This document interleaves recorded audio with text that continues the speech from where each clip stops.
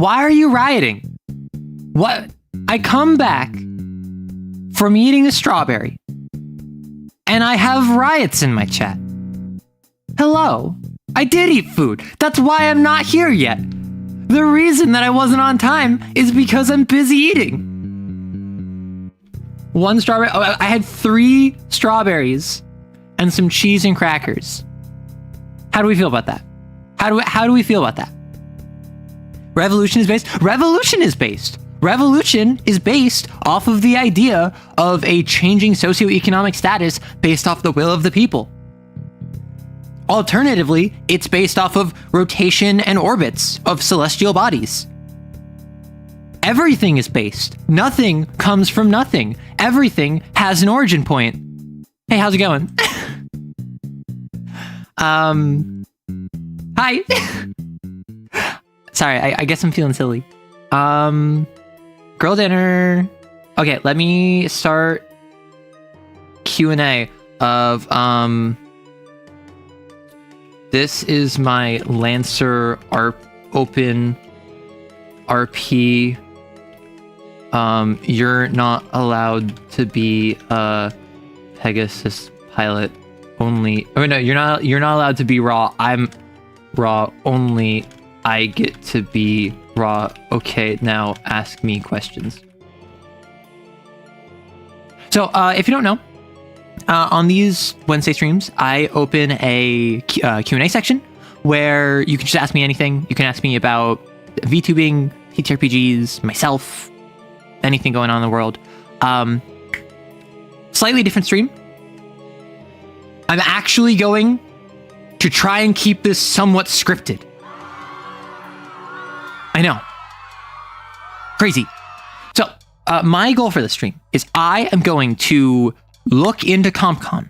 I'm going to build a Barbarossa because I've had the idea for a flying Barbarossa for a while. And like, you are going to help me not only learn CompCon, you're also going to help me like figure out how we can best set up this flying Barbarossa. And then, because I didn't have a cane session yesterday, I'm going to tell you about my werewolf game that I ran over the weekend. And then we're going to do Q&A. How's that sound? If Monty gets to be Sotek, can I be the embodiment of the Horus Goblin? No, I feel like we need all of the trans girlies to share the goblin. Maybe all of you are collectively goblin pilots. What LCPs do you got? I don't know. I don't know what an LCP is. All I know is that when I made a homebrew frame, someone was like, hey, can I make an LCP of this? And I'm like, I don't know what that is, but okay. And then they're like, I just need your written consent because CompCon doesn't allow me to upload it unless you tell me I can. I'm like, okay, sure. So in case you don't know, Q&A, that's just going to be open in the background. I'm probably going to deal with that at the end of stream. But in the meantime, I think it is only polite to say hello to all of you. So if you want me to say hi to you, if you're a lurker, if you're in chat or whatever, just say hi. I will try and say hi to you if you want. And aside from that, I'm just going to hop in CompCon. So let me hop over to the scene that I didn't actually set up yet because I have to like come off as like, I have to come off as relatable and overwhelmed, you know? I have to come off as if I'm someone who doesn't know what they're doing in order to make you feel like parasocially attached to me. Yeah.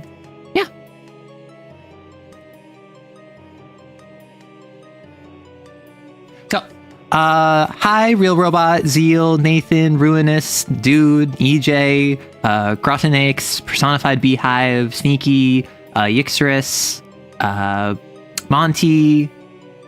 I saw some other names that slipped by. Emily, Evil Wizard Woman, Ghost. Yeah. And if I missed you, just say hi. Gray, Draconic. I see a bunch of familiar names. Yeah. So I have never used CompCon before. In my entire time of making Lancer videos, I have been doing this for over a year. I have never once used CompCon. Also, full transparency, I have never built a mech before. I've run for people and I've helped them build mechs, but I have never made a mech myself. So my goal with this, we're already distracted. I'm so sorry, but also I know this is what you're here for. I want to make a Barbarossa, and I just want to make it like an actual just ship, you know? So for instance, like I want it to be able to fly. I want it to be able to have anti-air and bombing capabilities. I want it to be fast, which I know is not the Barbarossa's MO. So my thought process, just generally speaking, obviously, LL2 Barbarossa, right? LL2 Barbarossa. With LL2 Barbarossa, that gives us the frame. That gives us the spinal cannon, the Apocalypse Rail. That also gives us the flak cannon, which is not a weapon mount. It is a system, which is anti-air, which I think is really useful because that's like for like dogfights. And then I think like we might use siege stabilizers because like fly from one point of the map to the other point of the map, set up shop, fire. But I think strafing would be more fun. Ideas that I have in mind. Nelson, LL3 for the FTL drive. What self-respecting ship can't go FTL or near FTL? The Monarch because we could just be like a missile boat. And I tried not to go too crazy, but like we could also go Drake for the Leviathan chain cannon if we really want. We could have the like Tortuga deck sweeper. I'm sure if we wanted to go crazy, we could go like the cannibal shotgun from the Caliban. So like I don't know what we're doing. I don't know what is most ship like. What's Lancer like in general? I know it's an RPG and I know it's about mechs, but I've never gotten the opportunity to play. Okay, so Lancer. Imagine you are playing a Star Wars bounty hunter working for the Star Trek Federation. That's the simplest, like, broad scope, like, point at the pop culture reference, like, comparison I can make. In Lancer, you play as a Lancer, where you are a mech pilot. I want to say 9 times out of 10, if not 10 times out of 10, sanctioned by Union, which is your Star Trek Federation. It is like you're trying their best to be the goodest of boys government. I'm new to the channel and I wish you succeed in creating your mech. Thank you, Zeal.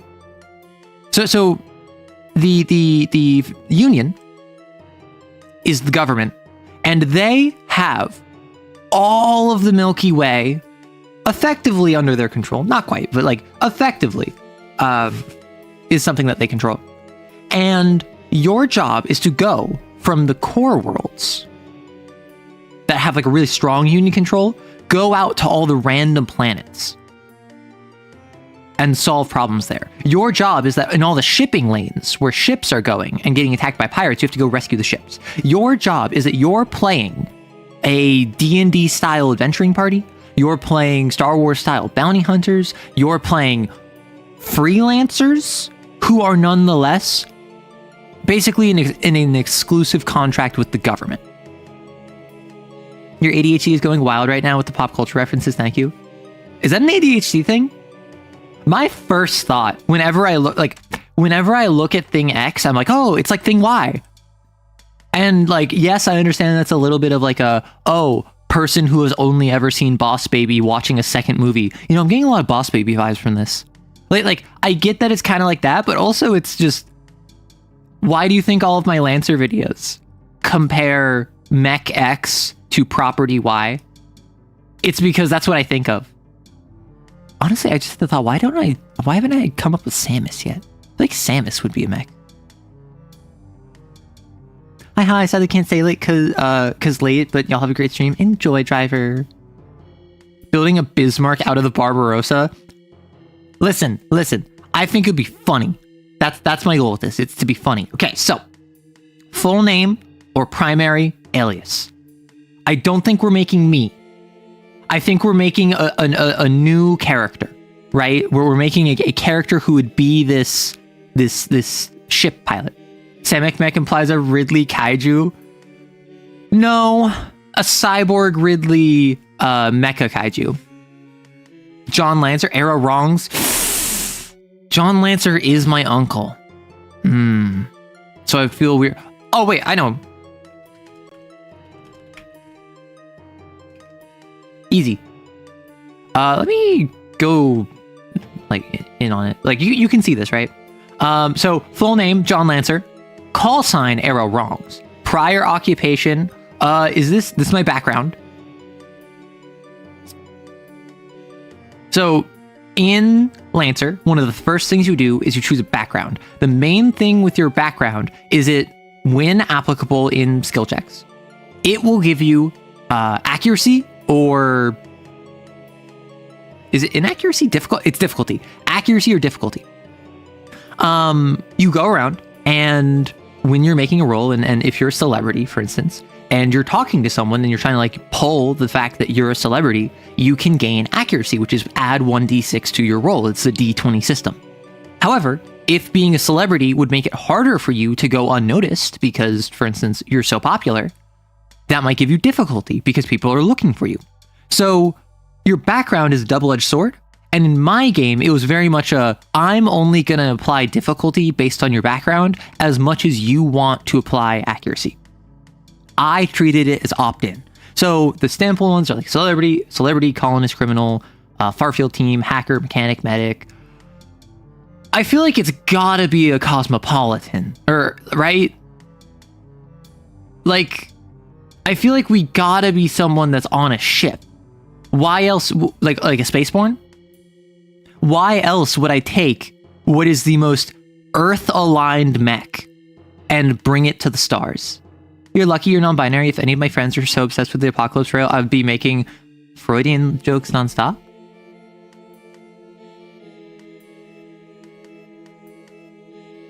Why?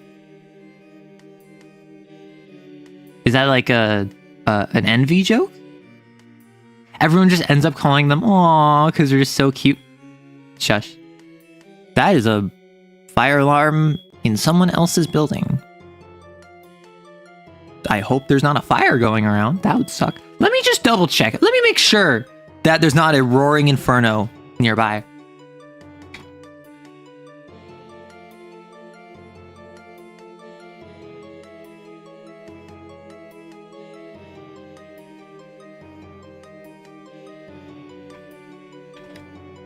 All right. I think it's either a false alarm or the government has perfected cold fire, which looks like not fire. It's one of the two. Arrow cautious is good. We know riot. We support. Ape strong together. No riot. Stick together. We got arrow rights, arrow wrongs. How about arrow fire? Wait. What if we do, instead of arrow wrongs, like arrow flies? Which mech are we making today? We're going to make a flying Barbarossa. I've had this idea for a while. So with the background, I think it's got to be spaceborne, right? Darn, you wanted to see this, but you have to go to sleep. Well, the VOD will be here later, don't you worry. It's just invisible fire like in the one nasal building. Oh no. Wait, so mechs are also spaceships? No, Grot, they aren't. I'm trying to do a weird build where... You already know we're back to this. So, in Lancer, most of the mechs have, or all of the mechs have, hull. Is it speed, systems, and like tech, right? And these are tied to the different stats that you have. The Barbarossa, which, let me just, instead of explaining stats, I can just show you what the Barbarossa looks like. The Barbarossa, this boy. So the thing with the Barbarossa is that it has a speed of, I believe, 2. And it has a bunch of stuff where it's just like, anytime it needs to make a check to maneuver, it gets 1 difficulty. It can't be pushed over by other characters that are smaller than it. It can be used as hard cover. It can physically block off shots from people next to it because it's just so huge. Like, do you see? This is the size of a person. Imagine how big this thing is. if this is like not just like your average person, imagine this person's tall. Aerodynamic. Ooh. Oh, aerospace. I mean, come on. Come on. Aerospace. It fits. So what we're doing is that the mechs can't fly natively. A couple of them can hover. Fewer of them can fly in bursts. But there are a couple abilities. There are a couple features you can pick up that allow you to fly. For instance, there is the SSC core power that allows you to, I think, take on heat to fly for a turn. There is the ace talent, which allows you to fly whenever you boost. Like, there's stuff out there that allows you to fly momentarily. My goal is I want to get to the point where every single movement I can fly. I want to like bump up my speed. So instead of moving 2 per turn, I can move like 5+ per turn. And I want to get missiles. I want to get anti-air flak cannons. And I want to get a FTL drive on my back that lets me go at a fraction of the speed of light. Which are all things that you can pick up. Aeronautics. Ooh. What LL are we working with? I think we start at LL2 and then work up from there. I think we start at LL2 Barbarossa. I know for a fact I need to start with Barbarossa. Then I think we just kind of build and see what's the smallest LL we can get a reasonable ship. Aerodynamic is awesome. I think it's got to be aerodynamic. I was thinking like aerospace engineering, but like it's got to be aerodynamic. Okay, so we are spaceborne. We don't care about the description or biography of this person yet. But hey, maybe at the end of the stream, we will all be very invested in how aerodynamic goes. So, continue. Now, pilot skill triggers. In Lancer, you basically have 70, maybe 80% of the system is devoted to mech combat.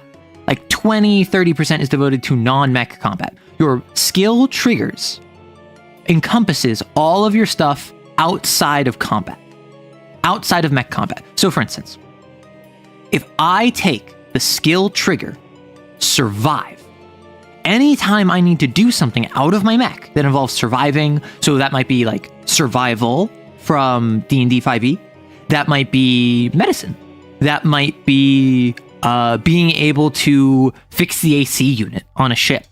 That might be able to like MacGyver jury rig a mask when poison gas is coming in. Like, I'm very liberal when it comes to the definition of survive, take control, get somewhere quickly. Like, I let my players be crazy with that. So when you take this, it starts at a +2.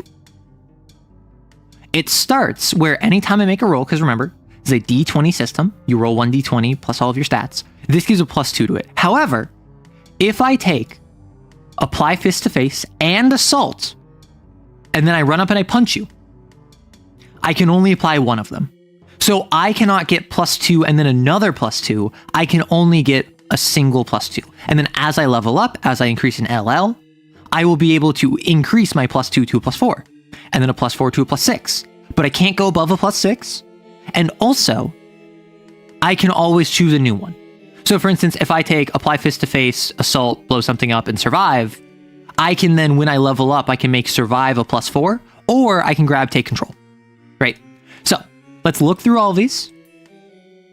What do we think would fit a pilot, a spaceborne, someone that is taking a land-dwelling mountain of a mech and trying to put it in the space? Barbarossa with all theater movement. That's what I'm going for, right? So, apply fist to face. Probably not. Assault. Maybe. Blow something up. I think definitely. Survive. Maybe. Take control. Maybe. Like a captain. Threaten. I feel like stand down or we will open fire might be good. Act unseen or unheard. Definitely not. Get somewhere quickly. 100%. Show off, I think. I think show off, maybe. Stay cool is also very important for a captain, though. I feel like it's show off or stay cool. One of these two. Take someone out, maybe. Hacker fix, potentially. Inventor create, probably not. Investigate, probably not. Patch, probably not. Read a situation. That could be good. Spot is probably really good. Charm, maybe. Get a hold of something, maybe. Leader, inspire, or pull rank. And probably not word on the street. What are we feeling? Actor, okay, so vibes-wise, what we're doing here is we're doing like a captain of a mech ship. Obviously, that is, and then we're also spaceborne. Which, if anyone has any background options outside of spaceborne that they can think of, let me know. I feel like spaceborne makes the most sense because I'm most comfortable in a ship, so I'm going to make my mech into a ship. This is a weirdo. This is someone who is non-traditional. This is someone who I think is odd. Like I'm not getting cool, calm, collected captain. I'm staying cool, I'm pulling rank. I think this is the sort of person who like you look at and you're like, what is wrong with you? And they're like giggling to themselves as they blow up like 15 grunts. Show off in their moving amount. Ooh. I don't know. Show off is super robot vibes. Stay cool is real robot vibes. Threaten and show off is a dangerous combination. Stay cool and threaten is scary. Stay cool and show off can be very interesting. So by the way, doesn't the background give some skills by default? No. So my understanding is background doesn't give those triggers. Background is suggesting those triggers. So for instance, background... Cancel. Background for spaceborne suggests survive, hacker fix, get somewhere quickly, stay cool. Oh, sorry. Suggests survive, hack or fix, get somewhere quickly, stay cool. I don't need to take these. Also, we can just write our own. We don't need to take these triggers. By the nature of triggers, they are all very narrative. So I definitely think get somewhere quickly. Right? I think we got to take get somewhere quickly. Because we're moving somewhere. And I want to take a bunch of monarch abilities for missiles. So I think blow something up. Now, are we threaten, show off, stay cool, read a situation, spot? Those are the 5 I'm thinking. We have 2 more options. Threaten, but you're just weird. I kind of like that. You see the skills are not set in stone. I think CompCon fills them in automatically. Oh, got it.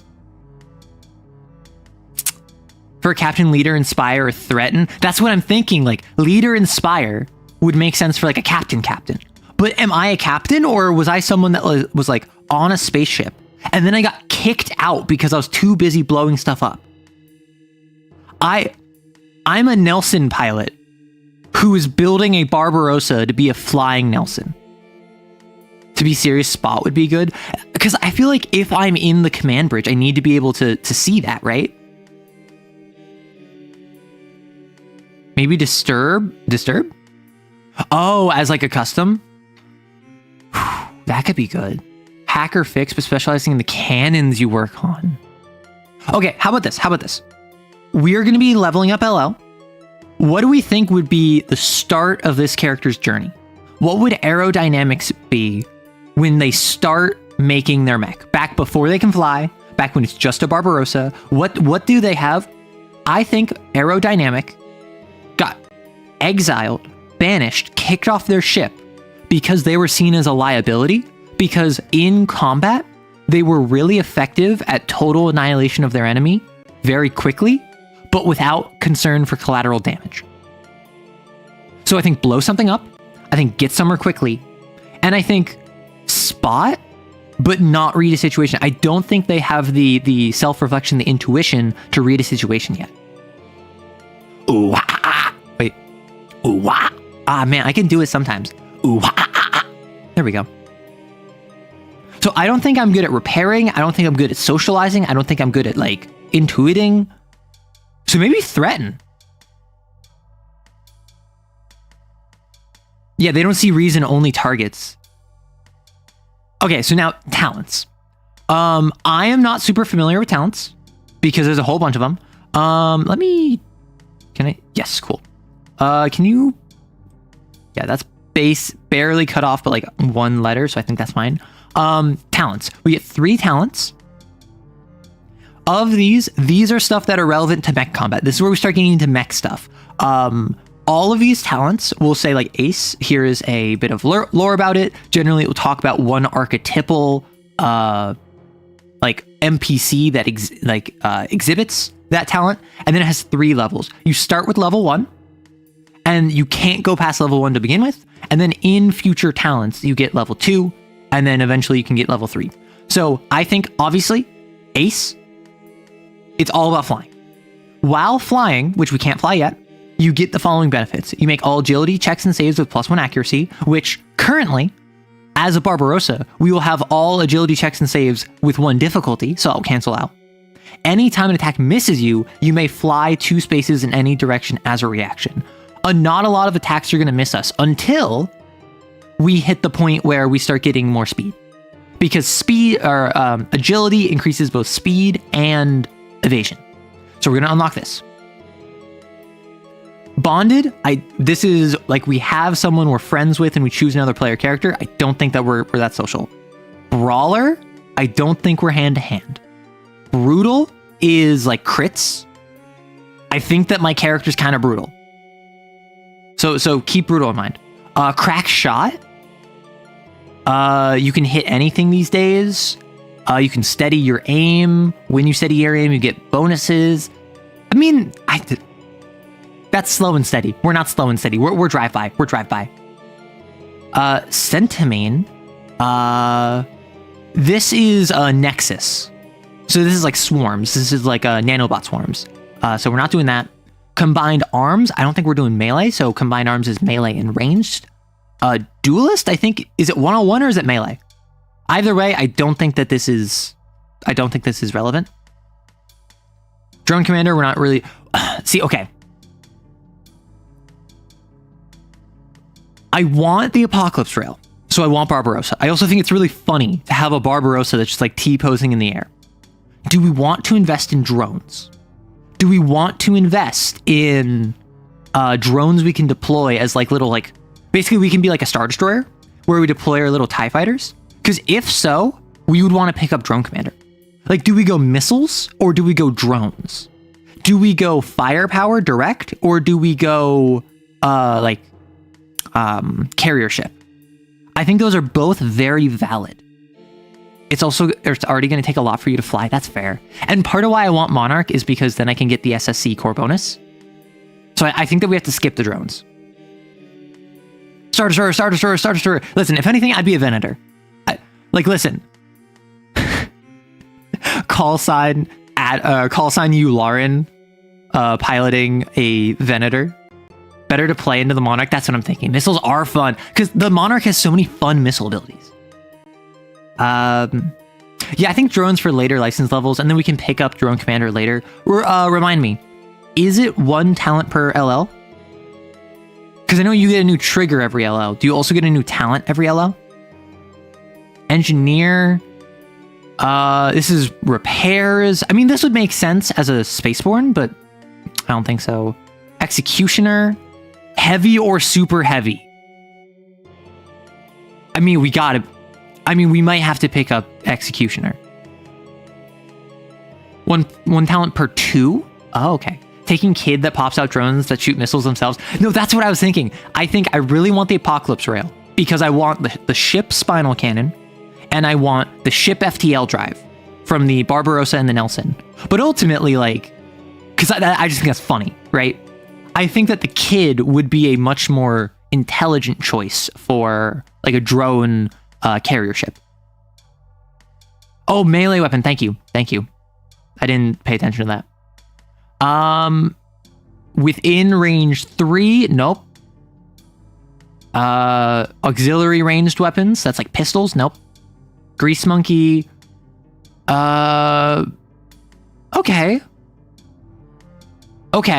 The Grease Monkey is basically just like making yourself more efficient, which again kind of fits the Spaceborne but I don't know about our personality. Hacker, we're not going to be hacking. Heavy gunner? Okay, heavy gunner. Because imagine this. We're in the air. We're doing strafing drive-bys. And then the enemy is like trying to move, but we're firing like repeated volleys at them and keeping them like down. So we are just suppressive fire in a mech, in a ship. I think they just typed in 2 lowercase L's. Oh, got it. Heavy gunner, my beloved, with Gandiva missiles. So, okay, so choose a character. So this is a special reaction you get. Choose an effect, or is it? Quick action, sorry. Once per round, the target of your covering fire moves more than 1 space. You may attack them for half damage. You can make this attack at any point during their move-in. And basically, as a quick action, you choose a character within line of sight and range of one of your heavy weapons, and within 10 spaces, they're impaired, so you're firing at them and they get 1 difficulty on basically most of their actions. For the duration, if your target moves more than 1 space, they clear impaired, but then you can attack them. It can only affect 1 character at a time. I think this is on deck. I think this is a strong contender, right? Because covering fire, once we upgrade it, your target is immobilized if you hit them. And then you may choose 2 targets instead of 1, and each one is separate. Damage from 1 target only ends... Okay, so this actually is very, very cool. I really like Heavy Gunner. Hunter is auxiliary melee weapons, so like knives and stuff. Infiltrator is like stealth sneaking. I don't think we're going to be doing that. Juggernaut. Okay. What a... Flying head butt. Like, flying ship that just create... Call sign aerodynamic, piloting the comet. You want to find out what killed the dinosaurs? Heavy Gunner is great, but you can't use siege cannon with it. Oh, boo. Well, so I'm going to pick up Monarch missiles, right? How many of the Monarch missiles are heavy? You didn't see the Barbarossa in the room. How many of you know 40k? Oh, did my model break? Oh no, I broke. Ah! Sorry, my model broke for a second.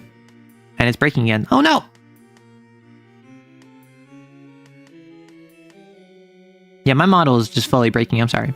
So, if you know about 40k, do you know about General Creed, who in the Cadians had an ability for multiple editions where he could hide one of his units anywhere on the field, including giant titans or like a Bane blade.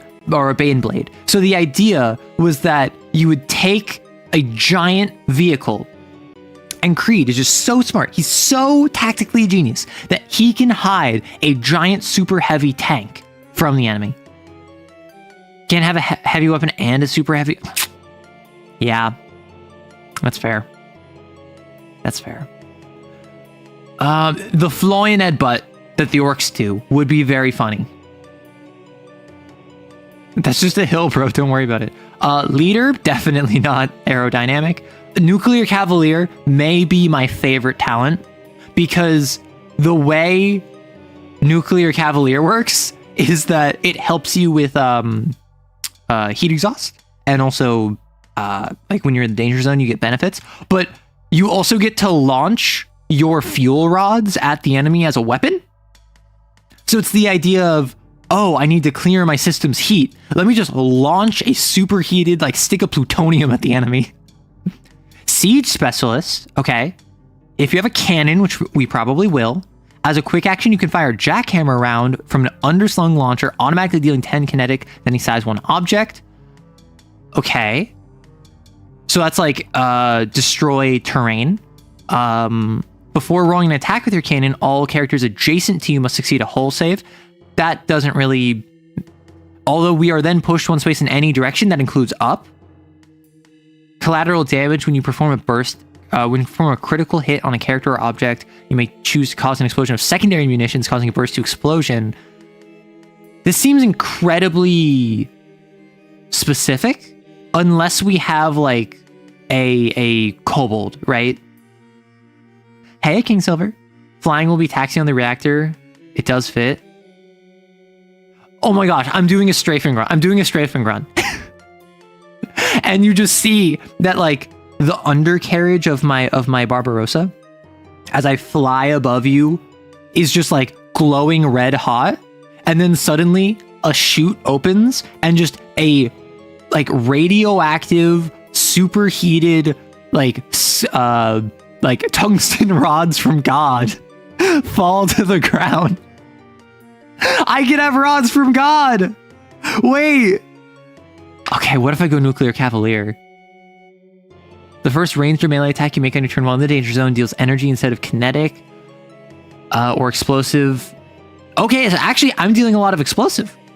That would actually give me a lot of variability. That would give me a lot of flexibility in my damage types. And also deals +1d. I might have to go Nuclear Cavalier. Just Cherenkov glow everywhere. Just in the air, not in water. Yeah, I cool myself by going so fast, the wind buffeting me, like, drags off the heat. I actually don't have any internal cooling systems. If I stop moving, I will die much like a shark. Downed objects leave behind wrecks. Ooh. I'm pretty sure Apocalypse Rail resets if you move. No, so the idea of this is the Apocalypse Rail.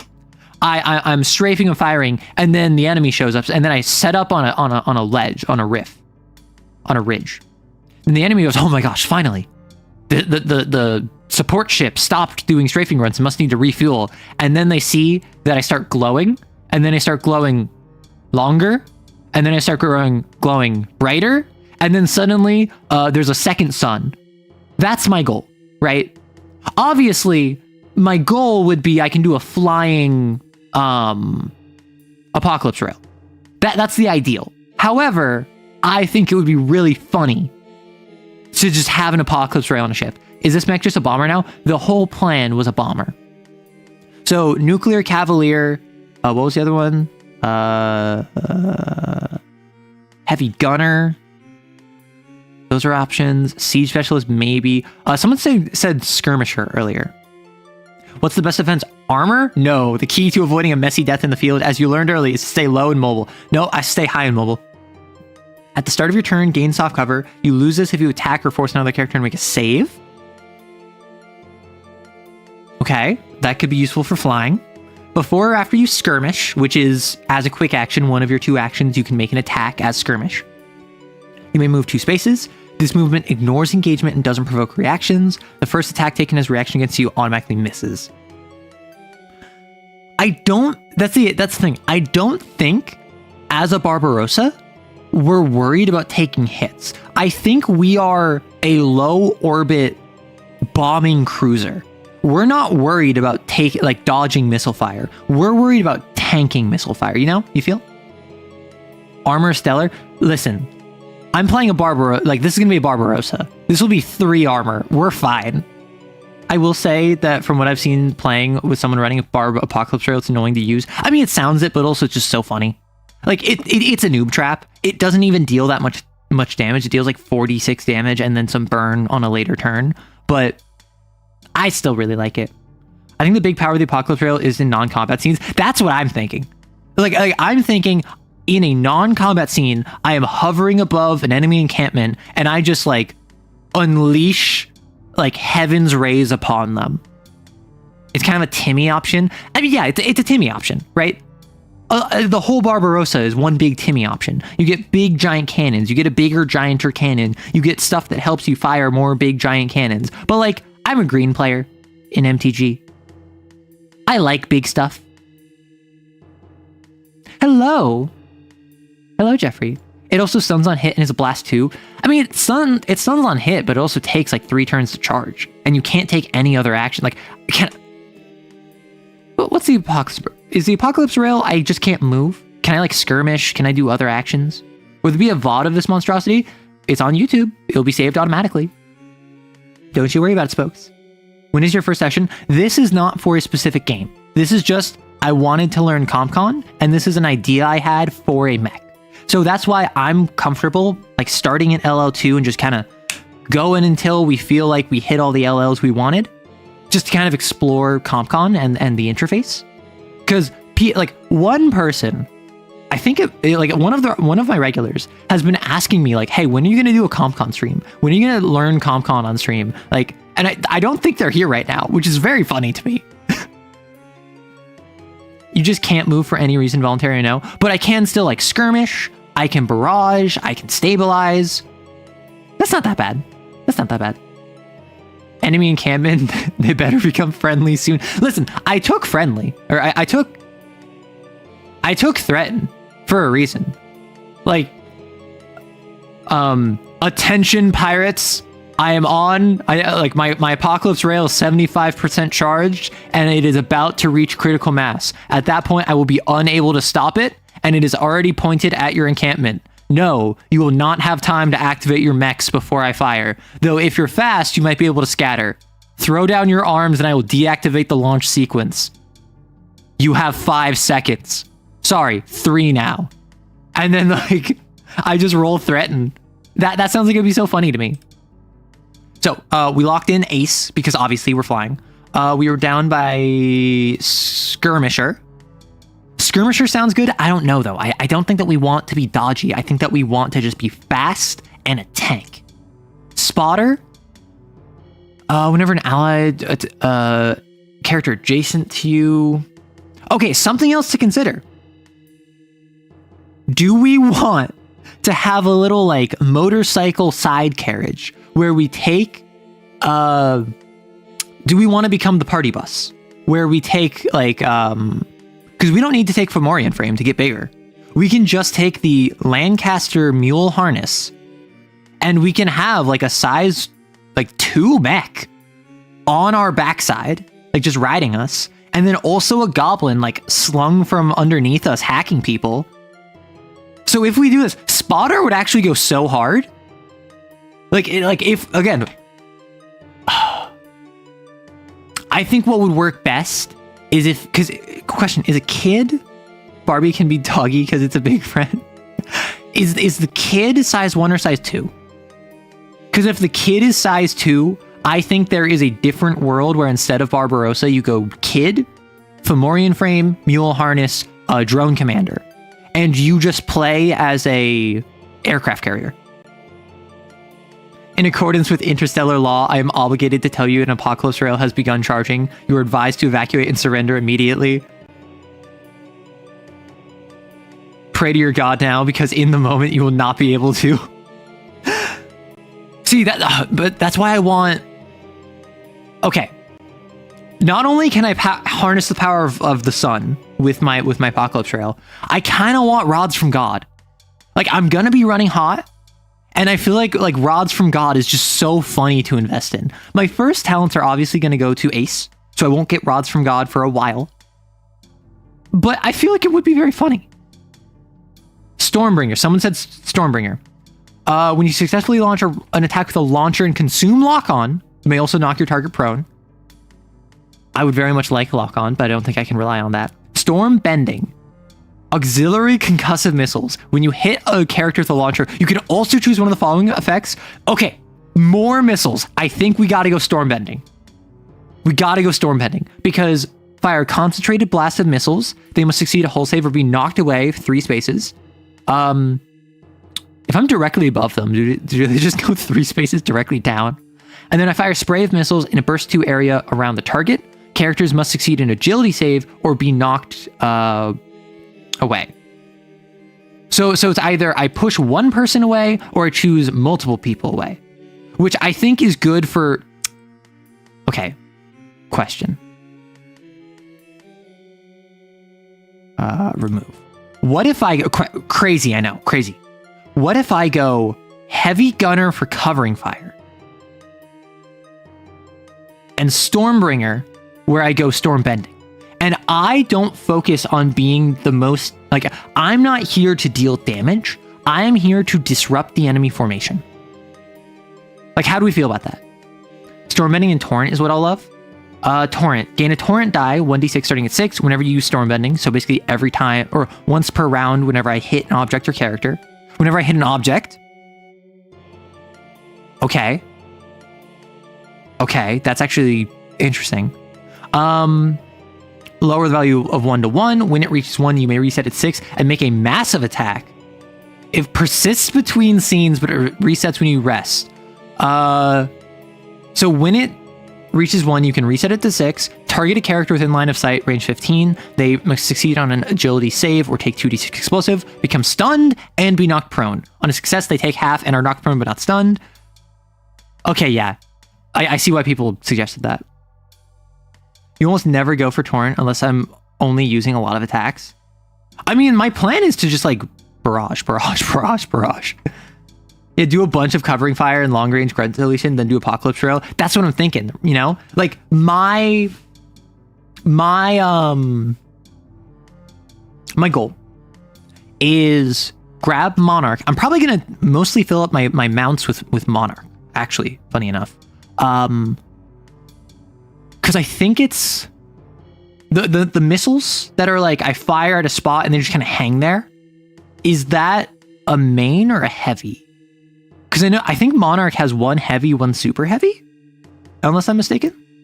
Like they have one that's like encompasses like 3 burst 2 areas, and then they have one where it's I choose 3 areas, and if anyone moves next to it, they get exploded. A tactician, no. Technophile, I think Technophile would be funny. It doesn't fit this build. Vanguard, close combat weapons, no. Walking armory. Flying armory. Once per turn, when you attack with a main ranged weapon, I think I might be going heavy. I can deal knockback 1 to deal explosive, or I can make it deal energy and deal 1 AP to adjacent, and then I can gain arcing and kinetic. I think I'm gonna go Stormbringer, Heavy Gunner, Ace. And honestly, my thought process, I think I start. I have a crazy idea. Do I start LL2?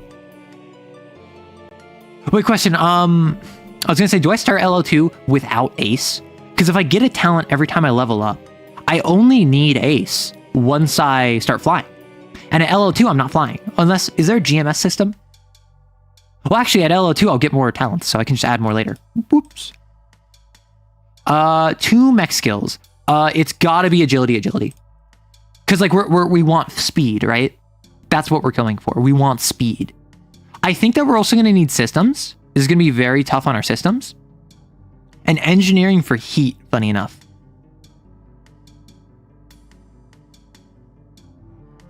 Register new pilot.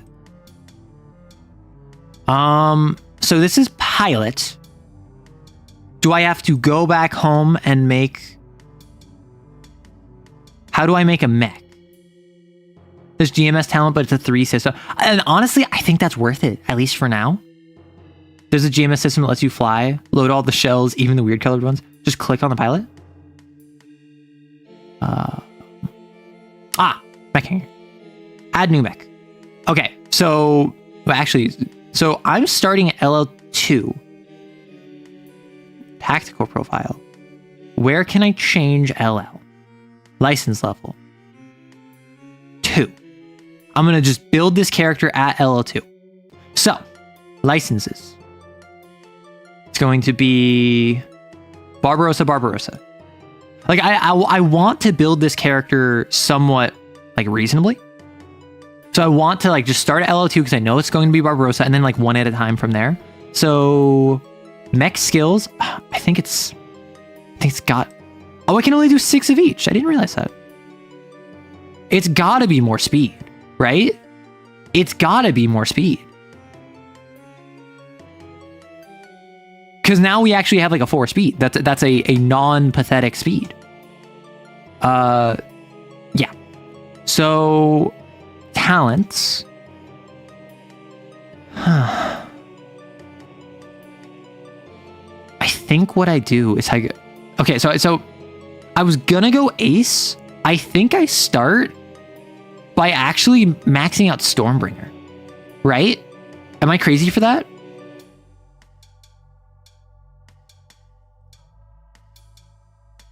Like, I understand that my whole thing is flying. I think I go 2 and 2, actually. I'm gonna go 2 and 2. Right? When you boost while flying, you may move an additional 1d6 spaces. So now I need another trigger. Triggers. I think we take blow something up and get somewhere quickly. I think those are our 2, right? I think get somewhere quickly, and I think blow something up. Because we're about speed, we're about blowing stuff up. Ace is fun, Stormbringer is optional. Agility maxing Barbarossa, woo! Okay, so mech hanger. Now I can make a Barbarossa. Registered name. What are we calling this? Like, if we're doing Stormbringer, we could be like the Storm Cloud.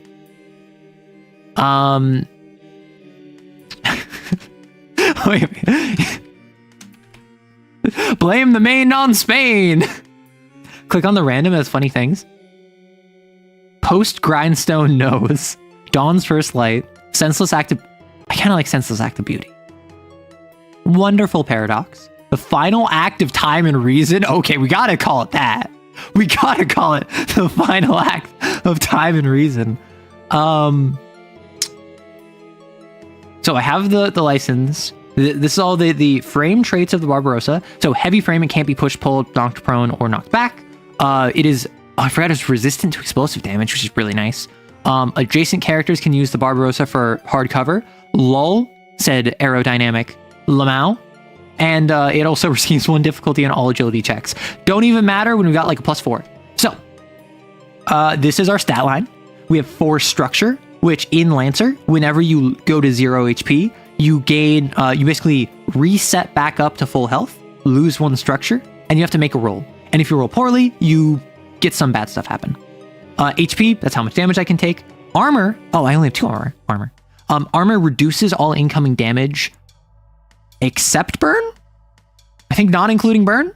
That you take. So if I get shot for 3 damage, I would only take 1 damage. If I get laser blasted for 8 damage, I only take 6 damage. We'll name the next one. We name the next one Heavy Rain.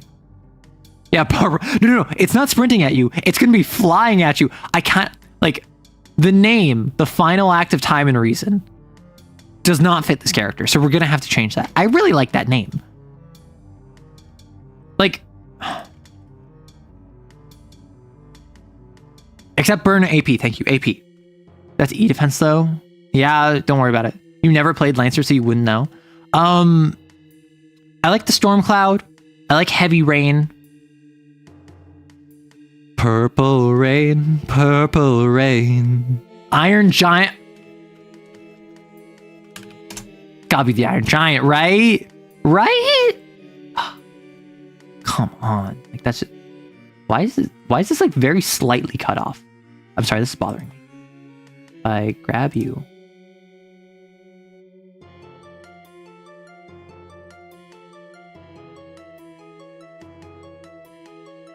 Okay, so you might notice that it's no longer aligned with the window. Don't worry about it. All is well. If anyone questions that, just tell them they're making it up and they should stop gaslighting you. Don't worry about it. Save the name for another character. The Blue Ballista. The Flying Fortress. Okay. What, like, ship names. And no, I don't mean like Rorston writes. I mean, what would a ship be called? Because I feel like that's the naming scheme. I feel like the Union, or like what would be the Union ship X? What does the Union Navy do? Is it the Third Comm Navy? Like the TCN? I don't know. I feel like this would be a follow ship naming schemes. Hal's moving cannon. That's good. Vin Diesel voice box. Just, I'm busy launching a second sun at you, or in some planets, a third sun at you, and you just hear, "They're not friends. They're my family. And nothing is more important than family." And then you just like get irradiated. Union naval vessel? just smoothly breezing by Royston Wright, Slick Arrow Slick. Listen, he's the main person I've been shipped with, so I just thought that was low-hanging fruit. Union Space. I like the USS because also like I'm from the US, so it's like again, the Union spaceship main. And now we need, so the Voladores are Mexican specifically. I know that they speak Spanish, like they are Hispanic, but I don't know if they're Mexican specifically. Like blame the main on Spain, blame the main on the Voladores. The USSM, that works. UN, like I like Union Naval Vessel, right? Because I'm wondering if there's because there's the ship game, right? There's a separate tactical game, like a war game, like a skirmish war game, where you play as ships of like IPSN Navy, right? Not VV. So I'm wondering, like, does that have a naming scheme? Vin Diesel's the voice of the Iron. Oh, he is. What if I just name this like 6767 and just like I deal psychological damage? That exists? Yeah, so I don't know the name. I know nothing about it outside of the fact that like I have some of the artwork for at least one or two of the ships that I've used in videos. But there's a separate system about like ships. No, not Lancer Tactics. Lancer Tactics is a video game, which I should play Lancer Tactics. What I really should do, I should reach out to the people and be like, hey, like, can I get a review copy? Like, that's what I should do, but I don't know what their contact email is. Battle Group, thank you. So I don't know if Battle Group has specific ship naming schemes. I know, like, Albatross has naming schemes. Punk Tactics, but every time they say punk, it's replaced with arrow saying Lancer. Well, like with me very poorly like dubbing it over, just like Lancer. Like, hey guys, you want to go play some Lancer Tactics? It's even got the flight wings of Barbarossa's. Oh my gosh. You should check out Battle Group. Honestly, a game that I had a lot of fun with. Tangent time. Star Wars X-Wing. Or was it X-Fighter? It's the tabletop, small-scale, ship v ship skirmish war game, where I had a friend, or like I still know this person, but like I had a friend who used to be like a judge at tourneys, and she's just like, hey, do you want me to show you how to play? And I'm like, sure. And then we ended up playing, and I built a Republic army because I love the clones, and I just filled it with a bunch of clones. And the first time, obviously, I chose an LAAT despite the fact it's not good. And I chose a couple of the named clones because they had abilities that I thought would be cool. And she was playing bounty hunters. And I think that she wasn't even like playing meta or something. She was just playing characters she thought was cool. And she annihilated me because I didn't know what I was doing. But it was a lot of fun. I should reach out to her. We should play that again. It was X-Wing. Armada is the capital ships. And like one of my first questions was, can I play a Venator? And she said, no, that's Armada. And then I said, okay. And then I grabbed an LAAT because outside of the Venator, I like the LAAT. My favorite vehicle in Star Wars is the ATTE, which, oh my gosh, I don't know if you know. I don't know why you would know this. I hope you don't know this. I've never talked about this before. ATTE toy. I had an ATTE. It was this one. I had an ATT that had like a little like had little like guns here and placements. This door could open. This rear section could open into a stairwell. There's a section here that you could place a clone in there to be the pilot. There's one up here you could place the clone there on the cannon. And I had like multiple Clone Wars figures, and I had this giant ATT, and it's somewhere. I did not get rid of it. I don't think I have it with me. It might be back at my mother's house, but like it is something where I loved this growing up, not even to like play with, not even as a toy, but literally just like as a display piece. And I'm not one to display pieces. Like I have like knickknacks that people have given me that I like have on my desk with me, but I don't really have like, oh, here's my Hatsune Miku shrine kind of deal. Like I'm just not that kind of person. But like this is something that like unironically, I would just like display this along with some of my other pieces.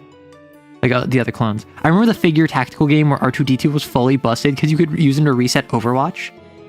First time actually noticing background music, it was something Celeste just before, yeah? No.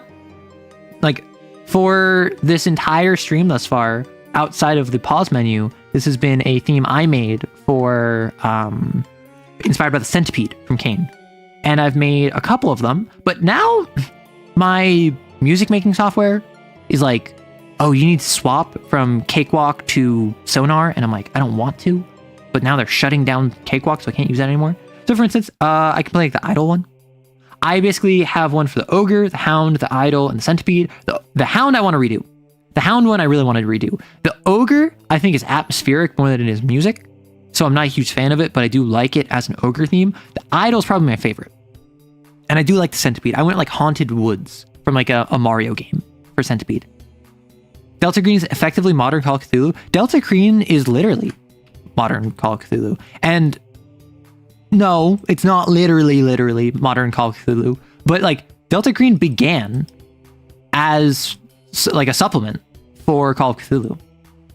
It began off of Call of Cthulhu. And then it grew into its own thing. And there are Delta Green supplements for like Call of Cthulhu times, and there is Call of Cthulhu supplements for the modern day. Like, it's not if you want to play modern Call of Cthulhu, you have to play Delta Green. That's not what this is. But on a meta level, yes, it absolutely is a modern reinvention of Call of Cthulhu. Because Call of Cthulhu, 80s? 90s maybe? First edition? I don't know when it came out. Delta Green came out, or no, Call of Cthulhu had to be earlier because like Delta Green was in the 90s. Delta Green, off the back of Call of Cthulhu, came out in like the 90s. A few minutes behind, Star Wars X-Wing is the... Thank you. Oh, cool. I guess it just reminded me then. Sounds cool. Well, I'm always happy to remind folks of other music because like I'm not very musical. Like I'm not a singer. I don't consider myself a producer. I think that I can write lyrics fine because I'm a writer. But like anytime my music is tolerable, I'm like, yay. That's why the overwhelming positive response to the Payday cover I did for Christmas, I was so surprised by. Like, yeah, I didn't get the best views because it was completely out of my niche, but it was like my gift to myself, right? For my birthday. So I wanted to cover a really silly song that I like, and I did it, and people overwhelmingly were like, this is actually so good, what the heck? I've made a whole cover. I have made a whole cover, and I feel embarrassed by it. Imagine Kane running into Delta Green operatives. That'd be so silly. Your Payday cover begs to differ. What do you mean by that? What do you mean by it begs to differ? They might add the ATT to Star Wars Legion. Wait, are you telling me there is a Star Wars war game where I can field like points like 40k clone troopers, and then I can call in an ATT a la a Titan or knight as like an ally unit or like heavy ordnance? It shows you're a great musician. Shush. I get embarrassed. Could JJK or Chainsaw work in Delta Green? I know the go-to is Kane. Yes.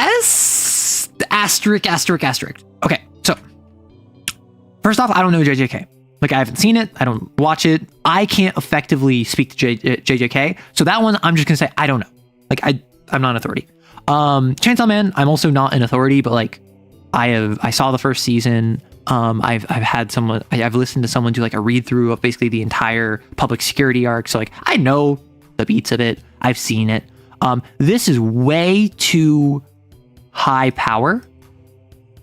And the reason people constantly compare Chainsaw Man or Kane to Chainsaw Man is one, because it was inspired by it, but also mostly aesthetically. But the idea of blasphemies with like sin marks is kind of in line with devil deals. In Delta Green, you have like gun, maybe. And I believe this is Delta Green. I might be thinking of a different system. If I'm wrong, please correct me. When I shoot you with a submachine gun, I have like a lethality rating where like I have a 15% chance to kill you instantly. And then after that, assuming I don't roll and just kill you instantly, then I roll my damage and you'll have like 10 health and I'm rolling like 3d6 damage. So if I shoot you, you may die automatically, and if not, you're probably going to take enough damage that you die anyway. Guns are super lethal in Delta Green, unless I'm thinking of the wrong system. Therefore, I don't think that you could reasonably be in public security with that, which obviously, like, if we're going by Chainsaw Man rules, that would make the gun devil even scarier. Like, if you set place in Japan, you don't have access to guns. Your enemies probably don't have access to guns. Maybe you have like knives or baseball bats or like lead pipes, which deal significantly less damage. But I still feel like you do not have the stamina to like be a hunter, right? I think Hunter the Reckoning may be an interesting way of having a more medium power Chainsaw Man. Because some hunters have like divine abilities, they can like call on the power of like true faith to like banish vampires, or they're like so good with technology they can like stun a werewolf kind of deal. Like you could flavor that as devil deals, but even then I still think it's not high power enough. Arrow, you've been inflicted with Nurgle's gift. I'm so sorry that you're sick. Please feel better soon. The war game is real though. I'm collecting Empire, and the biggest model we have right now is an ATST. Ooh. I'm not gonna lie, I really like ATSTs. Like, I don't know why. ATSTs. I like big vehicles. I like big things. Like, obviously, the ATT has my heart. But aesthetically, I really like the Empire. My issue is with the Empire is that it's almost always evil because evil is evil. You know? You've been blessed by Asmongold, champion of Nurgle. Listen, Typhus is simply just the precursor to Asmongold. The King of Roaches has risen 7 times now since the fall of Typhus. Grandfather blesses us all whether we desire it or not. You're sick also. Oh, Clam, I hope you feel better soon. Please, everyone who's sick, drink water. Take care of yourself. Make sure to do at least one comforting thing. Because I feel if you are sick and you are not doing at least one thing to like make yourself feel better, like emotionally, spiritually, just like internally, you're not going to get better as quick. Even if it is as simple as you're going to, like, once you're done with the work that you had to do for the day, you're going to lie down in your bed with like a cup of tea, and you're going to snuggle up and you're going to watch like a Netflix show for 2 hours. Like, that's valid. That's okay. Treat yourself. Being here is your comfy thing. Aw. Slanesh and Nurgle alliance would be final.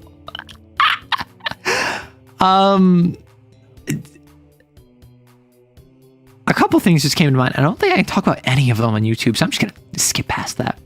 AT-AT machine cows. Yeah, ATSTs are chicken walkers. What do you want? Like, I really like the Empire. And I really want to see the Empire portrayed as they believe they are necessary. And, like, I understand that the point of the Empire is it is a fragile authoritarian regime that has no benefit to the people it is subjugating. And it is just... it is evil and ineffective and fragile, and that is why it can be taken over, right? But I kind of want to see a planet that, even under Imperial rule, the citizenry is basically entirely human, so they don't have aliens to worry about. They have a, like, Imperial training, like a stormtrooper training facility on there, so there's a large military presence. Facility. But because the populace was so loyalist to the Republic and then proceeded to join the Empire wholesale. Like, honestly, they just have great security. They have great economic prosperity because the Empire is really invested in keeping that planet going. Amenities and quality of living is above average across the planet, because when you have so much inflow wealth, unless you have a severe discrepancy in economics, that is going to inevitably trickle down. Even if it's like 1% of the total wealth, that still will be better than if you got nothing. And so you have a planet that's just like, hey, we actually like really like the Empire. What do you mean they do all these horrible atrocities? Yeah, we've had suspected dissenters, but what happens is that a military official comes by with a retinue of stormtroopers and they talk to us and we answer their questions, and then the dissenters are found out and sent to the government and like they're put in prison like they belong because they're disrupting the peace of the like prior like good Empire. Like, I don't want to see the Empire run into a place of all of its supporters and like shoot it up and just like throw in thermal detonators, which are now just like grenades in modern Star Wars, and be like, haha, we're evil for the sake of evil. If even one rebel scum was here, we have to wipe the entire slate clean. Like, no, I want to see McCarthyism. I want to see a cult of personality. I want to see a planet that is benefiting from the military totalitarianism that is on top of it, even if the only people benefiting are like the middle and upper class humans. And then you get to see that, like, I think Andor does this. I'm unsure. I haven't seen Andor. Like Rogue One kind of goes into this where like some planets are like fine outside of like the lower class, which is where all the humans and the droids or all the aliens and the droids and some lower class humans are. It's easy to be in the Empire. Just do what they ask. Exactly. I want to see a planet where that is the mentality. And not because like they're all brainwashed propaganda, like Sith, evil, mind nonsense, whatever. I want to see a planet.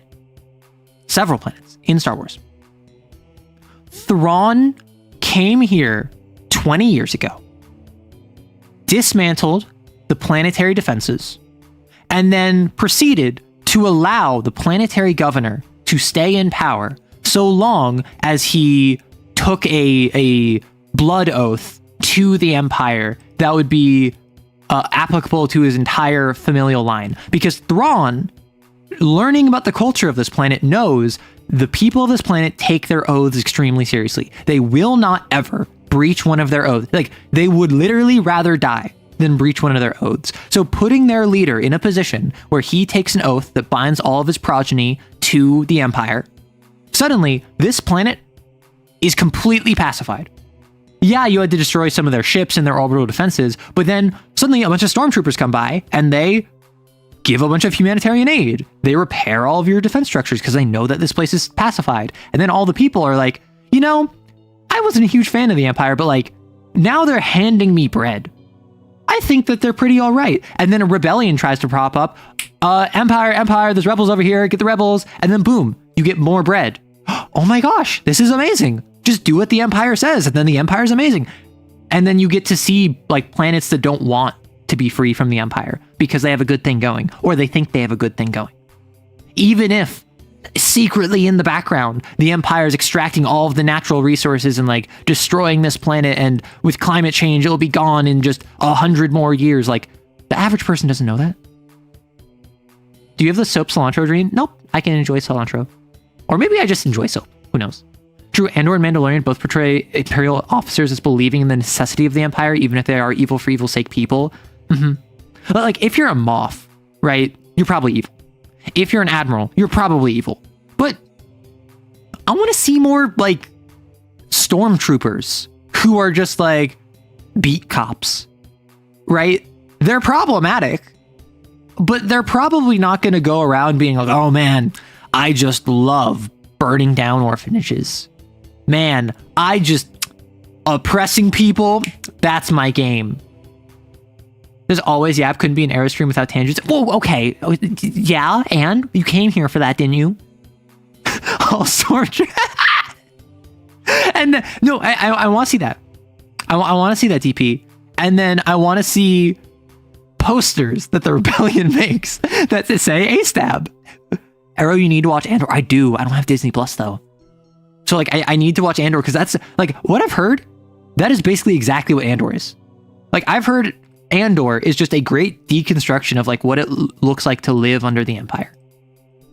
And I'm worried that it's not going to be quite what I'm hoping for. I'm worried it's going to be a little bit like, oh, they're evil because this is Disney we're talking about. But ultimately, like, I am very excited about it. I'm in a heinous mood.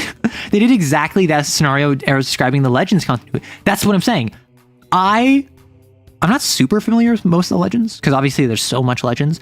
I've talked about this before. I think Star Wars is at its strongest when it's like 40K. And that is to say what they did with Legends, which is say like, hey, here's like 100 authors. We're going to give you the rights, you the rights, you the rights, you the rights. All right. The two things we need. You can't have this be a story about the Skywalkers, and this can't be a story that has broader scope changes beyond the characters involved in it. Go wild, comics and video games and books and novelizations and like TV shows. And so you have stories about like the Zon Consortium rising after the fall of the Empire, breaking out of prison, setting up a corrupt underbelly in the fall of the Empire, and boarding the Eclipse, the flagship of the Empire, stealing all of the credits in the Emperor's account, and then blowing up the Eclipse and leaving. That has nothing to do with the Skywalkers. That has nothing to do with the Empire as a whole. That has nothing to do with like the future of the Force. That is just like, I'm a criminal with a criminal underworld, and I want money. Forces of corruption is goated. See, you get it. Game respects game. Like, if you know what I'm talking about, you know what I'm talking about. Actually, fun fact about that. Star Wars Empire at War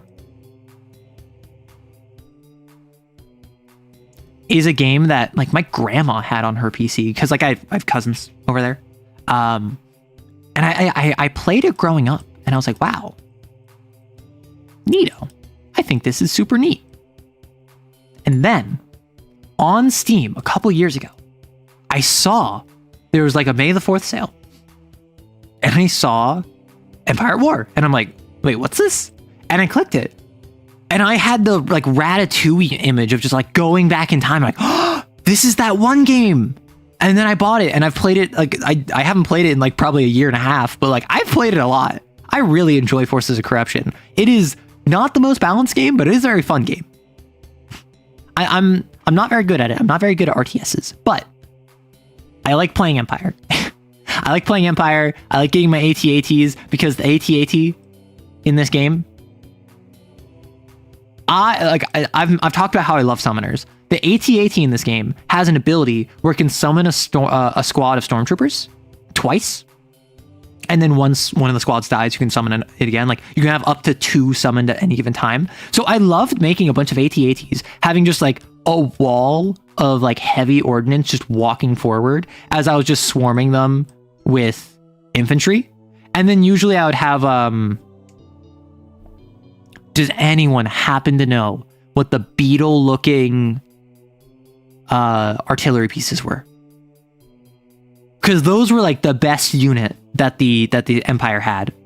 Like, their artillery was like that dealt so much damage, had so much range, had a really good rate of fire as long as you could protect them. Summoner of my childhood. Hoth gameplay, I see. Like, literally, it's kind of why I really like the Netflix She-Ra. Catra stays because she really thinks the Horde is good. No, she didn't think the Horde was good. She was spiting Adora and trying to win over Shadow Weaver. And then once she realized that like winning over Shadow Weaver wasn't going to work, she just wanted power. And that was mostly to spite Adora.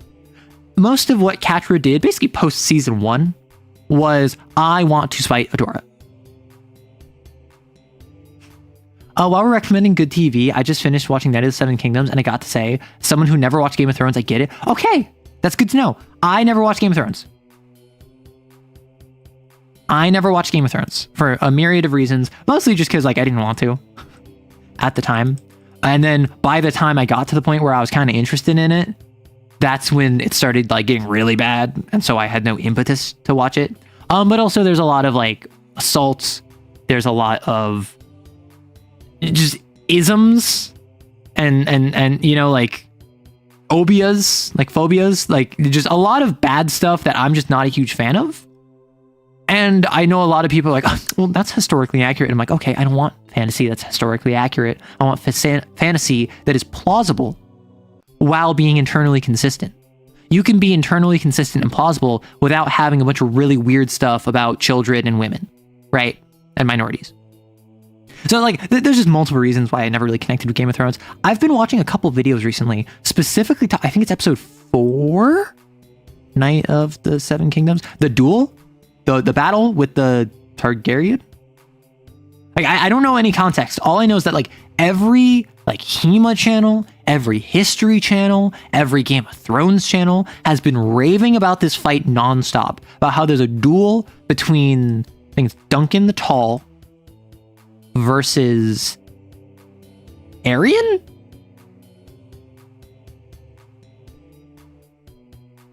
And apparently it's like a 7-on-7 like jousting match where I think that it's like Duncan versus Aryan is the main event and everyone else is like a secondary. And like apparently this is like the best fight put to like the best historical fight put to screen in decades, right? Better than all of Game of Thrones, better than most modern media. Like they haven't seen anything this good in maybe ever. You never watched it, but I love the lore for RPing. That's fair. Like I do kind of rock the politics of Game of Thrones. I think that's super interesting. My issue with Game of Thrones is, well, I already mentioned it. Also, I watched one episode because like my family wanted to watch, or my family had been watching Game of Thrones, and like they showed me like the first episode, and at the end of the first episode, a dog dies, and I'm like, no. I'll be honest, I think Game of Thrones should go the MCU structure where we follow a main character on their individual story. Like season 1 is Jon Snow, season 2 Tyrion. So my understanding is in the books, it is like book 1 is like 14 character POVs, book 2 is like 16 character POVs, and then like book 3 is like 8 character POVs, and book 4 is the same time period, but like a different like 9 character POVs. And like book 4 hasn't come out. Like it's some weird thing where like this is all chronological until it gets to a point where it just kind of becomes Lord of the Rings in telling, where it's just like, we're going to tell you only part of the story and only like the characters that everyone cared about. Jon Snow, Daenerys Targaryen, and I assume like maybe Tyrion, I think are in the book that hadn't gotten released, whereas all of the POV characters that people cared less about were in the book that has already come out and has been out for like 15 years. Hey Arrow, I'm currently writing an essay for uni. I believe I have managed to twist the instructions to the point where I can reasonably make half of it about TTRPGs. Should I upload it to the Discord? I don't think you're allowed to. Not from like the server rules or like a Discord perspective, but like if you're writing an essay and then you upload it and then you get any critiques, would you be allowed to accept those critiques? You're off, be back in a bit. Enjoy. Trial of the Seven, listen to a fan-made audiobook of Hedge Knight that's gone now. Aw. Lord of the Rings was written as a reaction to Lord of the Rings. I mean, listen, it's no secret.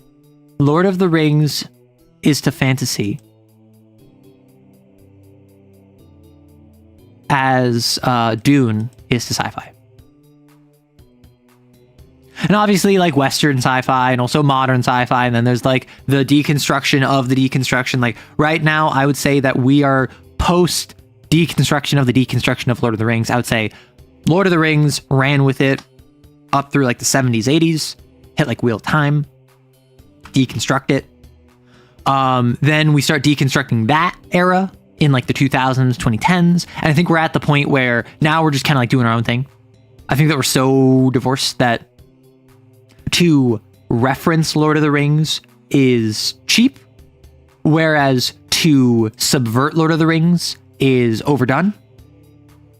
And you basically just kind of have to pretend Lord of the Rings doesn't exist and just kind of treat it like the earth you're standing on instead of the shoulders of giants you're supported on, which is kind of weird, but whatever.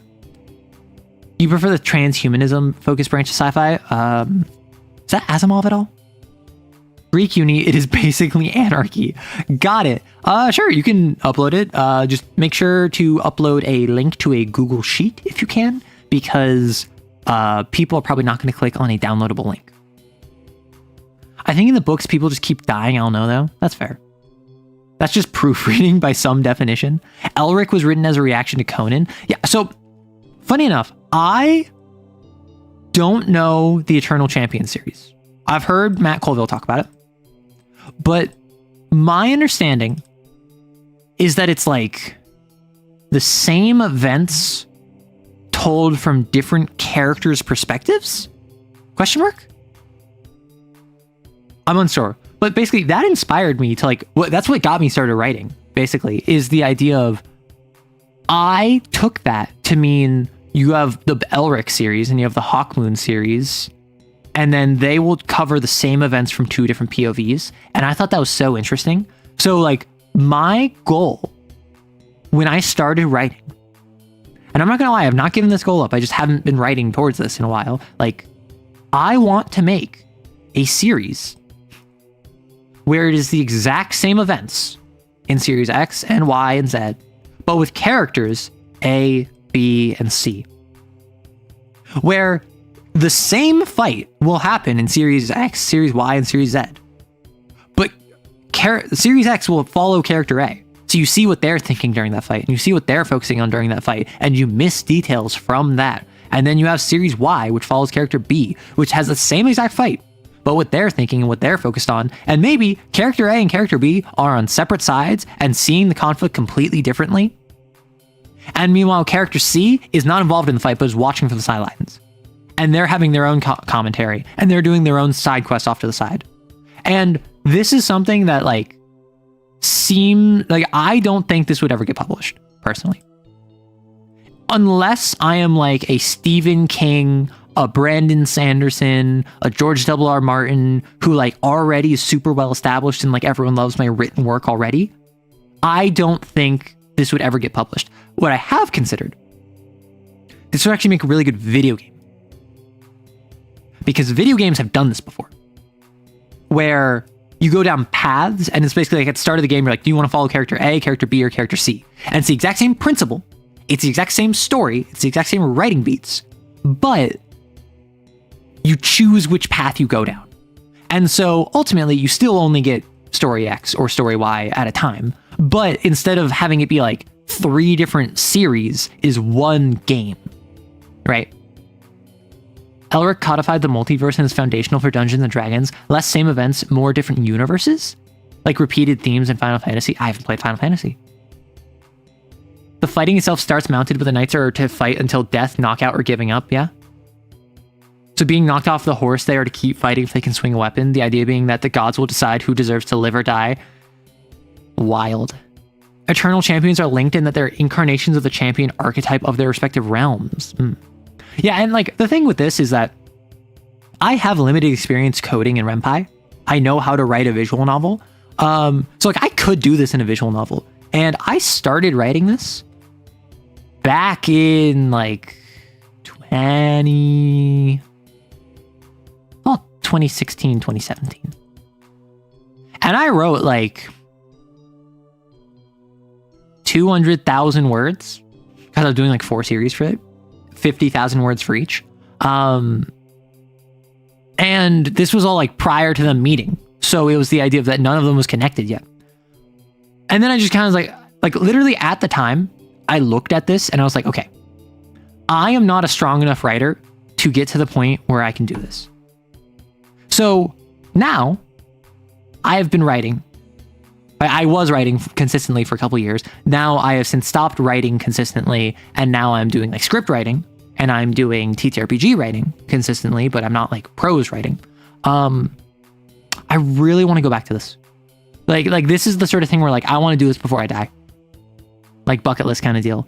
How that manifests, it might be a video game. It might be multiple different series. It might be honestly, I have a channel. I could just narrate it. Like I could just like write it myself and narrate it myself. And depending on how large I am at that time, that might do numbers. Who knows? Like I could release it chapter by chapter. Lancer RPG AO3 mexploitation fiction. No! Oh, although I will say, I talked about this before. I want to play a game of Lancer that is just code Geass. The Geass is optional. So is the code, because ultimately the code is still part of the magic system. However, I want to play a game of code. I want to play Lancer where it's code Geass. It's very political. There's a lot of different factions. It's very like narrative oriented. And then it's punctuated by really giant, awesome mech battles. But instead of the mech battles being the assumption, the mech battles are the once every 4 to 5 episodes. And by that, probably once every 5 or 6 sessions.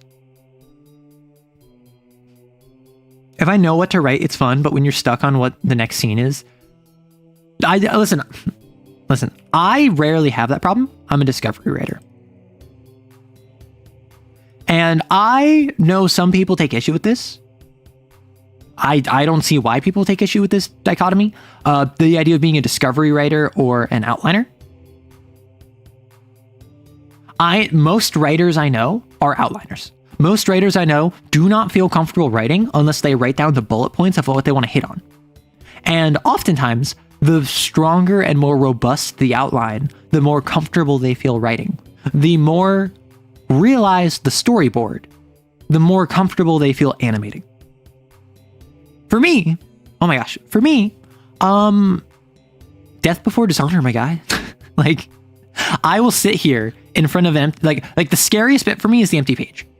The scariest bit for me is, how do I even start? But that's also just me for everything.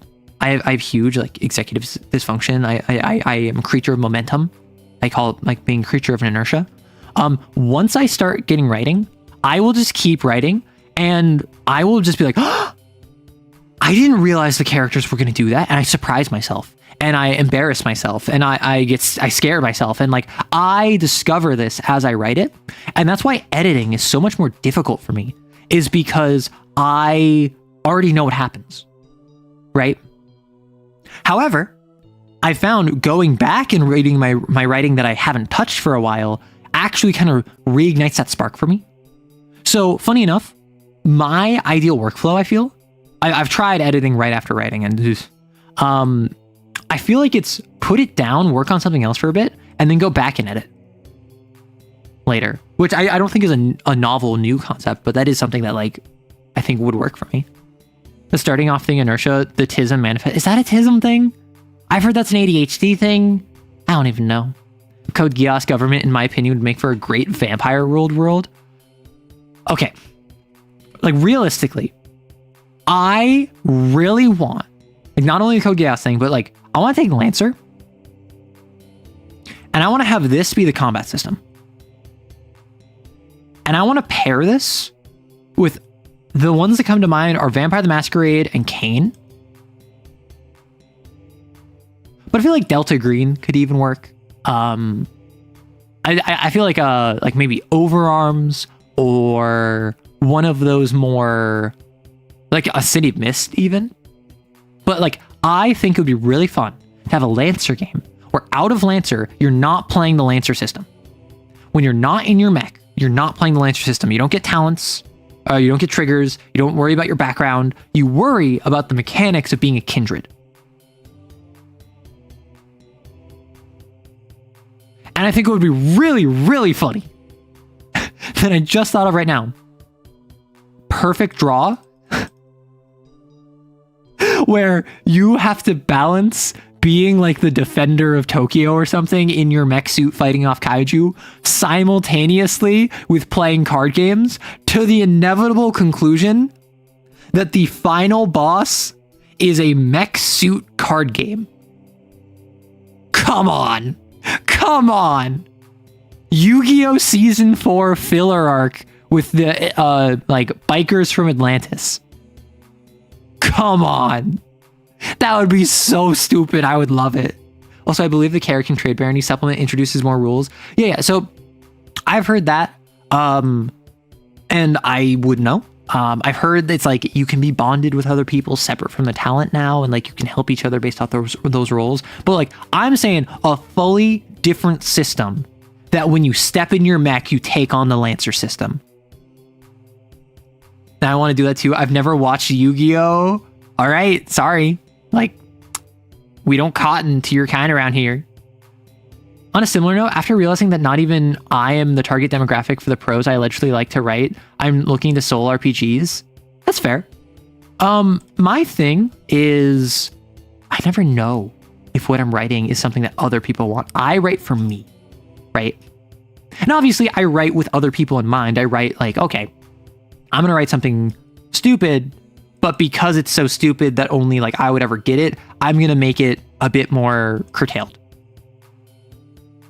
I understand that no matter how entertaining I find my nonsense, no one else has a 100% match with my sense of comedy and style. So if I go like 80% my nonsense and like 20% like mainstream, then that means I am more skewed mainstream than if I just went fully myself. And that means people on the other side of the mainstream, people firmly in the mainstream, people who aren't aligned with what I'm interested in, can still like, they have something to grab onto. They might be interested in it.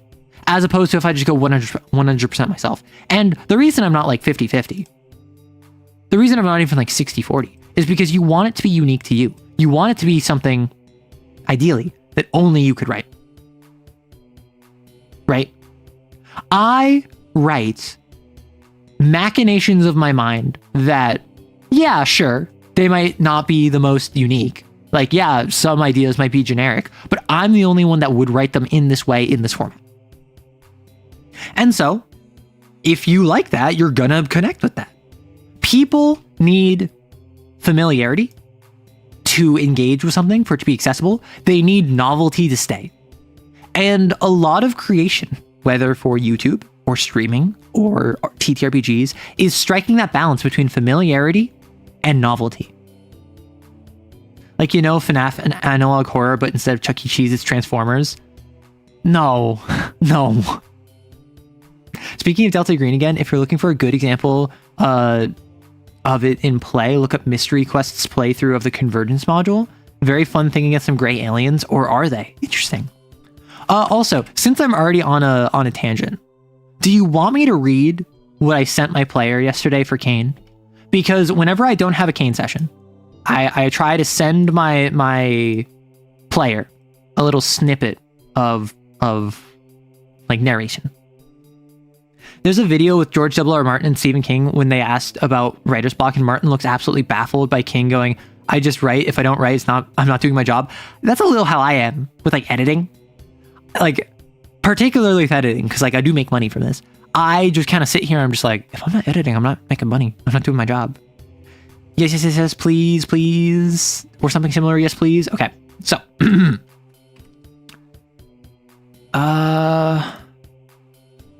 This is a big enough message that I'm not going to screen share. I'm just going to swap back over to the chatting screen for a moment. So, if you don't remember, in Kane, we just had a roleplay session where back at base, there was some budding romance with Hattie and Raphael. Hattie, the player character. This is a one-on-one Kane game. And Mix, the older sister figure, hollowed. For whatever reason, as a jaunt user, she had a higher than average likelihood of going hollow, which is randomly dying one day. And that's what happened. And so that's how we ended the session. Hattie, the player character, distraught, like wants her big sister. But this was during an evaluation. This was during an evaluation that Kane admin was putting on for the XOs to end their restricted R&R. Because after Resplendent Echo, after the Lord Spider Hunt, they're super beat up. So they got like 2 weeks of restricted R&R where they're not training, they're not going to class, they're not doing evaluations, but they're also like not allowed out of their dorm. And it was basically punishment of, you pissed us off, we're going to keep you locked up in your room. You don't get recreation, you need to focus on resting for like 2 weeks. To end that, they're doing an evaluation. And the evaluation was a half-mile slick of mud with barbed wire over it that they had to crawl along to get to the end and fight the Sin that was at the end. And the Sin had like a manticore tail that was throwing needles at them.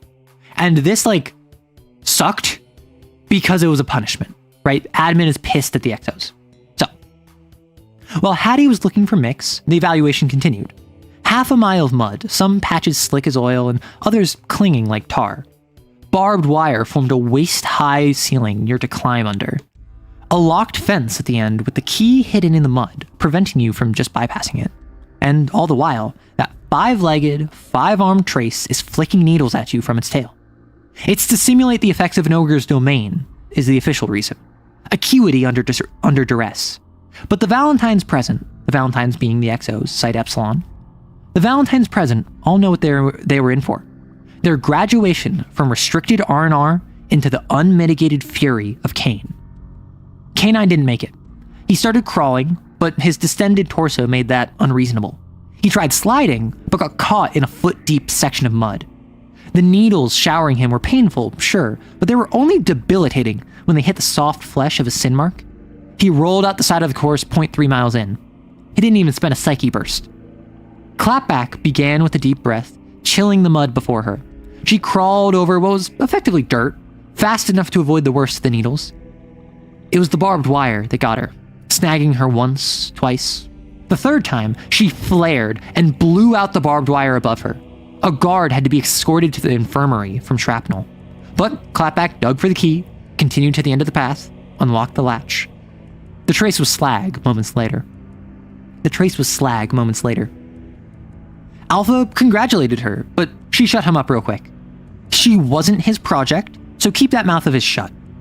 With a pause and a glance to the others, Alpha nodded. Still, good work. Clapback checked on K9 while Alpha sent Raphael to find the missing XOs, because at this point, Hattie has been looking for Mix, found that she was hollowed, still hasn't come back. Raphael sent to go find her. Bond, one of the XOs that hasn't gotten a lot of screen time yet, changed her physicality to be flatter, thinner. She swam through the mud, a thin layer of it protecting her topside from the needles. She made it to the end with a wince. She forgot the key. So she swam back in, searching for the key until it was in her grasp. Then she had to slowly, oh so slowly, backpedal to the finish. The needles bit her like the knives in her torso, because her sin mark is that she has a bunch of knives and thorns and daggers in her torso.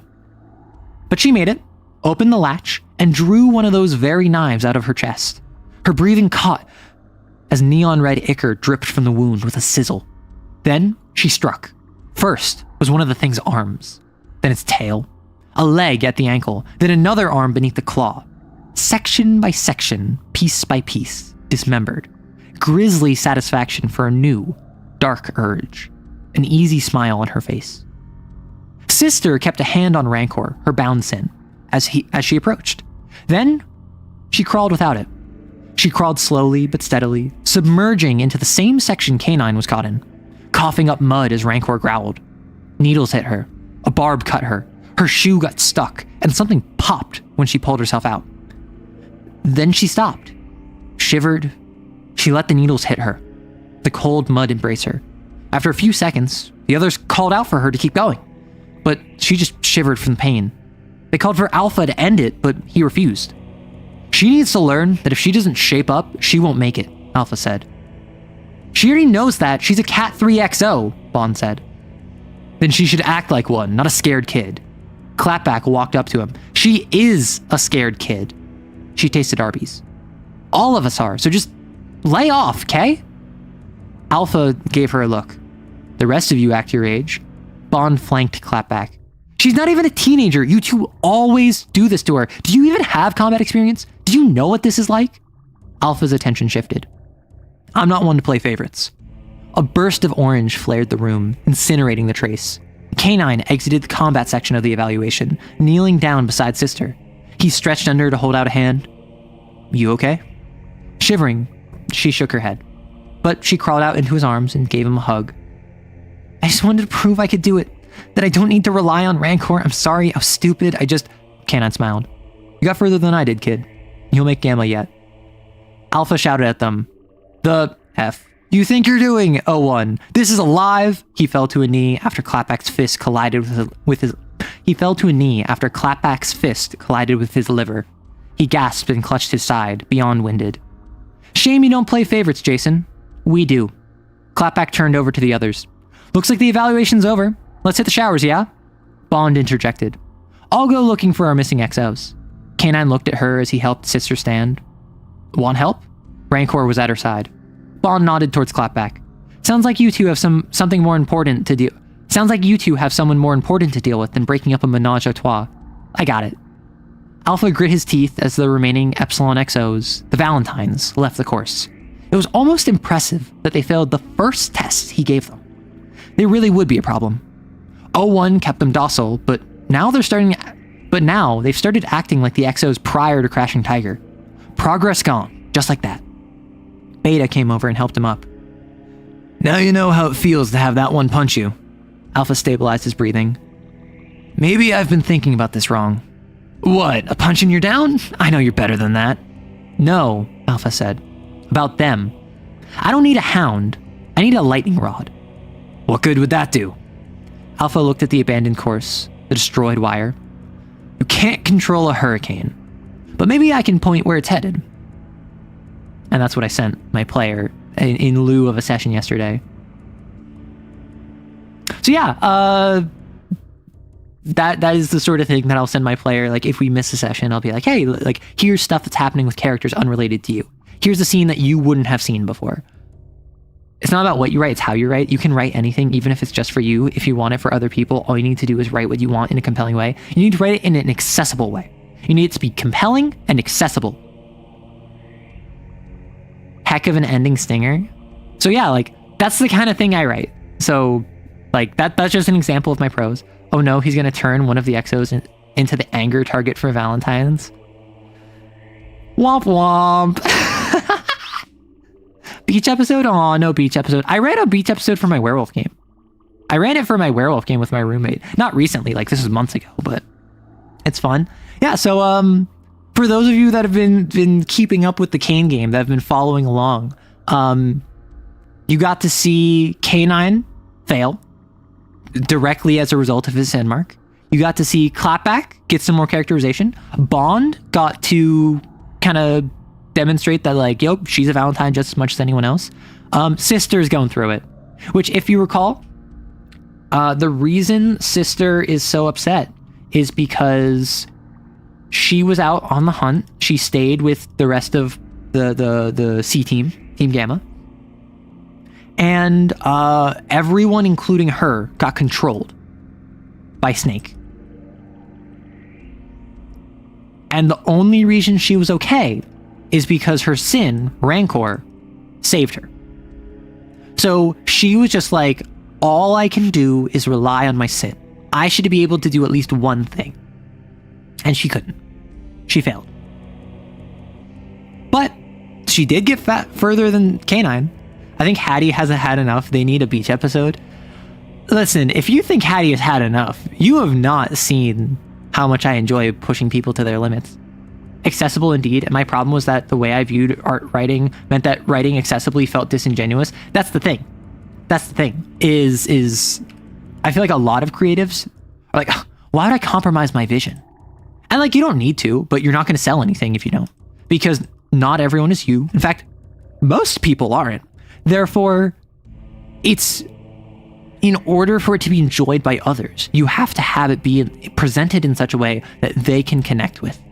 Now, if you're trying to express your anger at society and how like the housing market is, and you're trying to like write a piece that is taking down those billionaires and whatever, like you might be able to connect with others who feel your same frustration. But if you write very specifically about your circumstance from your hometown at your like from the time period of like 2018 through 2024, like that's going to alienate a lot of people and they're not going to connect with it. So they're not going to read it. They're not going to enjoy it, even if it's well written. So you need to be able to make it accessible. Good writing means a good amount of trauma to push characters. Exactly. That's why I traumatize my characters liberally. Enjoy pushing people to their limits. Arrow flirts accidentally strikes again. Did anyone... Okay, I don't know if any of you follow me on Twitter or Blue Sky, but I actually... Because I was chatting with my friend yesterday. It's just we didn't have a Kane session. I am on record as flirting with my friend all the time. Completely accidentally, without meaning to. For instance, I enjoy pushing people to their limits. Yeah, that was accidental. right? That was not intended to be flirty. But my friend yesterday, we were talking about Kane, and they said, I like feeling when you hurt me. Because we were talking about like emotional pain of their characters, and they're basically expressing how like they appreciate when they actually are impacted and affected by the narrative consequences of their actions, by the deaths of other characters, by traumas that their character goes through. But the way they phrased it, I was like, hey, yo! Most people aren't me. I don't know. That seems implausible at best. You know what? I don't have any empirical evidence. I provided no evidence for that claim. Truly, the onus of proof is on me. Oh my gosh, you have puppy girl adjacent friends IRL? Of course you do. No. So first off, this isn't IRL, this is online. So, not quite. And also, I don't think they're a puppy girl. Last I remember of the Snake Imago, was it escaping? When did it control some of the XOs? So, last session, there was a debrief session. There was a roleplay session. So like a week ago. And they were, what I do in roleplay sessions is in Kane, I give it a week of what do you do, and then something happens to you. So, like, they spent that week connecting with Mick some more, kind of making sure things were fine with her, spending some more time with Raphael, their love interest, and the thing that happened to them was that after a couple days, Sister came back. Because Sister was out with Acme, and was out with Faust, and Newton, and they were all out hunting Snake. And then Sister, everyone sees Sister and is like, oh no, why isn't everyone back? And Sister reveals that in fight they found Snake. Snake had already controlled Watson, one of the other XOs that was MIA, and they managed to control Acme and Faust and Newton. All of them were controlled by Snake, because Snake is now an idol, perfect idol. And Snake also controlled Sister. And the only reason Sister managed to escape is because Rancor, her bound sin, went against her and physically removed her from the premises. So in hunting Snake, they lost. They're all like casualties now. Sister only got out because her sin saved her. So now, she has this kind of like, I can't do anything for myself. I'm entirely relying on my sin. But also, we are now Snake plus 4 confirmed XOs, which I have talked about on stream is Snake's cult as an idol is Valentine's. They are going to avoid killing any Valentine they can because they want to add them to their cult. And yes, cults cannot normally have XOs, but this is a perfect sin, so I feel like I could break that rule. I run a TA game, and it's so fun to watch my players go from, we're in a horror comedy, to, oh, we're in a horror comedy, where I bring up their joke character's trauma. When I was working on a TTRPG, I had a buddy ask me who was our target demographic, so me and my co-author just looked at him and said, me. Well, that's fair. But like, if it's just for your personal group, saying me is totally fine. She is a binder. She is not expected to be able to do much without her sin. See, that's the thing. She's like 12. Like, she's like unironically like 12. And she has a bound sin. So she's not a fighter. She doesn't have conditioning. She doesn't have force. She doesn't have coordination. Like, if she is by herself, she will not be able to handle herself. So she feels incredibly reliant on Rancor, her sin. Which, in case you couldn't tell, Rancor is like a hound. Like, a nascent hound. She basically is just like, I can't do anything for myself. I'm entirely reliant on other XOs to protect me. I'm entirely reliant on my sin to protect me. Like, I'm not even that, like, smart outside of that, even though she's actually really good at investigation. She's just having that experience of, like, being the youngest and least combat ready out of any of the XOs, and feeling the guilt of everyone else putting her above themselves. Yeah, the squid dog baby, exactly. Anyway, speaking of squid dog babies, we're talking Lancer. So right now we're at LL2. Okay, stats. Structure, when you hit 0, you go back up to max health and then lose a structure. Stress, same thing with heat cap. I didn't realize Barbarossa has 8 heat. That's pretty good. Armor, reduce incoming damage by 2, except for burn and AP. Repair caps, that's how many times I can repair. Attack bonus is my grit, because I'm at LL2 at this point, so I just get +1 to all my attacks. Tech attack, -2, because Barbarossa. Limited bonus. Interesting. I'm actually unfamiliar with this. Speed is 4 because I put points in agility. Evasion is 10 because I put points in agility. I have like a 50-50 shot of being hit, assuming no bonuses, no detriments. E-defense is how people can hack me. Sensors is 10. That's like if I have anything tech related. And then save is if I have to force someone to make a save. Limited bonus is extra use of... Oh, right. I feel like I need to put some points in engineering because I feel like with stress or with heat cap, I need a couple more. So main heavy. What do I have? So I want launchers, right? That's what we established. Fun fact, all manufacturers have their philosophy reflected in their mech stats. No HA mech has a heat cap below 8. No SSC has a speed below 5. No SSC has a speed below 5? 5 is an above average speed. Oh my gosh. Horse mechs with a tech attack below 1? Interesting. 3 lines in the top right to filter. From license Barbarossa. Miss. Do I not have... Oh, I don't have any heavy weapons, that's why. Do I have a main weapon? From license Barbarossa? No. What is... Okay. What does Barbarossa give me? That's probably a better question to ask. How do I check? There's a compendium, correct? Or weapon type for launchers, yeah. But first I want to see, what do I get from the Barbarossa? Compendium. Licenses. Barbarossa.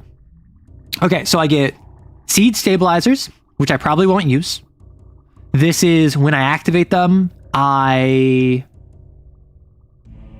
+5 range...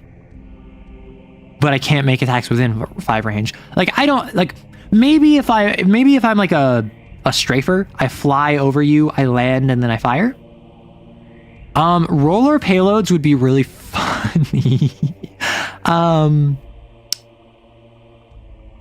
Okay, roller grenade or bouncing mine. Does this, what? Oh, bouncing mine. For flying characters, this would be really, okay. 2 system points. How many systems points do I have as a Barbarossa? I need to check. Home, pilot, John Lancer, mech hanger. You system points. I have 6 SP. So I'm thinking roller. So I need a flight unit, right? So let me, where can I add systems? Systems. It's not EVA, it's flight system. 3 system points. I may choose to count any or all of my movement as flying. However, I take size +1 heat. Oh my gosh. I didn't realize there was a size thing.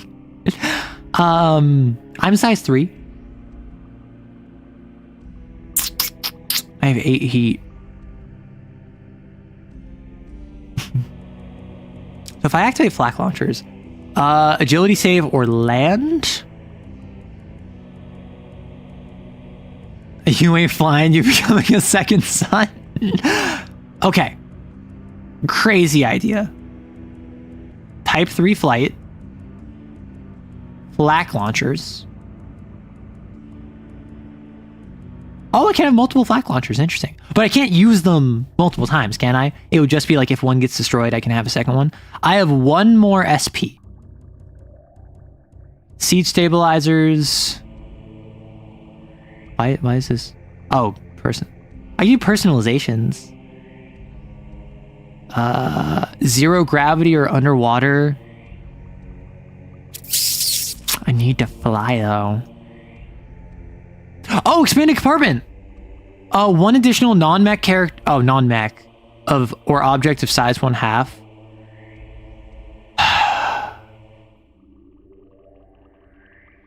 This would I if I'm a passenger ship, if I invest in the expanded compartment and the mule harness.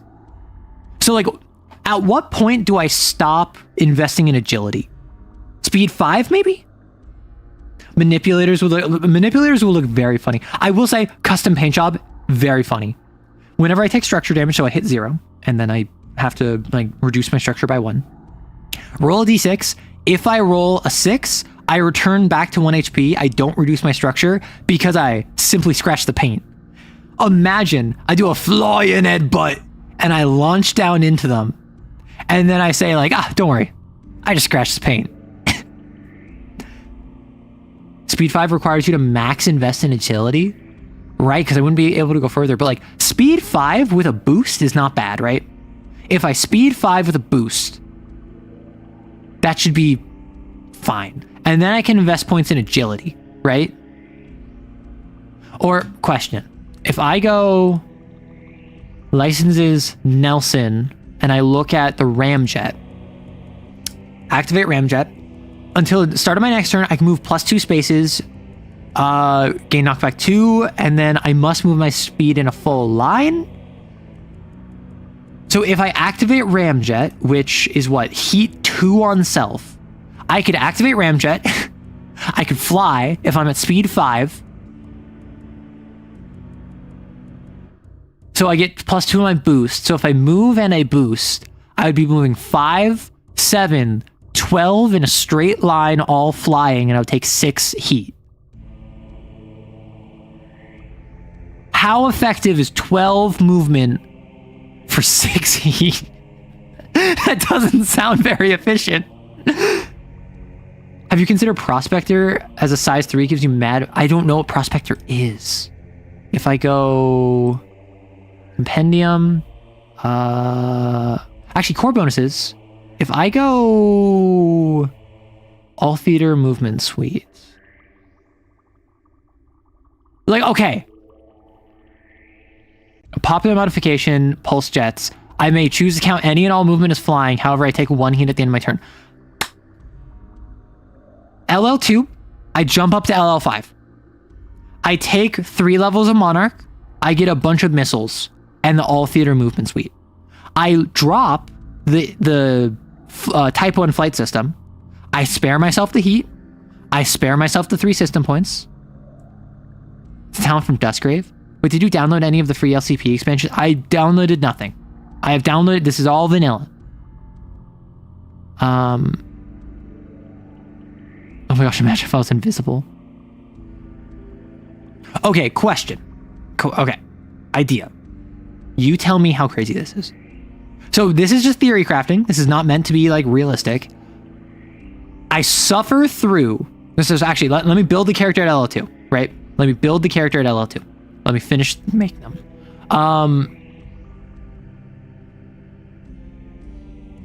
Main weapon, heavy weapon. I want a launcher. So it's a weapon type launcher. Missile rack, which I think is auxiliary. And then rocket propelled grenade, which is a main. Must be reloaded. Can only be fired before taking actions. I have a question. If I end my movement in air, do I fall? Like, is there any way to hover? Do I need to invest in hover technology? Wait. Okay. I see an issue. Can I hover?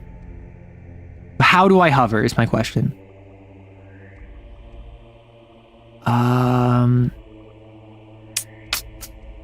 What talents do I have again? Pilot sheet. Active mode? Pilot sheet. Tactical profile. Stormbringer. So when I use a launcher and consume lock on, knock prone, or when I hit with a launcher, I can push them. So do I go 2 RPGs is my question. However, you taking fall damage. Wait, so how does size interface with falling? Does armor protect from falling? Okay. I think what I do at LL2, this is gonna suck, right? So I think rocket propelled grenade, and I think second, different rocket propelled grenade. And then for heavy, can we get a required mount, heavy or super heavy? Oh, I can only look at one? Heavy. Heavy machine gun. Get some nice kinetic damage. I don't need to reload this. My heavy machine gun is my auxiliary. How do we feel about that? You are heavy weapons guy, and this is my gun. So I have one more SP. I feel like it's gotta be... Like, it could be personalizations. This mod has no numerical benefit beyond the additional HP it grants, but could provide other useful effects. If the GM agrees that this mod would help... Okay. Lancer Squad. GMs. Would you allow your player who comes to you and says, I want to make a flying ship? Would you allow personalizations to allow them to hover at the end of their turn? Would you allow them to, like, at the end of your turn, if you flew, you're allowed to stay flying so long as you, like, end at the end of your next turn? You feel like it's a bit too much? What if you remove the HP? Because I'm trying to feel like how can I make this work? You'd make a power cost? No hover for 1 PT? Hover's really powerful?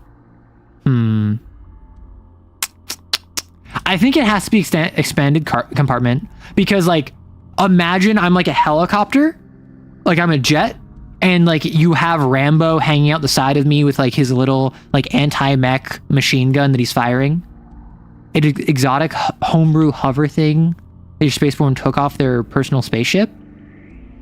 Duskwing is hover. Okay, so this is I am heavy weapons guy, and this is my ship. So let me take you through the tour. So we have John Lancer, call sign aerodynamic, a spaceborne who has 2 levels of Harrison Armory. Wait, standard equipment? Oh, weird. Oh, this is like outside of your... This is outside of leveling up that like you find when you're playing. Got it. All about agility. All in agility. That's all we care about here. Core bonuses, don't need none of those. Talents, we're bringing the storm down. We're an ace. We have covering fire, which is a quick action. I can choose when my heavy... So with my heavy ranged weapon... Is there a heavy launcher? Actually, there's not a heavy launcher. Dang it.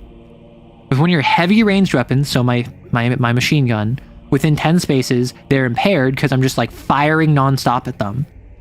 Okay. The Iron Giant. You cannot push, pull, knock prone, or knock me back. Which, question. I'm a size 3, you're a size 2. You use your flak cannon on me, or you use your bouncing betties to knock me out of the air. I can't be knocked prone. I am safe from being knocked out of the air, question mark? Is the goal to just be flying nonstop, hovering all the time? Yes. The goal is I am just in the air. Like, I understand that is not feasible. Okay, so heavy frame actually is like putting in a lot of weight here, literally. I have resistance to explosion damage, so if you try to just blow me up, that's not going to work. You need to like kinetic me to death, but I have 2 armor. And I am faster than I am stable.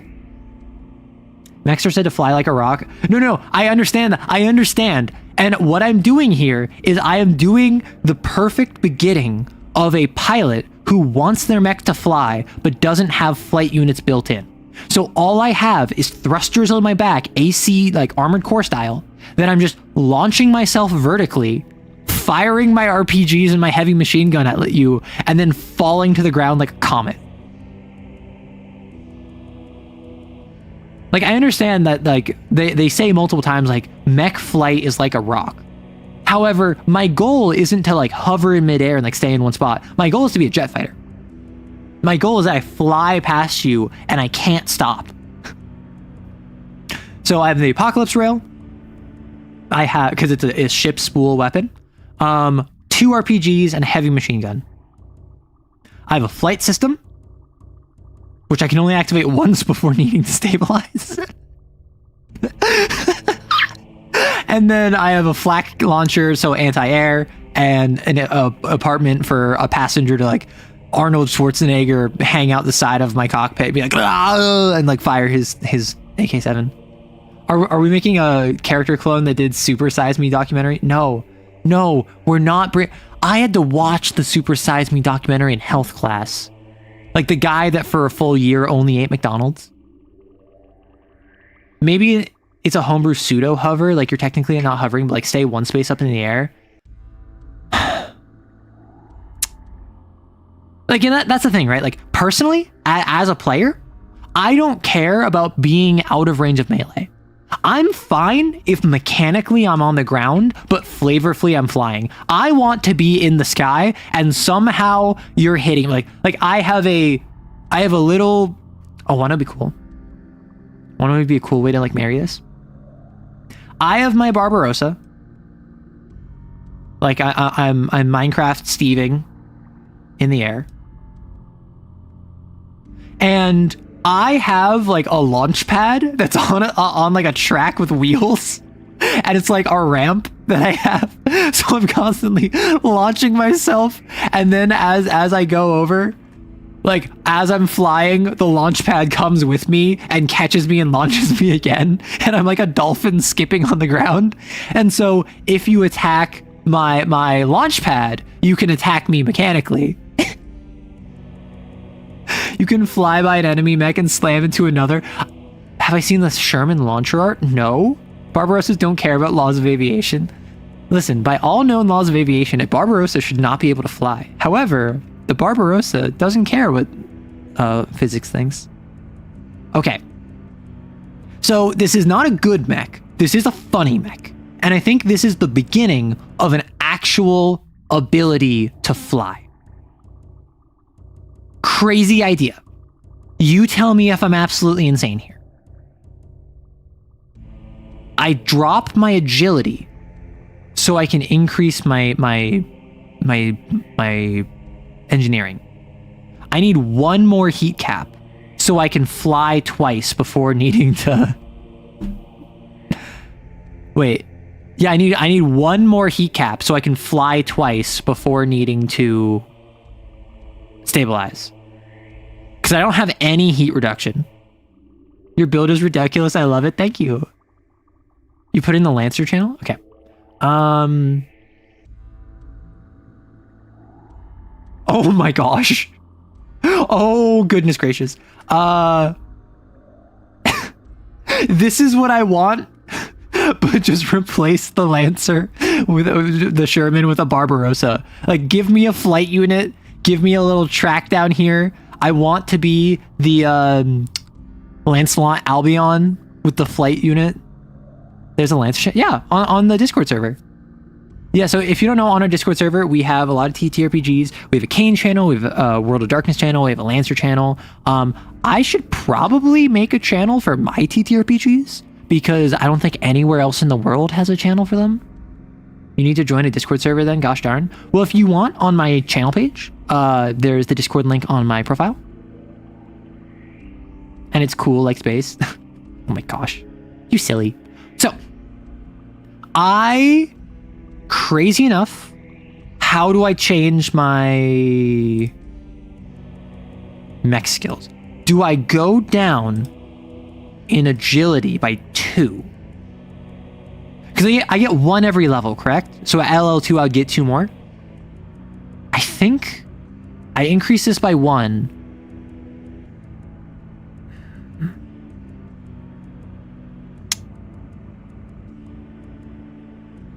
I think I still put the other one in here, no? So I still put another one in evasion so I can keep increasing my evasion, but I think I put an early point in heat capacity. Because now, in my mech, I have a heat capacity of 9, where every time I use my flight system, I take 4 heat. So I can use it twice and then I need to stabilize. Because none of my weapons give me heat. And as long as no one hacks me, I'm fine. You can already fly twice, you only take straight. If you go over? Really, I thought it was once you hit max. In the same way that once you hit 0 health, you hit structure. Superman. Interesting. Okay, then I might stick to the speed then, because 3 speed is kind of pitiful. I was under the impression that once I hit max, I was out. Okay, so I'll leave that. Okay, we have the Iron Giant. We have LL2 Iron Giant. Now, I think I duplicate it. Confirm. I go in here. And the Iron Giant. I think that this is where we rename it. Do we rename it Heavy Rain? Do we rename it Comet? Do we rename it Thunderbolt? Like what are we feeling? Someone hacking the flying Barbarossa and the meltdown barf falls out of the sky. Jason! Yeah, I can do Heavy Rain. I say let's jump up to LL5. Not LL6, LL5. Because then that allows me to get 3 points of Monarch. So, let's start with licenses. I think, call me crazy, 3 LL Monarch. Maybe only 2. No, I want 3 because... Actually, what does the Duskwing give me? I actually don't know much about the Duskwing. Do any systems give me hover or flight? Any at all. Across all frames. Because I can't think of any. Not hover? Okay. Heavy Rain is peak. Hot Pocket? No, that has to be the final one. The final, like, our mech goes through different iterations. This is at the point where we go from being a mech that is just being launched around and, like, melting itself to slag as it goes, to actually capable of flight. I think we unlock Monarch. Is Javelin the one I wanted? All characters, you fire auto-targeting rockets until the start of my when a character moves into or passes by, they're hit by a rocket, taking 3 kinetic. I like this one. I thought it was also Pinaka? Right, this is the super heavy. Is this a launcher? Yes, it is a launcher. So I think what I do is now, I like having a heavy machine gun though. I think I go all the way with Monarch. Please be gentle. I think I go evasion, and do I go heat capacity or go for system points? Because I don't think I need hull. I honestly don't think I need hull. I think I go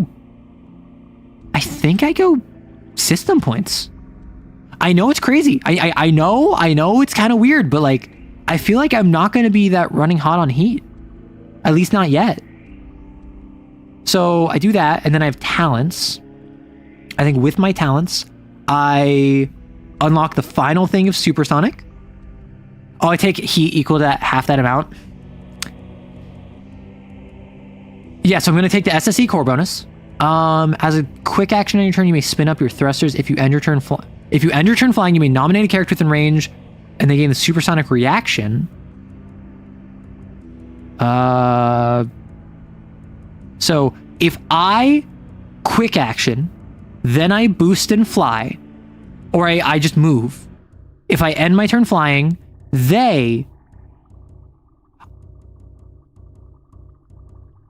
I may use this reaction, sorry. So I choose a character within my speed and line of sight, which is going to be 6, so it's not crazy, but it's not nothing.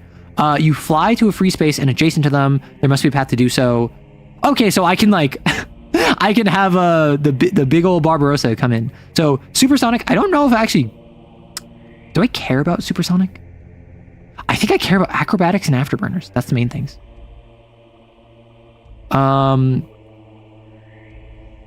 Do I go... I have 3. What's my one down here that it was? Stormbringer and covering fire is what it was.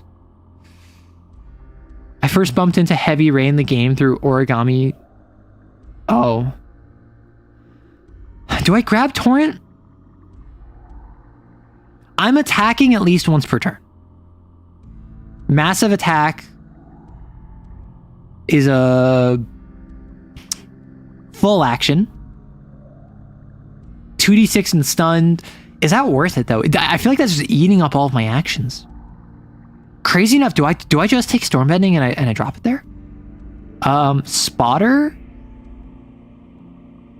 That would be good once I start like having buddies on my back. Siege Specialist? If you have a cannon, which I don't, I'm going to be using launchers. Nuclear...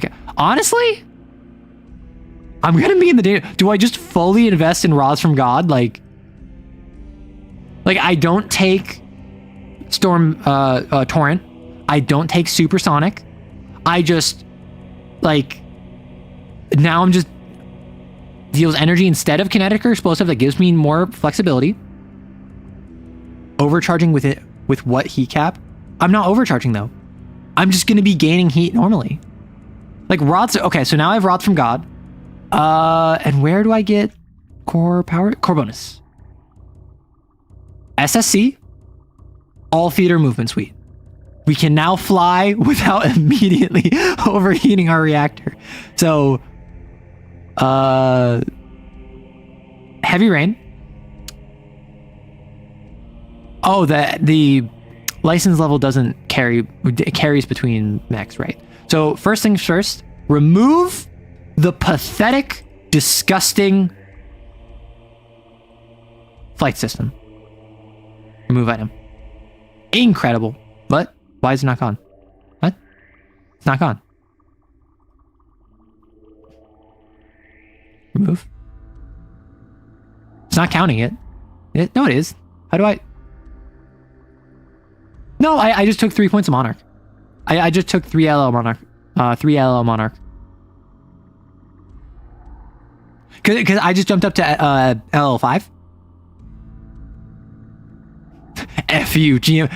Okay, GMS, this is really funny. How do I remove you? You're not... You're being kind of parasocial here.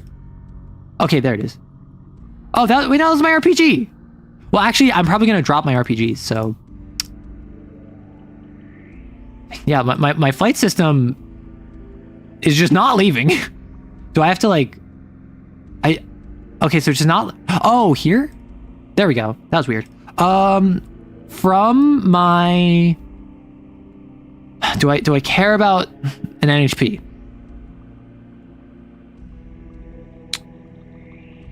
Protocol was... Fire, far fire, become immobilized. I may reroll attacks. I don't really care about that. Javelin rockets.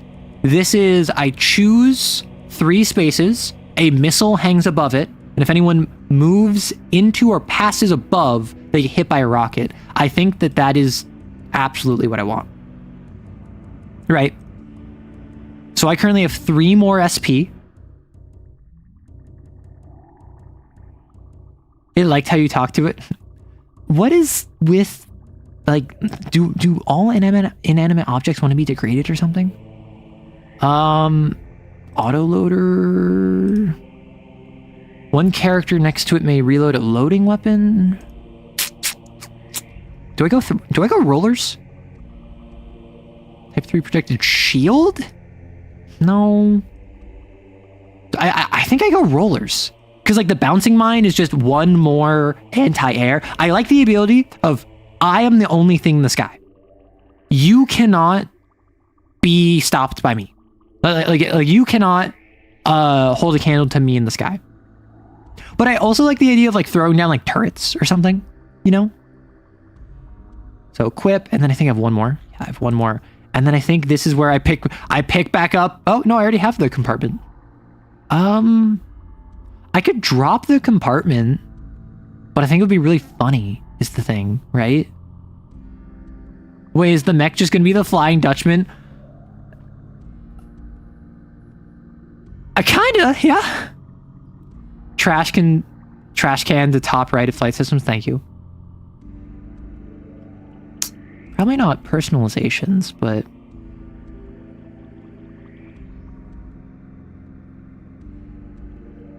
Do I go EVA?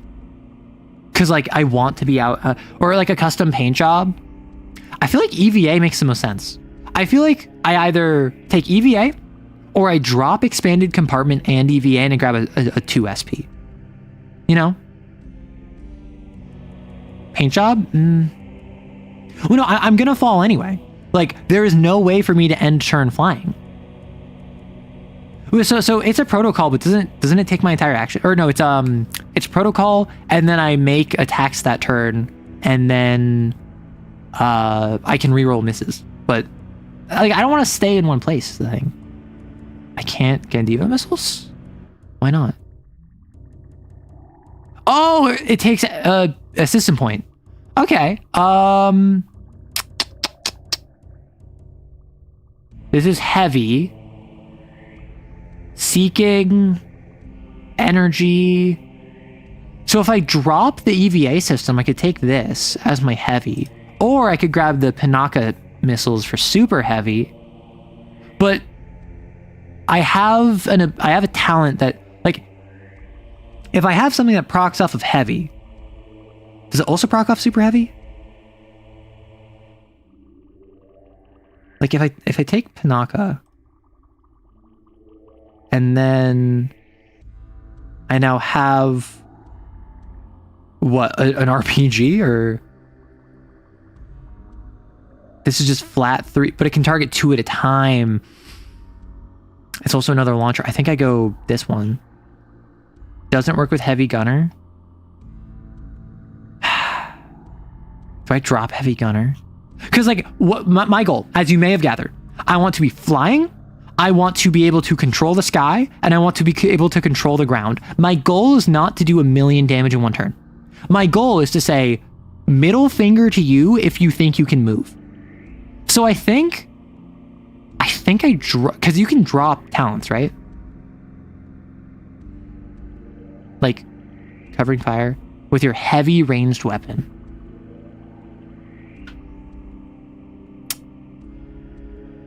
I thought protocols can be any amount per turn. No, so protocols is at the beginning of your turn, you can activate it for free. But the NHP specifies you get immobilized. Every 2 you'll change a talent. Oh, every L, right, you're saying LL, not 2. Do I drop heavy gunner? Or do I take the heavy launcher? Because I want the super, because I want to be able to just cover the field of missiles.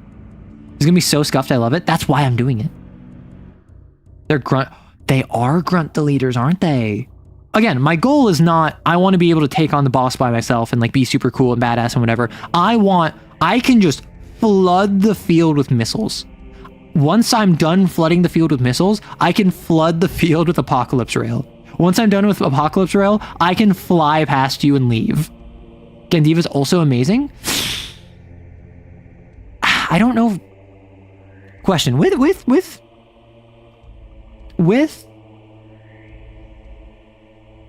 Apoc Rail, I can fire it multiple times, correct? Once I fire it, it goes back up to 4. After an attack, it resets to 4 if you reach the scene without using it. Okay, so I can fire it and then go back to 4 and then fire it and then go back up to 4 and fire it and go back up to 4. And so theoretically, I could theoretically, I could, what does it not tell me? Does it not tell me the damage ranges? That's kind of silly. Does it not tell me what the damage? I think it's like 1d6, 2d6, or is it 2d6, 3d6, 4d6? Why does it not say the damages? Once the scene ends, you lose the core power. So in a single scene, you can shoot as much as you want, but in a mission, no. Yeah. A full rest recovers your core power. ComCon is a little squirrely with core powers. The damage is there? Where?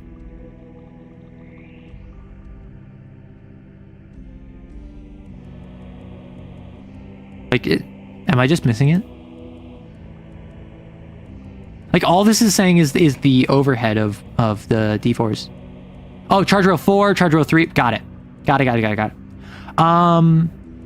So 2d6, and it provides soft cover. 3d6, and shredded and impaired.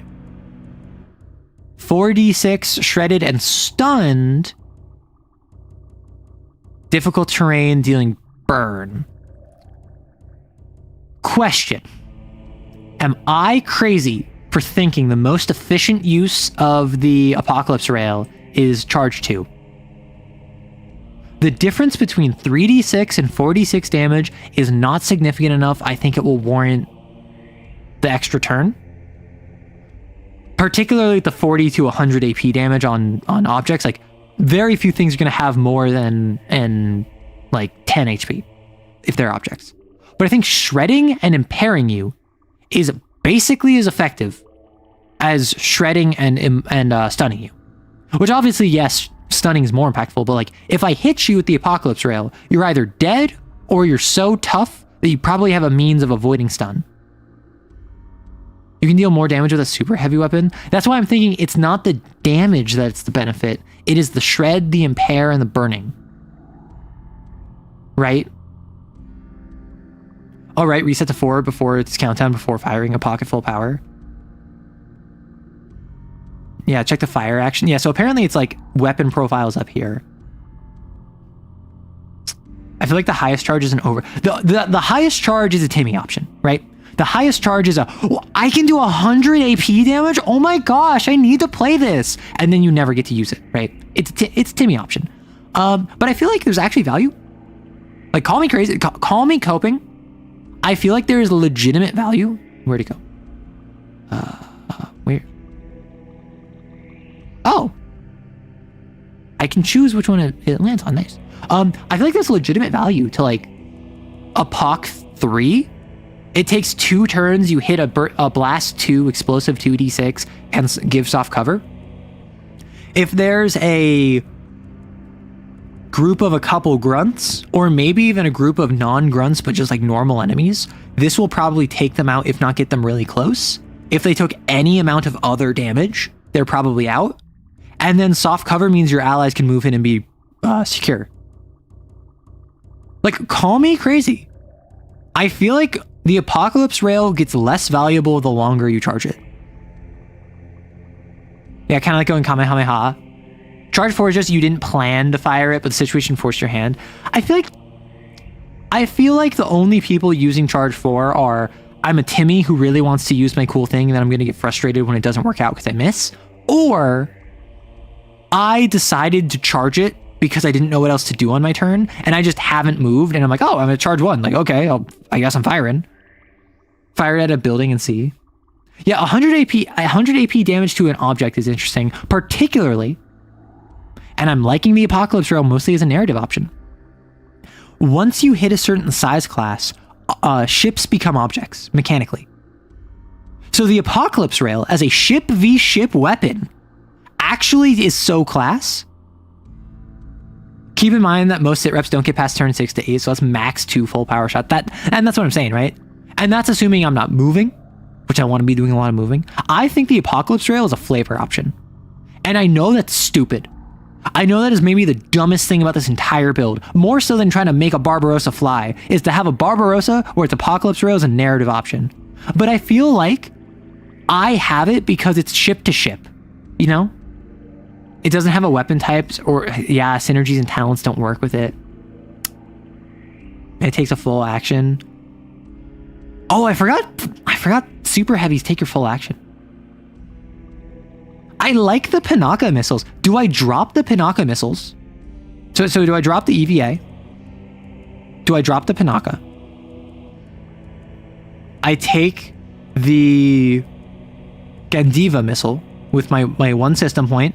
I have an energy attack, which I already can do with my what's it called? My Stormbender.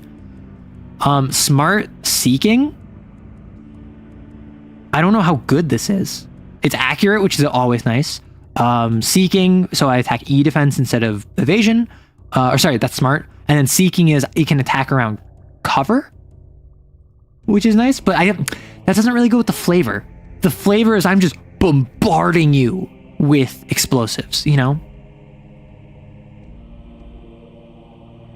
So if I go like 2 Sharanga missiles, I can attack 2 targets. So unless I'm mistaken, if I barrage here, I can fire Sharanga missiles. That means I can target 2 mechs 2 times each because 2 different weapon mounts. Or I can target 4 characters. So like I can clear out 4 grunts very easily by doing a barrage with 2 Sharanga missiles. It's as smart as a nuke, destroys everything in its AoE.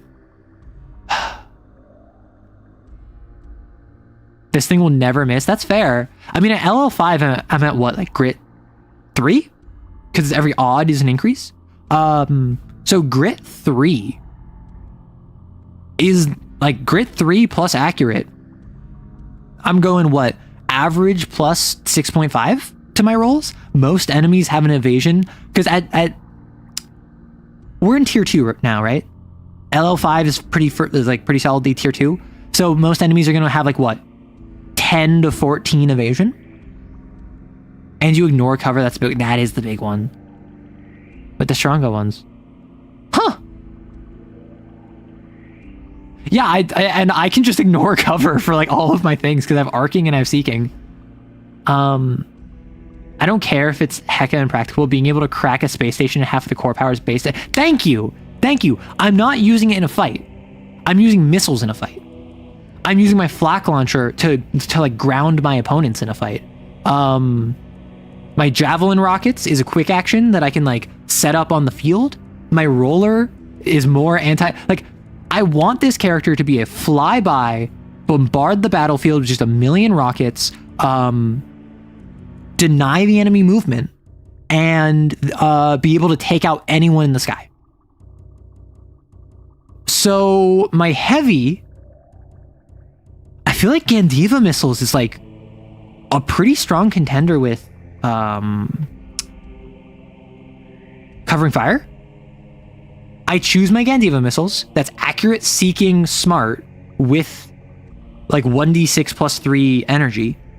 I just impair them because I'm hitting them with Gandiva missiles, and then if they move more than one space, I can attack them. But I deal half damage. So 1d6 plus 3, that would be 3.5, that'd be 6.5, so that'd be 3.25, so like about 3 damage as a covering fire. But after I hit them, once per round. My model work, whoops. Once per round is not once per turn. So on my turn, if I hit you with a missile, I can't then covering fire hit you with stormbending. However, if I don't use stormbending on my turn and I wait until you proc covering fire, I can use stormbending on your turn to covering fire. And then as an emergency like heat flush, I can rods from God you. I can just rods from God you. Wait, it's range 3. No.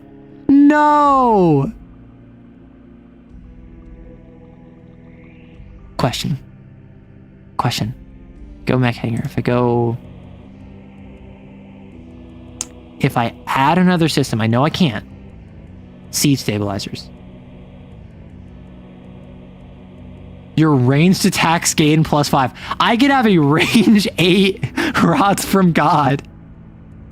Double Sharanga is kind of just worse than Javelin plus Sharanga? Really? Why? Kill you. What is...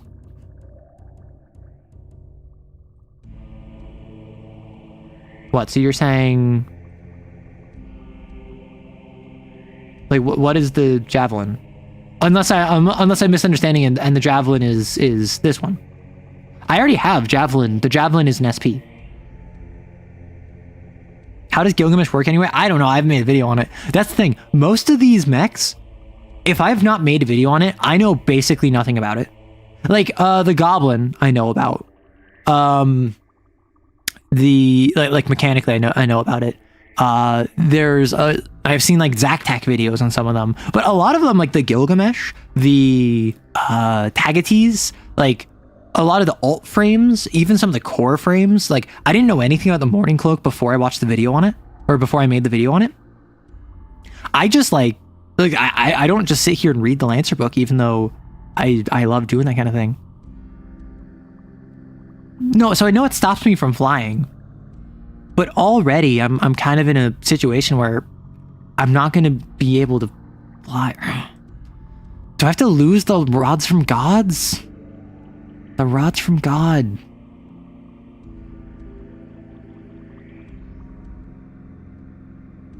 Okay, let's think about this. Let's think about this.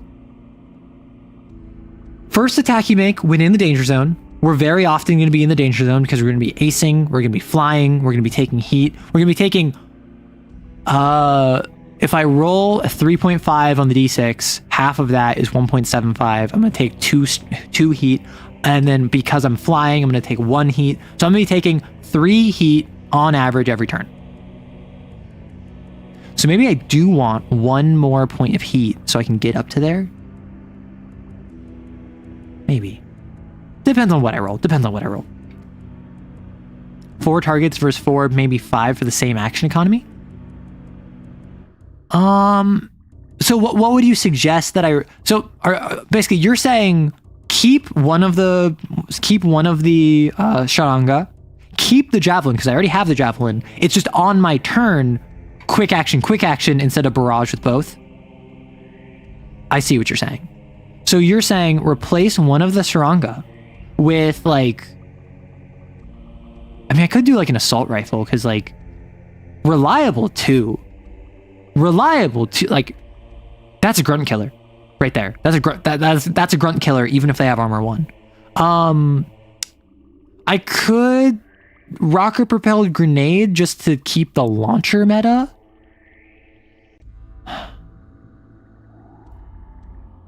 My thought process with the Sharanga missiles is that, like, what if I have to blow up one of my launchers? No, you can't ditch new Cav. Character's mad good at exploding. That's so true. Okay, or missile rack maybe? No, that's auxiliary. That's not worth it. Like, what would I replace the Sharanga with at this point? Not like a mortar. It's a cannon. You can download the LCPs with those mechs alt frames for free in the itch page. Only NPC stats and the PDF items. Oh, nice. You think double Sharanga is fine? So on my turn, my go-to turn is I'm going to be Javelin rocketing and I'm going to be Sharangaing. I'm going to be saving, or what if I covering fire? How long did Javelin lock? Until the start of my next turn. So I think Javelin rocket is if I want to lock down an area. Roller grenades is if I want to, again, lock down an area, or just like size 1. This hits 1 person. So I'm doing this mostly for the bouncing mine, right? So I can deploy the bouncing mine, and then that just sits there. This doesn't go away in like at the end of my turn. Good night, everyone. I wish you the best of luck with making this amazing creation. Thank you, Kali, or thank you, Kosarni. I saw the K and I was just like, oh, I misread. Keep in mind that Lancer is not made for PvP, so you never get to ruin the day of another human being. That's I don't want to ruin the day of another human being. I don't like it when, like, I'm not much of a PvP gamer. And the few times that I do play PvP, I have this, like, I really value fairness. I would rather lose a fair game than, like curb stomp someone who doesn't know what they're doing and I'm just better than them, right? My favorite games in PvP is when it feels like there's a back and forth. So, like, stomping NPCs, I love that because that's just fun, right? Like, and I'm building such a jank build that I think the GM can't be mad at me, right? If you play this build, if you play something like this, you can't have the GM mad at you because you're putting so much effort into fulfilling a very niche fantasy that ultimately is not very powerful. This is good at, like, big AoE, like, swaths of grunts and a little bit of control, and that's about it. Still nice for Nuke Cav, yeah. And also, like, Nuke Cav is, oddly enough, my main melee weapon. If someone gets too close to me, I clear for heat and hit you with a fuel rod. Rods from God. The good thing of having double Sharanga and Javelin is giving me more options. Player mechs can do more varied things than what NPC mechs can do. So honestly, I think that, like, funny enough, I think the Gandiva missiles are mostly going to be my option for covering fire because of heavy gunner. And then with that, I'm actually going to probably save because I'm going to very rarely miss, right? Because with accurate, I'm going to save my covering fire for, like, bosses, for elites, for veterans. And then I'm going to covering fire them, they're impaired. If they move, I hit them with a Gandiva missile, and then I push them with Stormbender. Right? And then my flak cannon, my javelin rockets, and my roller are all situational, right? But on my standard turn, I'm just going to be Sharanga, or maybe Sharanga javelin, right? Like, just depending on what's good. Because I think the Sharanga is good if I have a spread out array of, they have like 7 grunts, but none of them are in a burst 2 area of each other. Sharanga, right? Maybe I kill 3 out of 4 of them. That's very useful. Meanwhile, if I want to lock down an area, I put 3 javelin rockets and 2 Sharangas. Or even 2 javelin rockets. Probably what it is. It's either going to be 4 Sharangas, Sharanga, like the 2 attacks, or it's going to be skirmish Gandiva, because this doesn't need to reload. I can do this for covering fire and this. Like Gandiva and covering fire? Does your team have... So this is purely theory crafting. This is not with the team. This is not for a specific game. This is not for anything. This is, I'm learning CompCon, and I figured, why not build the mech that I've had in mind for a while as I learn CompCon. So I have full up my SP. I have full up my weapon mounts. I have flight.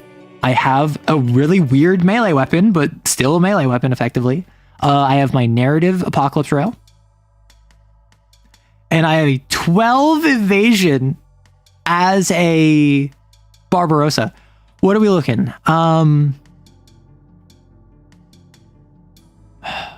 Like +7, +8, +9-ish for enemy attack bonuses at tier 2.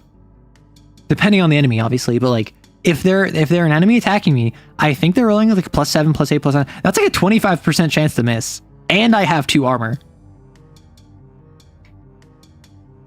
Just like how engineering increases the use of limited items. At present, my only limited is the roller grenades, which I don't care enough about that I want to invest specifically for them, you know?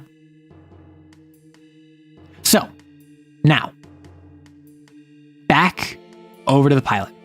I think now that we're at LL5, I think we hop up another couple. And I was gonna hop up to LL8 for another 3 LL. I think I hop up to LL9 because then that would get us 2 more core powers. I'll do LL8. Let's not get greedy. My initial thought is like 3 in on Nelson because I want the ramjet. I think the ramjet would be really funny. I think I want as many ship components as I can. I could also go Lancaster for the mule harness, which allows other people to ride me. But I think that's like the very final thing I do as a joke. I don't have the weapon mounts to get the heavy assault cannon. So I can't do Drake. Any traumatic experiences related to terrible travails of non-terrestrial terror of a flying Barbarossa? No, you misunderstand. They're the ones that are traumatized. I'm the one that's having a great time.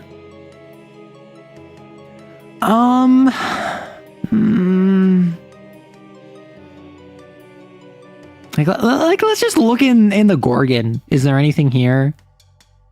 No. Baylor. Swarm body. After activating a burst one swarm. No, this is just AoE damage. Like Pegasus, perhaps? Hunter Lock? Activate Hunter Lock. Choose a character within 10, because sensors. For the rest of the scene, your first successful attack each round deals +3 bonus damage.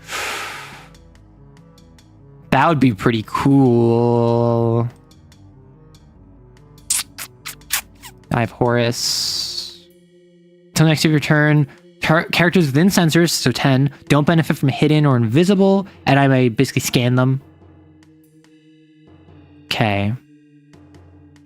Like, you gotta crash and burn, then explode, so the Lancers gotta get traumatized, or call it the best day of their life. Exactly. Siege Cannon, I'm not investing in. This seems like a bit of a Timmy option. I'm not gonna lie. Like the Barbarossa as a whole is a Timmy option. Activate external ammo feed. I don't have any loading weapons, and I think I'm gonna stick with the Monarch guns. Like I could just like, what is it? Redundant systems upgrade? Yeah, expend a charge to stabilize as a quick action, and if I get more system points, I can get limited one, like that's limited 2. Like crazy. I think I go for the Nelson, right? I think I go for the Nelson. I think I go all in on the Nelson, and I think I go for the Ramjet. I know it's not good, but I think it's funny. And I think I put it all in SP because I need more SP for the Ramjet. Oddly enough, I'm just kind of relying on my natural HP, which I don't think is a good choice. However, I already started at 11, so it's not the worst choice by any means. And I'm making it harder to hit me. I have 3 talents, and I also have a core bonus, so I can choose IPSN or GMS. What are we looking at? As long as your mech has no more than 1, gain resistance to all damage. Instead, you can make a structure check, and then it cannot regain health. I can't increase above 3, so Fomorian doesn't matter. Gain 1 accuracy on all hull checks. Gain 5 HP. Gain 1... It's got to be 1 armor. At 3 armor? Come on! Like what even is the GMS ones? Choose 1 weapon mount. They gain 1 accuracy. Choose 1 weapon. Once per round when you hit, you can TOS deal 1d6 bonus damage. If you have fewer than 3 mounts, which I don't have, it gains a new integrated mount with 1 auxiliary. Replace 1 with main aux. After I spend, I can also take a free action and then roll d20, 1 in 20 chance to gain a CP. What LL are we building at? We started at 2, then we jumped to 5, and now we're jumping to 8. This is just theory crafting. This is just making a flying Barbarossa. I think I take the armor. Hope 10 HP, 10 plus grit HP with 2 armor is not bad. Hopefully you will be out of range of a few big damage dealers. Like, my goal with this, again, flybys, bombing the entire field, stopping their movement. I don't think I'm going to be at risk of melee attacks. I think my biggest threat is going to be like a rail cannon, right? It's going to be like a anti-material cyclone rifle. It's going to be energy and even kinetic damage. Like obviously AP is the big killer, but like I think like an energy like AP one tap is going to be my killer. Because they're going to deal like 2d6 plus 3 damage once every 3 turns. But if they hit me once, I'm down a structure. Which I think is very funny. If you successfully hit, the target's immobilized. I think I want to invest more in covering fire. Call me crazy. Call me crazy. I invest in covering fire. When I use covering fire, I can choose 2 targets and I can resolve each separately. I think, unironically, covering fire as a quick action, where I can focus on 2 of them, is going to be more worth it than a second, like, Sharanga. Or, like, sending a javelin rocket. Yeah, I can't be good at everything, exactly. I'm, oddly enough, playing a bit of a glass cannon, despite my 3 armor. What else do I have? I have Nuclear Cavalier. Honestly,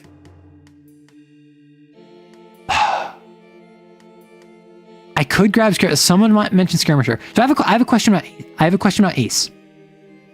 When as a quick action, you may spin up your thrusters. If you end your turn flying, you may nominate a character within range equal to your speed in line of sight and gain the supersonic reaction. Supersonic reaction, I fly to their space adjacent to them. There must be a path to do so.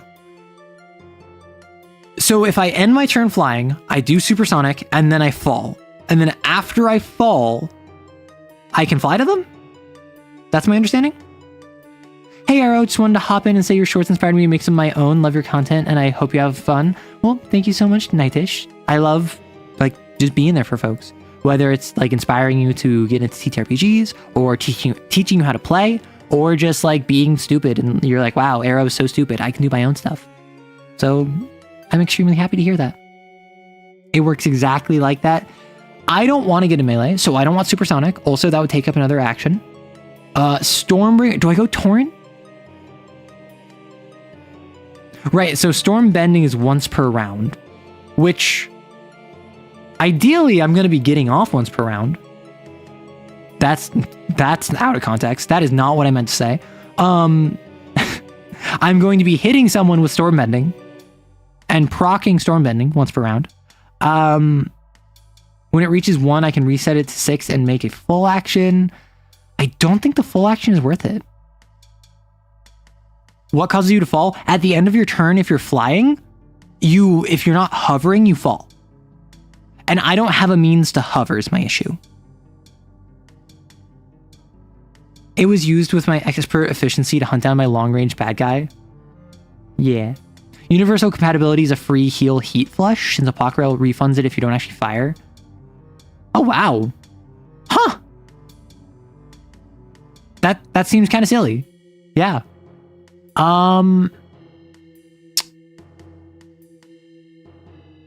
What does servant class do?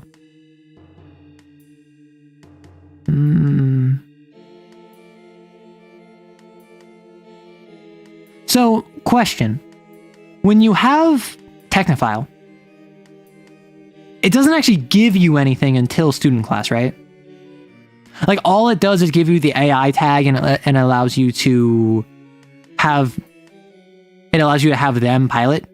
Is that it? Is that my understanding? No, you fall if you haven't moved while flying?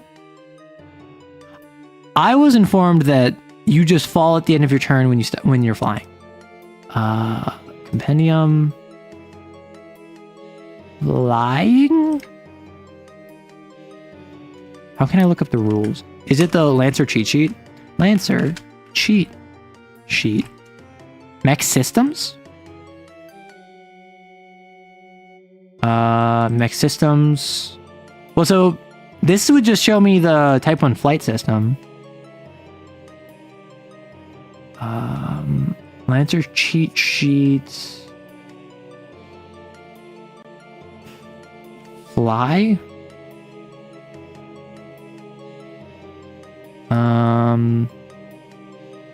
Max operating underwater in 0G. Oh, so flight.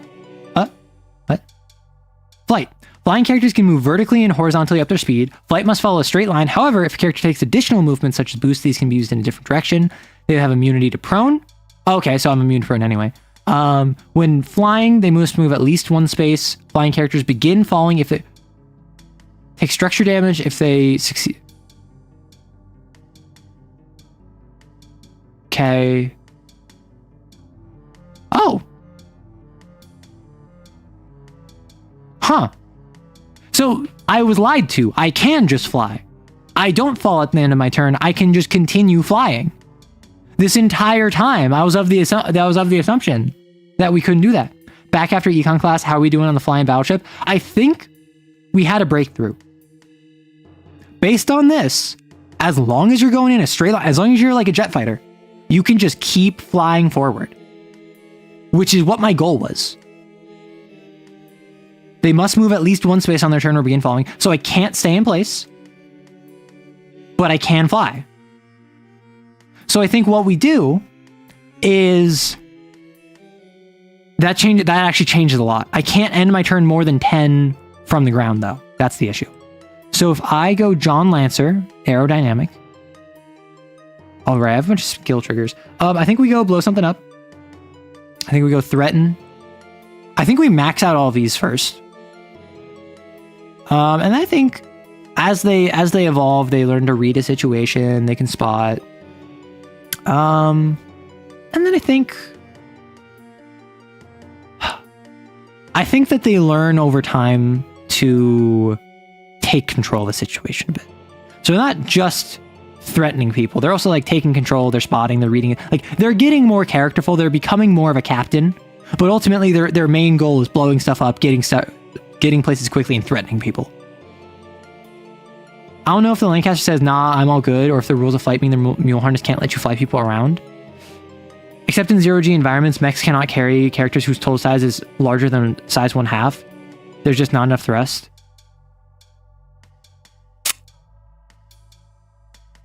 Can fly? I need to go look at the rules again. So I don't think that changes too. I think that changes our strategy. I think that changes the Iron Giant, because now I can't have ordnance weapons. Now I can't use RPGs because ordnance means I can't. Well, actually, no, that's fine. Because if I fly and like I end my turn here, and then on my next turn I RPG, and then I move, then I'm fine, right? The Taxicum Shrimp specifically is a trait that allows it to carry mechs while flying. I need to look in the Taxicum then. But the Taxicum is not on CompCon native.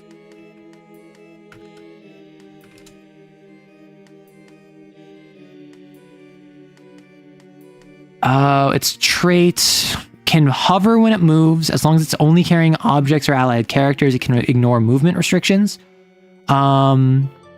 Caused by flight. At the end of its turn, takes heat equal to 1 plus total size of objects it's carrying. But that's because it's hovering. It is not flying, it is hovering.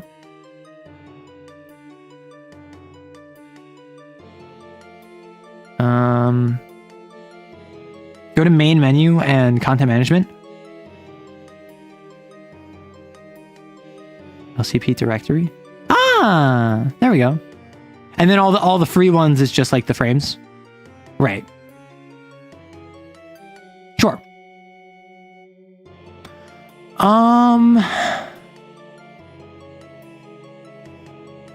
I'm not gonna worry about that. Ain't gonna worry about that. Tactical profile. We have our licenses. We have our mech skills. We have our core bonuses. We need one more talent.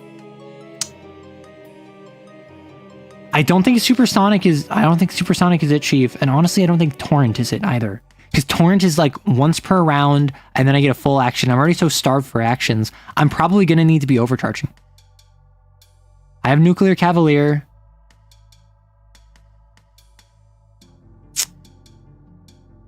I don't know. Okay. Do I invest in ramming? When you boost, your next ram before the start of your next turn gains +1 accuracy and knocks your target back an additional 2 spaces. If you ram into stuff, they either get knocked prone or take damage. And when you boost, you may supercharge, move your maximum speed in a straight line, take 1d3 + 3 heat, and gain the following benefits. You can pass through, you break through, you ignore difficult terrain, it ignores engagement. You say it's far too silly. But what if it's exactly as silly as we need it to be?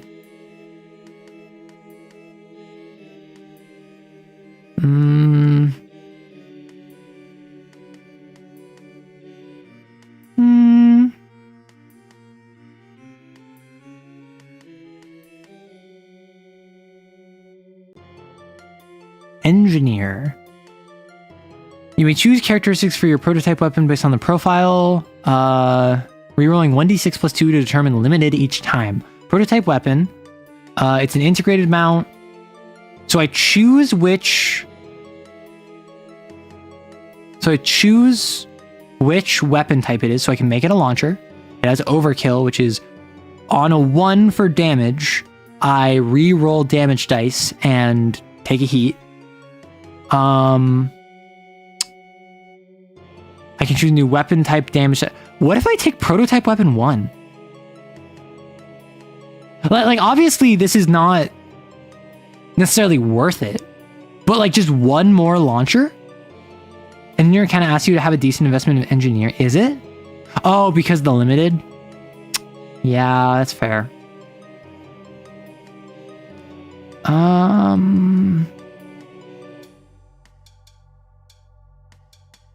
Immobilized until protocols before movement. Maximum possible damage dice.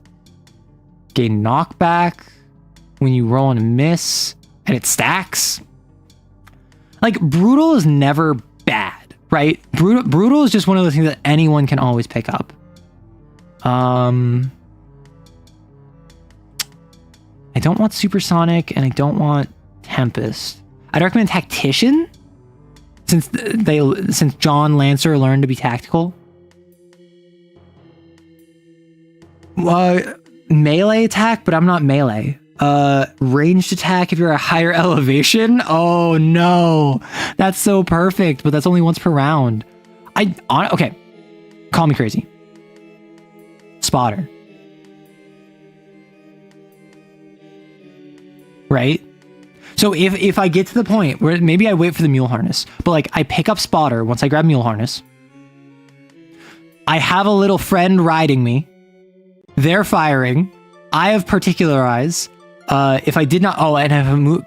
No, spotter is all about not moving and lock on. As a quick action, when you lock on, you may nominate... Yeah, no, spotter's not it. Maybe I just go skirmisher. Like, soft cover is not bad, and I mostly am going to be attacking. But... No, I'm mostly going to be attacking. You can't fly... You can't? Ah, beans. Oh, criminy. You're crazy? I am crazy. Why do you think one of my suggestions was Juggernaut? I'm doing Juggernaut. We're gonna go fly and headbutt. Okay. So that's our talents. We're now going to copy Heavy Rain. Now, what's this one called? So we have the Iron Giant. We have Heavy Rain. What's a good name for a flying Barbarossa? Heavy Gunner and activating Javelin rockets doesn't break. Oh, you're so true. You're so true. Okay, I'm doing that. I'm doing that. You're so right. You're so valid for that. Talents. Juggernaut. Remove. Like, I wouldn't actually use the fly and headbutt, is my issue. Before and after you skirmish, including as a reaction, You may move 2 spaces. It ignores... Okay. That's more movement. That is more movement. Don't forget, ace also is... When you boost, you may move an additional 1d6 spaces. Anytime an attack misses you, you can like dodge 2 spaces. Like, so we have more movement. For a Barbarossa, we are like the Flash. So yeah, someone said Hot Pocket earlier. I gotta go Hot Pocket. So now we actually have some system points. Crazy, I know. We have a +2 tech attack as a Barbarossa. I don't think we changed our weapons. Yeah, we got Nelson's. We can get a mod. Stabilizer mod? No, I don't want ordnance. Is it for melee only? The Nelson mod? I have 3 remaining. Which means I can get the ramjet. What's armor lock? Grappling. Ignore difficult terrain. I ignore difficult terrain by flying over it. Okay. So now, we are Barbarossa. We have a ship's spinal cannon on our spine. We have a FTL drive strapped to our back. We have flak cannons that are anti-air. We have javelin rockets, which control the battlefield. We have roller-directed packages that are both roller grenades that can go underneath cover, as well as bouncing mines that hit more flyers. We have an expanded compartment that allows us to take on non-mechs that are size 1/2 to ride as our passenger. So we can act as like Taylor Swift's private jet. We have Charanga missiles, which we can fire up to 4 times in a single turn and hit 4 grunts with 3 damage each, which I wasn't thinking 3 damage was all that good until I remembered that grunts exist. Gandiva missiles, I can covering fire, which allows me to use a reaction, which will still allow me to skirmish on my turn. If I do Gandiva and flak, or Gandiva and javelin missiles, which is a fantastic point to bring up because I have multiple systems I can use as my turn. I have a fuel rod gun, which I can rods from God you if you try to melee me. And we can just fly. We have 3 armor and we can just fly. 14 health, 3 armor. I think we're pretty solidly... Is level 8 still a tier 2? This strikes me... I think tier 3 starts at like LL9, right? I'm actually very happy with how we've managed to make this work thus far. Like, speed 5. So if we move, we boost, we take the D6 ace roll. We're moving... What? On average...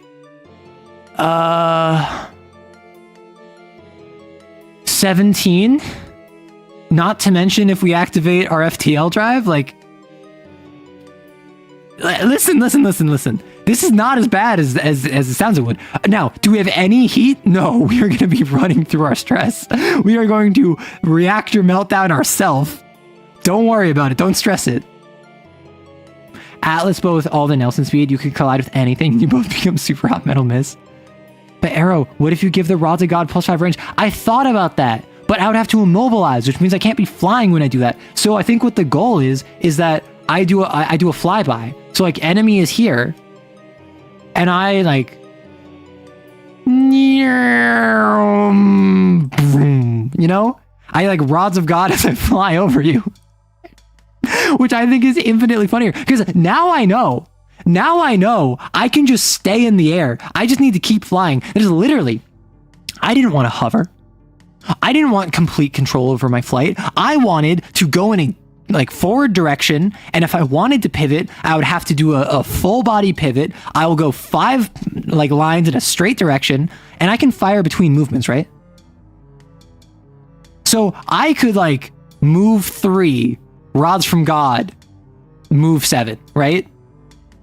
Combined arms, charge Nelco, and a couple nice guns on an Atlas Nelson. Is that ultra kill? That's ultra kill V1. I still want to make AC pilots, like AC6 pilots in Lancer. I think that'd be fun. I'm shocked that by LL8, I got everything I wanted. No, I don't have the mule harness, but I have the big ship parts that I was expecting. I have max speed. I have enough SP that I can have like multiple different systems. I can have anti-air, I can have anti-ground, I can have control. Like, I could build this up to LO12. I am happy with the Hot Pocket. Like, I am happy with the Hot Pocket, I must say. And then we have all of our like abilities where blow something up, get something quickly, threaten, but also we have a little bit of information on like reading situations, spotting, and taking control. I'm happy with this. I'm happy with this. So that's been 3 hours of ranting about Lancer. How are y'all feeling? Are you enjoying yourself? Is this a good time? I don't know if we want to keep at Lancer talk, if you want me to go over to questions, or if you want me to tell you about the werewolf game I ran over the weekend. This is fun. This was a ton of fun. You let me know if you have any ideas for similar stuff I can do, because generally I'm yapping. Generally I don't have a specific plan. I'll have like a topic in mind, but I don't have a specific thing to do. I want to shift, at least on Wednesday streams, to, for a couple hours, I'm going to make a mech and CompCon. I'm going to do this thing. Like, I want to have a specific thing I do for a couple hours, and then I shift into like, here's my Kane summary. Here is like answering Q&A. Werewolf game? Okay. Everyone seems interested in werewolf. I'm going to sip my water. Stay hydrated.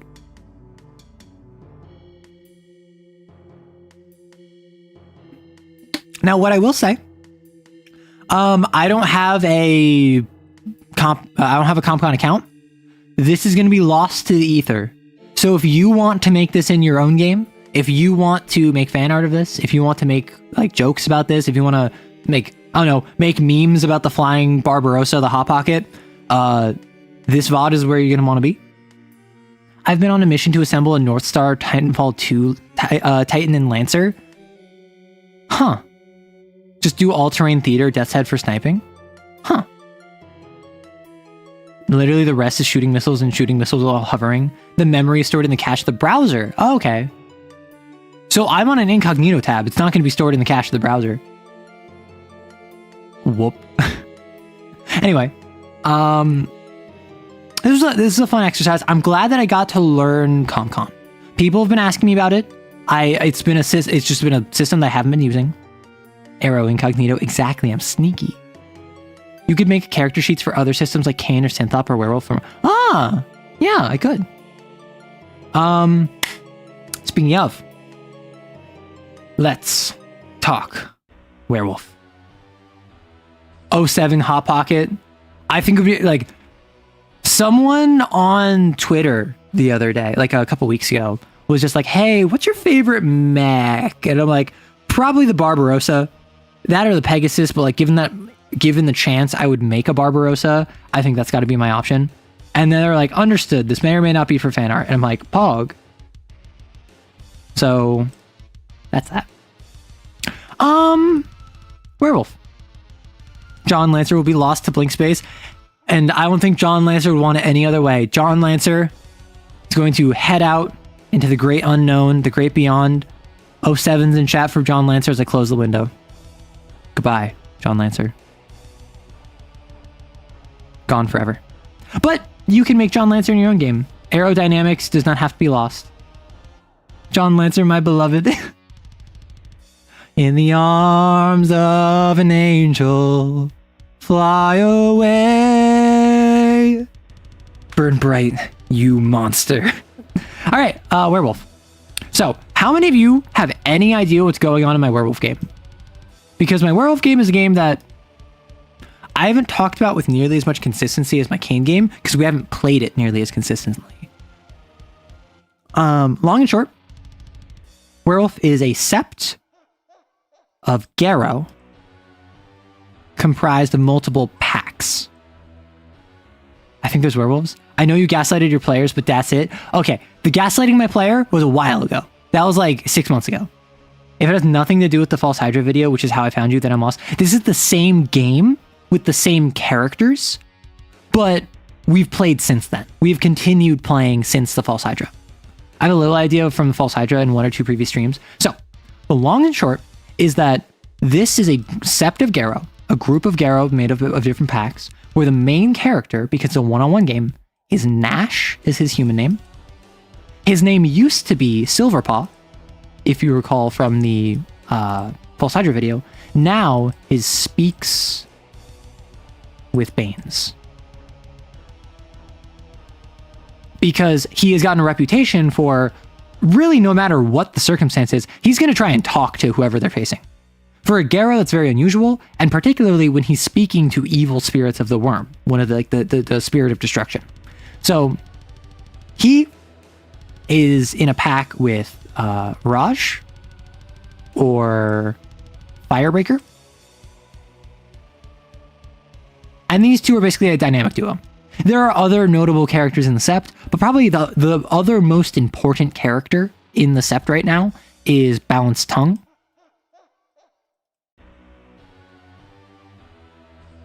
Because this is the leader of the Sept. Basically, we have played through 2.5 complete stories. We're currently like halfway through story 3 right now in the World of Darkness, in the storyteller system. A chronicle is your campaign, and a story is a unit of measurement. That's basically like an arc. It's basically like a season of a TV show. So story 1 was being introduced to the different characters, to the Sept, to the Garrow culture, my player learning how to play the game, and the old leader of the Sept, Tears, was missing. And the finale of story 1 was Tears went away. Unclear if she died, if she retreated into the Umbra of the spirit world. She succumbed to Hirano, which is the magical, mystical state of super depression that werewolves are wont to fall into. Basically, werewolves are at a knife's edge between Hirano and Hoglosk.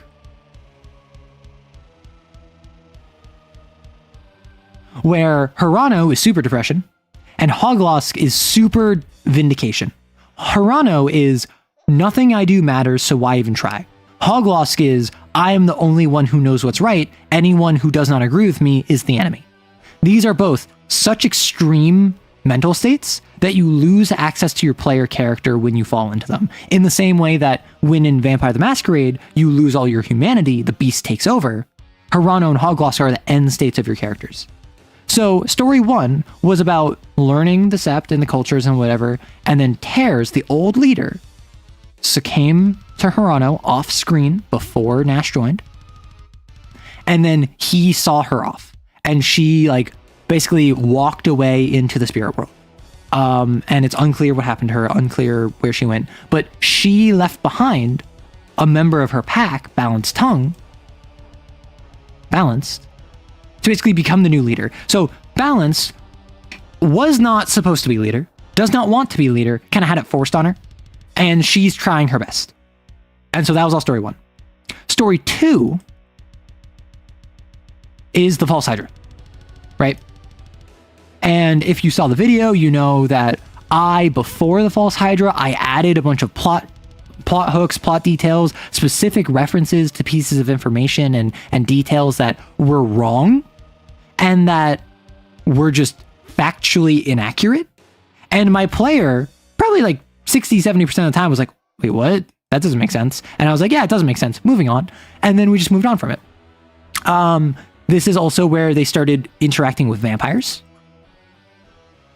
They learned that one of the packs that they were partying with was dealing with vampires in the city. And basically in a, we don't like you, you don't like us.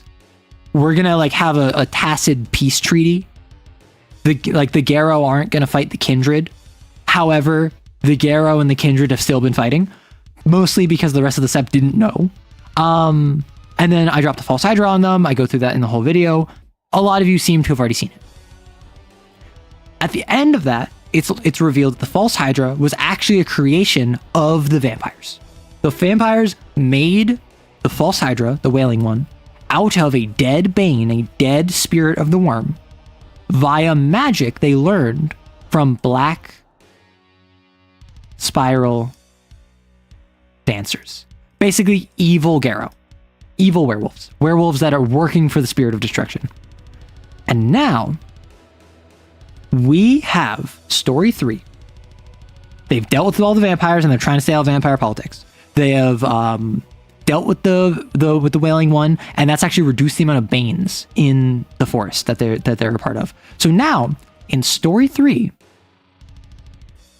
it's mostly just like, hey, what do we do now? What's new normal? What are the fires we can put out? And they learned completely randomly. Main character speaks. You just got here, what's happening? I'm going over the Werewolf the Apocalypse game that I was running over the weekend, and I'm giving a summary of everything that led up to that point, because a lot of people, I haven't talked about my werewolf game that much. So speaks, the main character, the one-on-one player character, goes out with Smoke, another member of the Sept, and they're on a hike in the woods.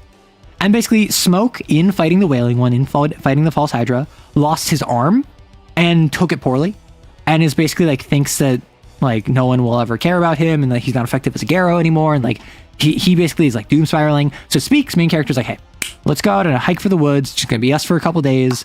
We'll come back. You need time to chill. And Smoke said, sure. So they're out in the woods, and they encounter this clearing where they get this weird vibe from it.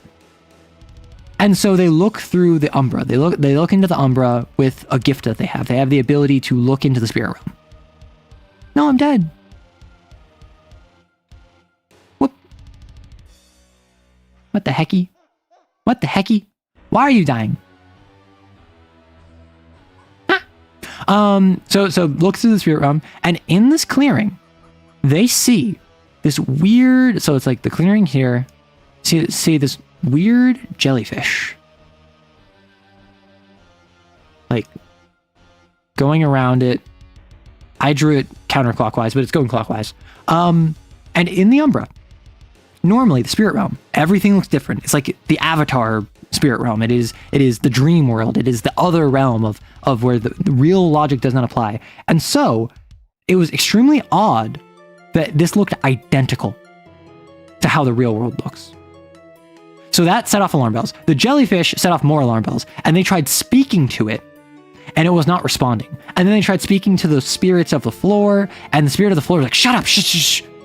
It's coming back. And the floor, the spirits inhabiting this clearing were like, this is not natural. And they were questioning, like, what is it? And it's revealed that the fair folk were here. And the player picked up what that meant. The fair folk are the Fae. And the player's like, oh no. And so deeper in the woods, in a part that they hadn't been to in a long time, that they didn't really know about, there apparently had been Fae here. And they managed to remove the spirit from one of the rocks here. And so we're just like, okay, we gotta deal with the Fae. Like, listen, we've been dealing with vampires, we've been dealing with like spirits. Like, we can't have the Fae running around here. We don't know what they're gonna do. So, session. They went back, they met up with their Sept. They were like, hey, we need to deal with the Fae. Like, okay, we're gonna send out a party. It was Speaks. It was Breaker. It was Balanced. And it was Dusk, who is a wolfborn. He is a natural wolf that is just like, instead of being a human that turned into part human, part wolf, he's a wolf that turned into part wolf, part human. So he has a weird interaction with this. It was Strings. If you recall, there was like a newbie that joined. There was a newbie that joined in the False Hydra video. This is her. She's a bit more experienced now. She's still like the newest member of the Sept, but ultimately, like, she is a cellist, a professional cellist. So it was brought up like, hey, do you think the Fae will like appreciate if we bring like a musician? And everyone's like, yeah, that probably, like, what, that's not, Fae like music, right? So they brought along a musician, and they also brought along Marrow. Marrow is a part of a wandering pack that his pack got captured by human hunters down south. So he joined up with a different wandering pack. The other wandering pack, they came by the Sept normally. He explained like, hey, the Sept down south, yeah, they fell. Human hunters cleared them out. And like, I'm the only survivor of that area. And it's like, wow, geez, dude. So like, they have a squad. They go back to the clearing, and they are like, I have no idea what to expect here. And what it was is that they go into the Umbra, they look in the clearing, and it looks exactly the same. Balanced has the ability to hear falsehoods.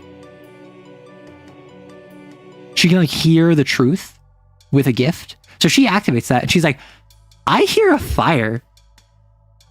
Like, it sounds totally normal for you guys, but like, I hear a fire.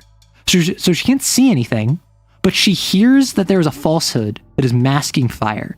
And so everyone's like, what? Okay, are we gonna like interact with this jellyfish? And they're like, yeah, sure. So Balanced, Speaks, and Strings go forward. Breaker, Marrow, and Dusk hang back. 3 of them go forward. They interact with the jellyfish, and the jellyfish just starts squealing.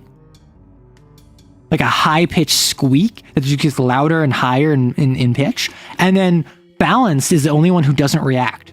And she's just like, it's just like calling out. It's saying over here, over here, over here, over here. And they're like, what? And then she goes, I hear movement behind me. I hear footsteps. And they turn around and nothing's there. And so they're like this, where the jellyfish thing is there. And she's like, I hear you. Yeah, I can hear you talking to that person too. And then the player character is like, what is going on? And then I described how in the clearing, they feel warm. They feel like wool is on them. Cloth is like draped over them, swaddling them. And quite literally, the wool is pulled from their eyes as the illusion the Fae had brought up fades. And there's a cabin here. There's a cabin in the middle of this clearing. There's a person standing exactly right here. And at the door of the cabin, there's another person standing there. And they basically are just like, who are you? What do you want? And the player character is very much like, you may call me. They decided to name themselves based off their tribe. So as a ghost council, he's like, you may refer to me as council. And is very particular about like, no, I'm not going to give you my name. I'm not going to give you anything. I know that like phrasing has power. And they're all like being really cagey. And like the person here looks like a teenager in like jeans and a hoodie. And the person here looks like someone in like DIY, like patched together, like cargo pants and a tank top. And so they don't look like Fae. My model keeps dying. Why are you dumb? Why are you stupid? Can you not be stupid? Can you be smart for once in your life? Jeez. Anyway, so they're talking these things that are like weird vibes from this, and they reveal that they are Garrow. Fae can look like what they want, so never tell anyone your true name. Doesn't look like a Fae. I'd imagine is a poor barometer for judging whether someone's a Fae. That's the thing, right? So they're just like, they're talking. That's like very much like a, hey, like back and forth. We don't trust you. You don't trust us. This one goes over here and starts like messing with the jellyfish and like basically like resets it and says like, hey, can you move out of the way? And then as it starts continuing its arc past them, the Fae here goes like, just so it's clear, I'm not inviting you guys in. And then the player characters are like, oh, well, that's not a thing with us. And they're like, yeah, well, it's a thing with us. And there's a bit of confusion because the Fae assume that they're vampires. They call them iron mouths. And they're just like, I don't think that they're iron mouths. And then they're just like, we're walking around in the day, like, and like, obviously we're not vampires.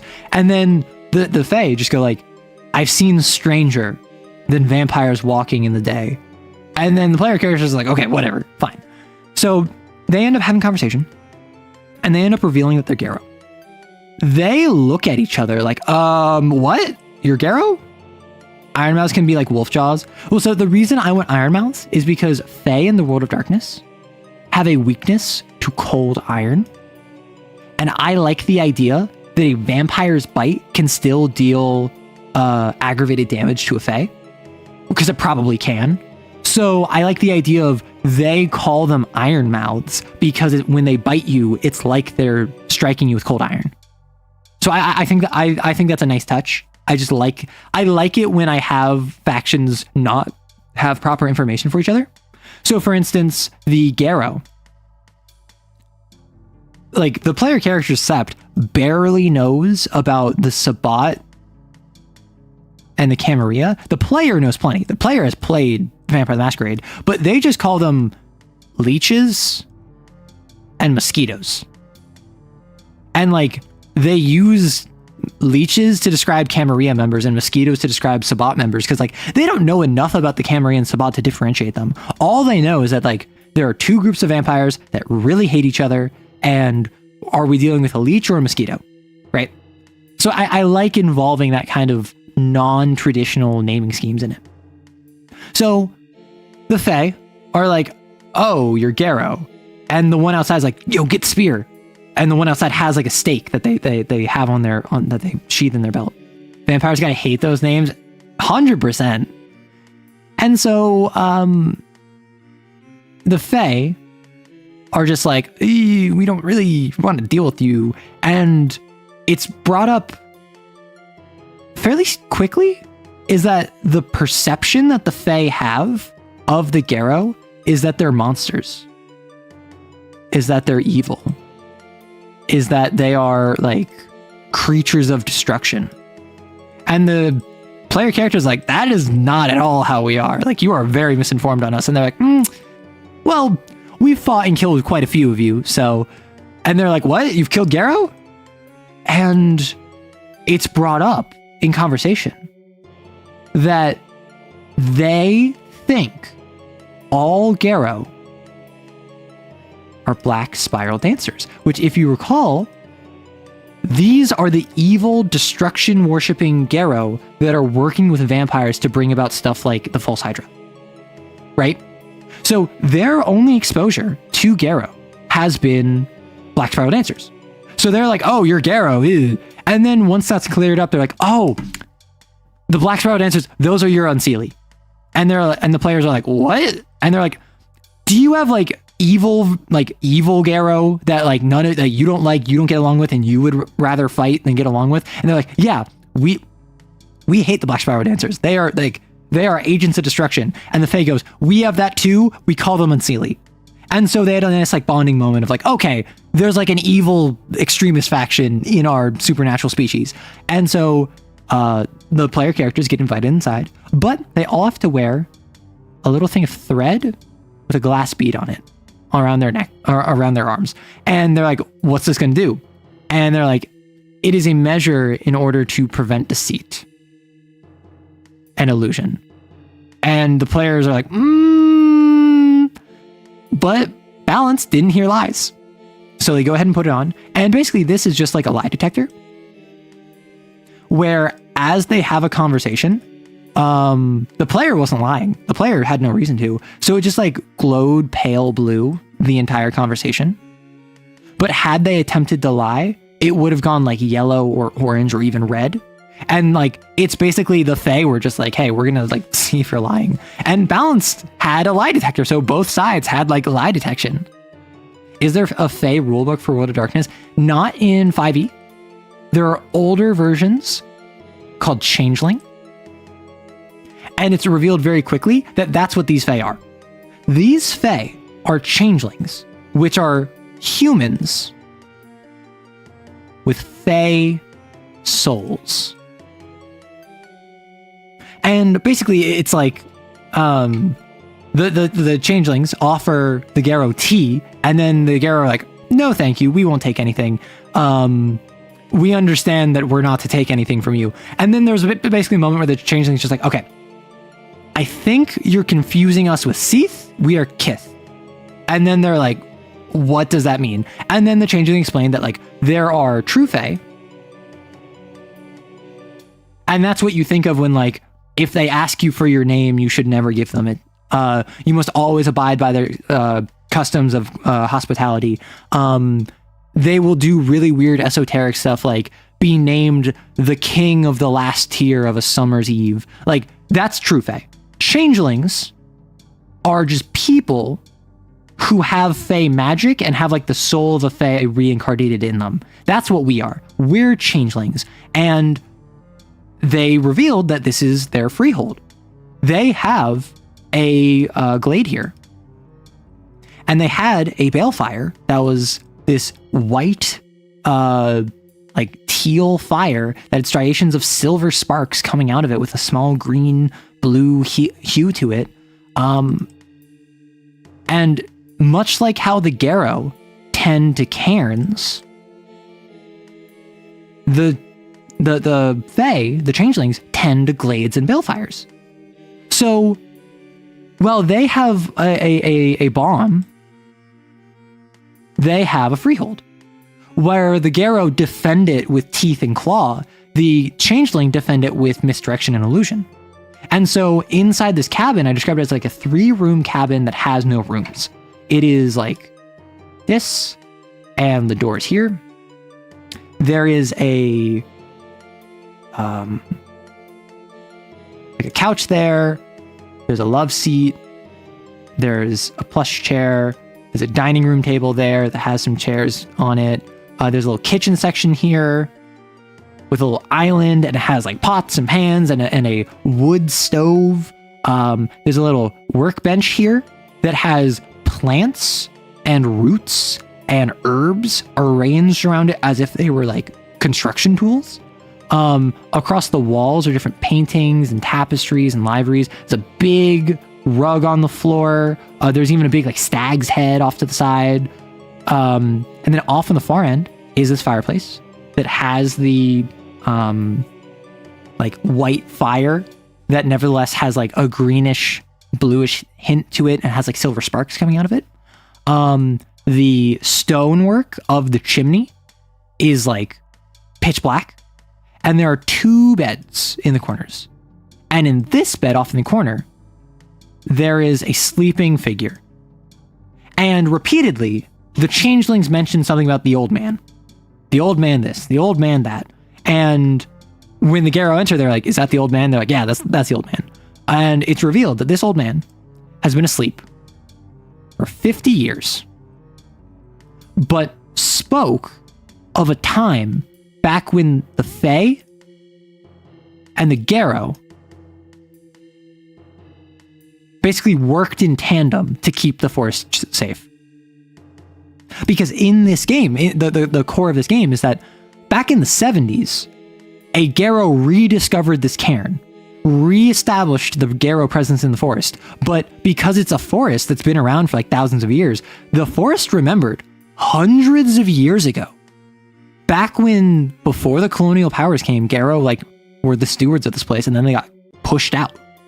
And it's only been 50 years. A forest does not think 50 years is a long time.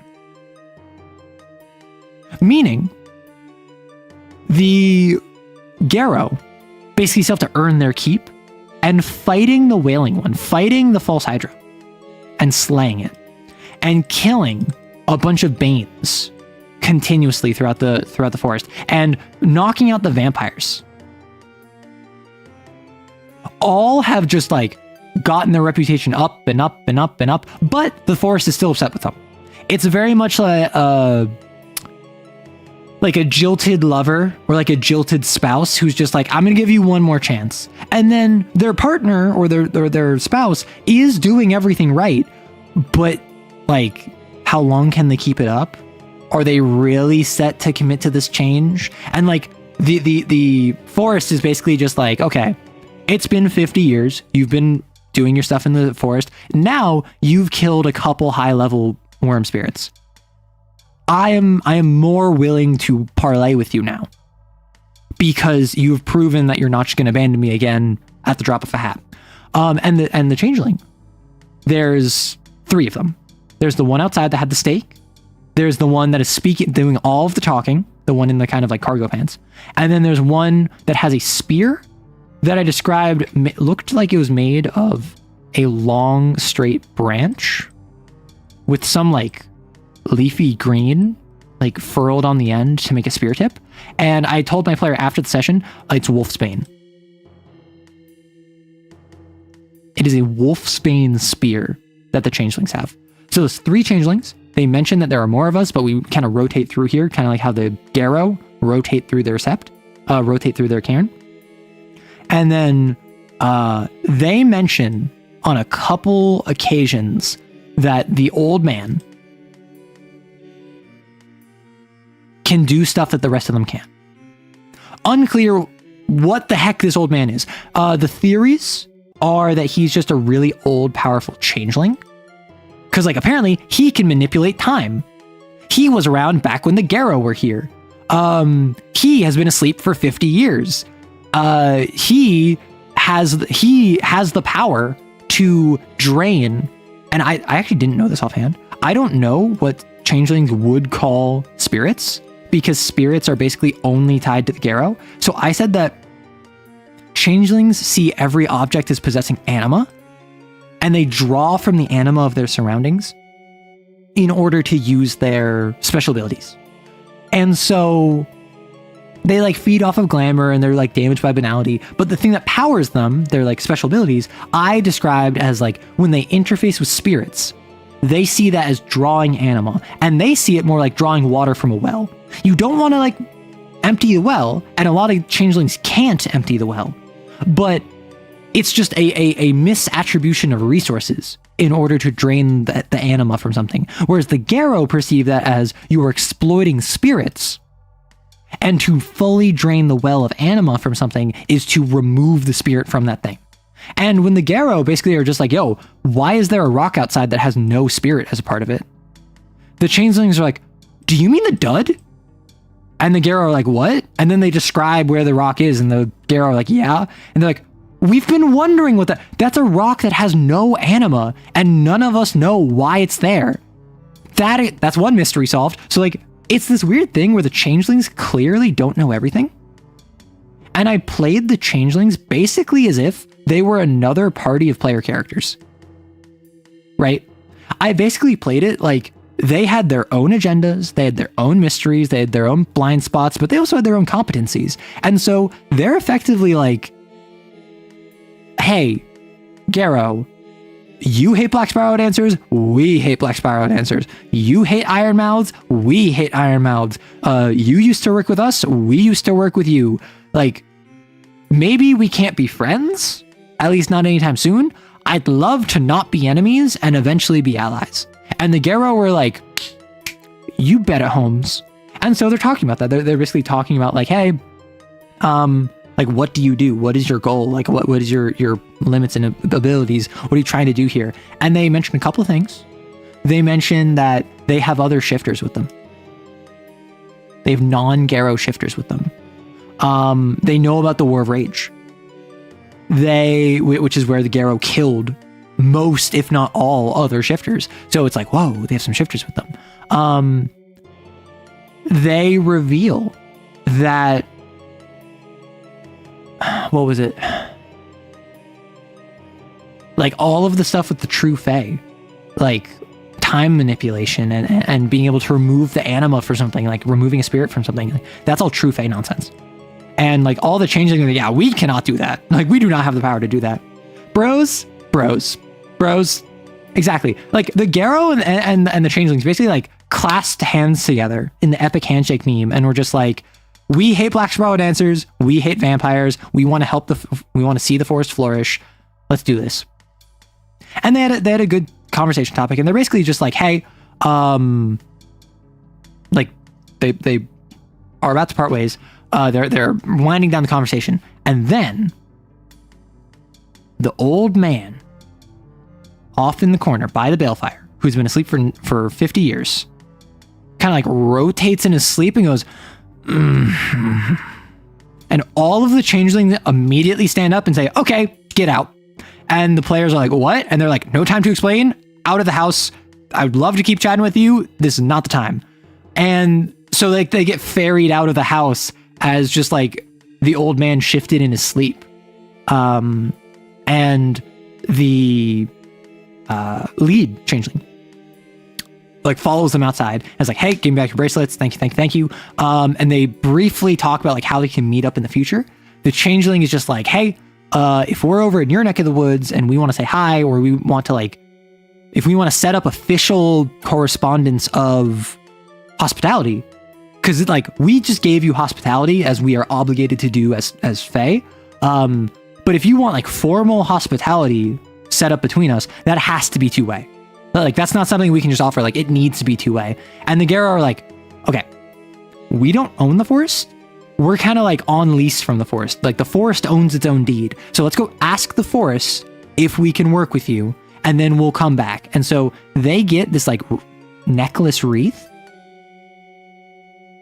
that can like be like a bandle around your neck, or on like a crown on your head, or around your wrist or something. And the Fae, the changeling, basically says, when you come back, put this on, and this will allow you to enter without the illusion. I don't want you to have to deal with the alarm again. That was really annoying for all of us, so like don't even worry about that. I am trusting you with this as an expression of goodwill based off of our previous relationship between our freehold and your sept. And the players are like, of course. And if you want to come visit us, they gave a landmark in the forest. They're like, yeah, there's this one forest that's like there's this like one ridge in the forest that down the side of the ridge, there's two dead trees leaning against each other. If you find yourself there, you're close enough, we can just find you. And then the Fae are like, awesome.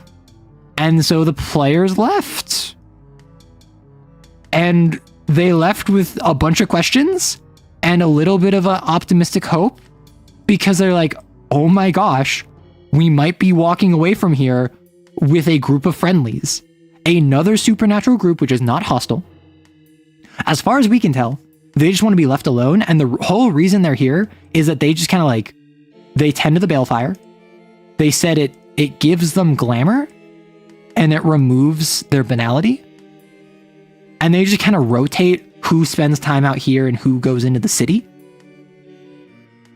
And so they don't seem interested in expanding. They don't seem interested in like messing with the forest. They have avoided the Banes because of their illusions, but they've been killing vampires. Which, based on their understanding, they seem to mostly be interfacing with Gangrel, vampires of the woods. And they've been killing Black Spiral dancers, both of which are very good things in the Garrow's book.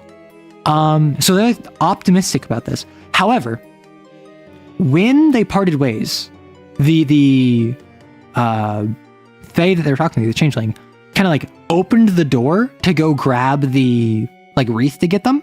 And when she opened it, it was like a pressure cooker of heat, just a wall waded out from the front door, right? And so it's like you're standing here, like the door's here, and like it briefly opens, and it's like not a sauna, it's like an oven just radiating out, and then the door closes and it's gone. And then she comes back out, and again it's like this radiating out, and then balanced with her illusion or with her illusion hearing, basically was like, I heard this like just constantly as soon as the doors open, and the others are no, I don't think it was at balance. I think it was actually strings as her musician. And so, because she's a musician, she like knows music and has good pitch. And like she was correcting herself to match the proper pitch of it, because she can do that.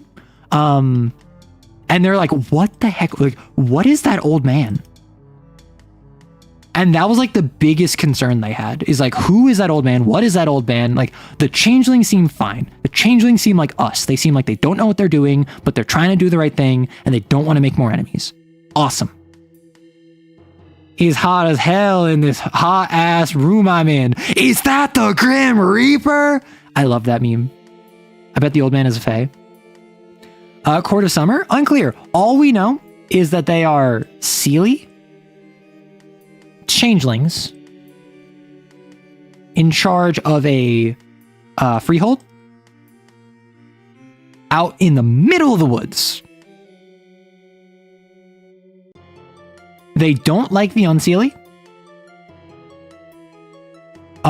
They try not to drain stuff dry of anima. And they don't like vampires, black spiral dancers, and presumably not Banes. That's really all we know about them. He's fang all over the place. So I'm curious, does anyone have any guesses as to like what the old man is, what the changeling want? Because like ultimately, the changeling they were very direct. The players were going in expecting to like deal with high fae and deal with like court politics and like have to not give their true name and don't eat anything they give you, but also don't disrespect any of their customs. Because like they were asking me a bunch of questions. They were like, I want to do research on the fae. I want to like look up fae. And I'm like, I'm hyping up the difference between like true fae and partial fae, and like how some fae are, if you don't follow their customs, then they will like kill you.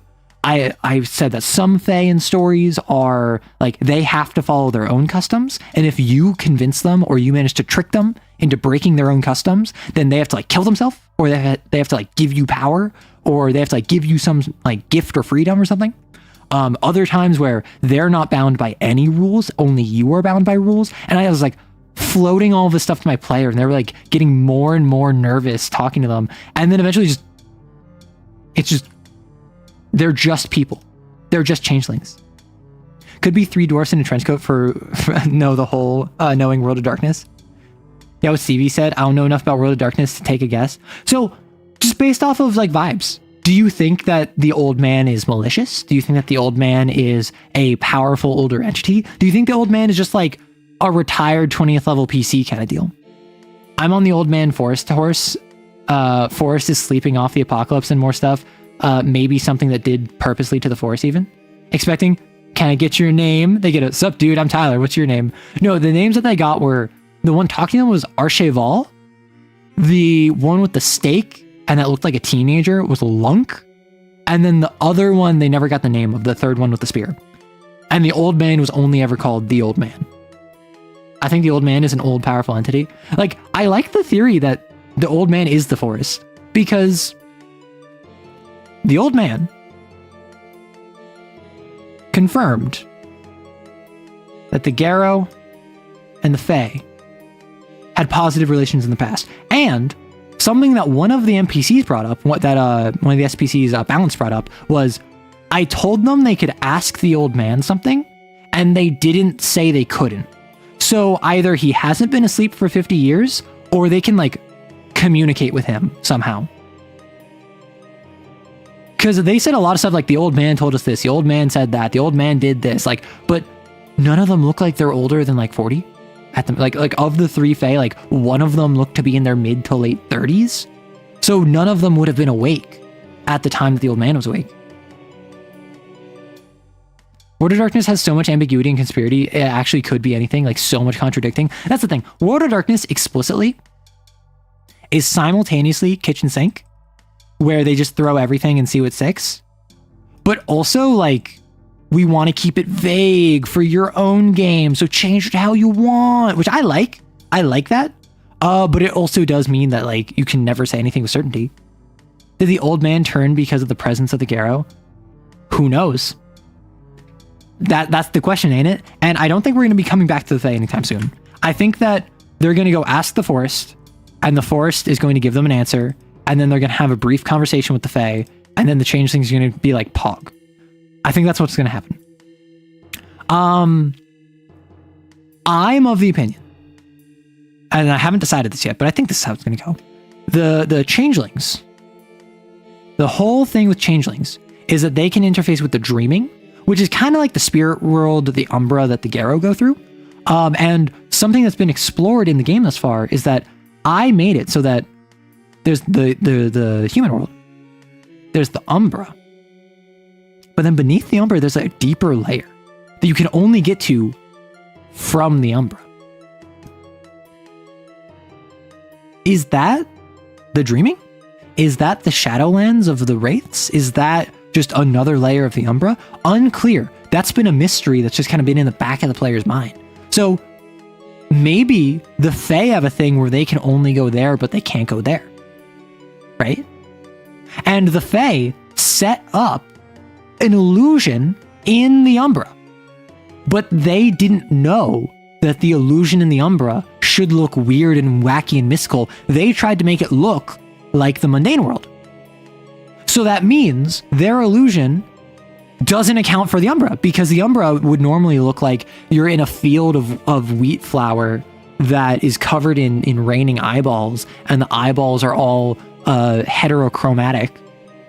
And like, that is to represent the fact that eyes are currently on what was once a beautiful natural environment that is now twisted. Like, that's the kind of thing the Umbra does. But the Fae, with their illusion, all they did was like, no, this is a normal clearing. Totally normal. Nothing weird. And that like bled through into the Umbra, because the Umbra is a reflection of the real world. So the Fae clearly don't have sway over the Umbra. Oh, dream stuff? Easy way to talk with a sleepy old man? Exactly. That's why I was like, the old man is going to be asleep.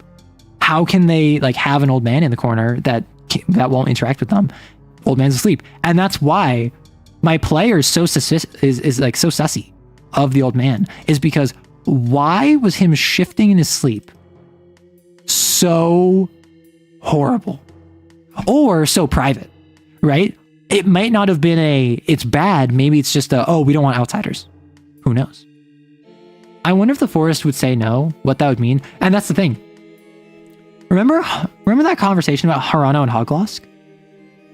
Balanced, fairly uncharacteristically, was like, we need to show these changeling who's boss. We need to go to the forest. We need to check with the forest if they're allowed to be here.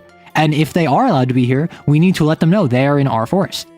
And Speaks, the main character, the player character, is like, no, we need to check with the forest, sure, but like, we can work with them peacefully. And Balance is like, which one of us is the protectors of the forest? They might be fine now. They might be the sort of individuals who aren't going to go out of their way to expand, but they have a balefire in their freehold. They called our cairn a glade. They want what we have, even if they're not going to make moves to get it anytime soon. And I don't trust that old man, and I know you don't trust that old man. So even if these changelings are fine, that old man is not going to be okay. And then Speaks is like, no, it's going to be fine. And then Balance is like, we have to ask the forest, point blank, do you want us to remove them from the forest? And Speaks is like, no, what if it says yes? And then Balance says, then we remove them. And Speaks says, you want to start a war with another supernatural entity? And Balance goes, it won't be a war if we kill all of them quickly and decisively. And then Speaks is like, what? And Balance is like, we will just kill all of them if the forest demands it. We are the defenders of Gaia. We have to defend Gaia. This would be a fantastic chance. The forest is already upset at us. We're already on our way to like having the forest be better. What if we take the initiative to check with the forest? Do you want us to remove this threat? It says yes. We remove this threat and we reconnect another cairn. How many points with the forest will that get? Would the werewolves be able to interact with the old man in the Umbra or the deep Umbra? They entered the cabin in the Umbra. They were in the Umbra when they entered the cabin, dispelled the illusion, met with all the changelings. There was some weird overlap where the Garrow were in the Umbra and the changelings may have been in the Umbra. Like, unclear. But the deep Umbra, probably they would be able to. I don't think the player thought of that. World Killer Mark 1. Exactly. So Balance is like, hey, if the forest says they're fine, cool, that's awesome. But if we show initiative to the forest and say, hey, we just killed this Incarn, this Balrog, the Wailing One, the False Hydra. We have killed vampires. We now have found Fae and are asking you, do you want us to remove them? And if you say yes, we will do so immediately and without mercy and reconnect another cairn that is inside of you. Now, suddenly, we have Garrow in 2 different locations in the forest that can watch over the forest from 2 different points and connect the spiritual energy of the forest. That sounds to me like we're going to go from the forest having us spend another 100 years earning our keep. We're probably going to get back in its good graces just from that. And Speaks was like, no, we're not starting another war. And Balance was just like, no one said anything about starting a war. It's just doing the will of the forest. And after this conversation, Marrow Tongue, the new guy, the guy who was a part of a wandering pack and is like kind of just staying with the Sept for a little bit, walks up to Speaks and is like, hey, is she always that focused? And Speaks goes, no. And she's been kind of on the warpath. She's been kind of like set in her ways recently. And Marrow goes, yeah. I'm not going to will it into existence by speaking it aloud, but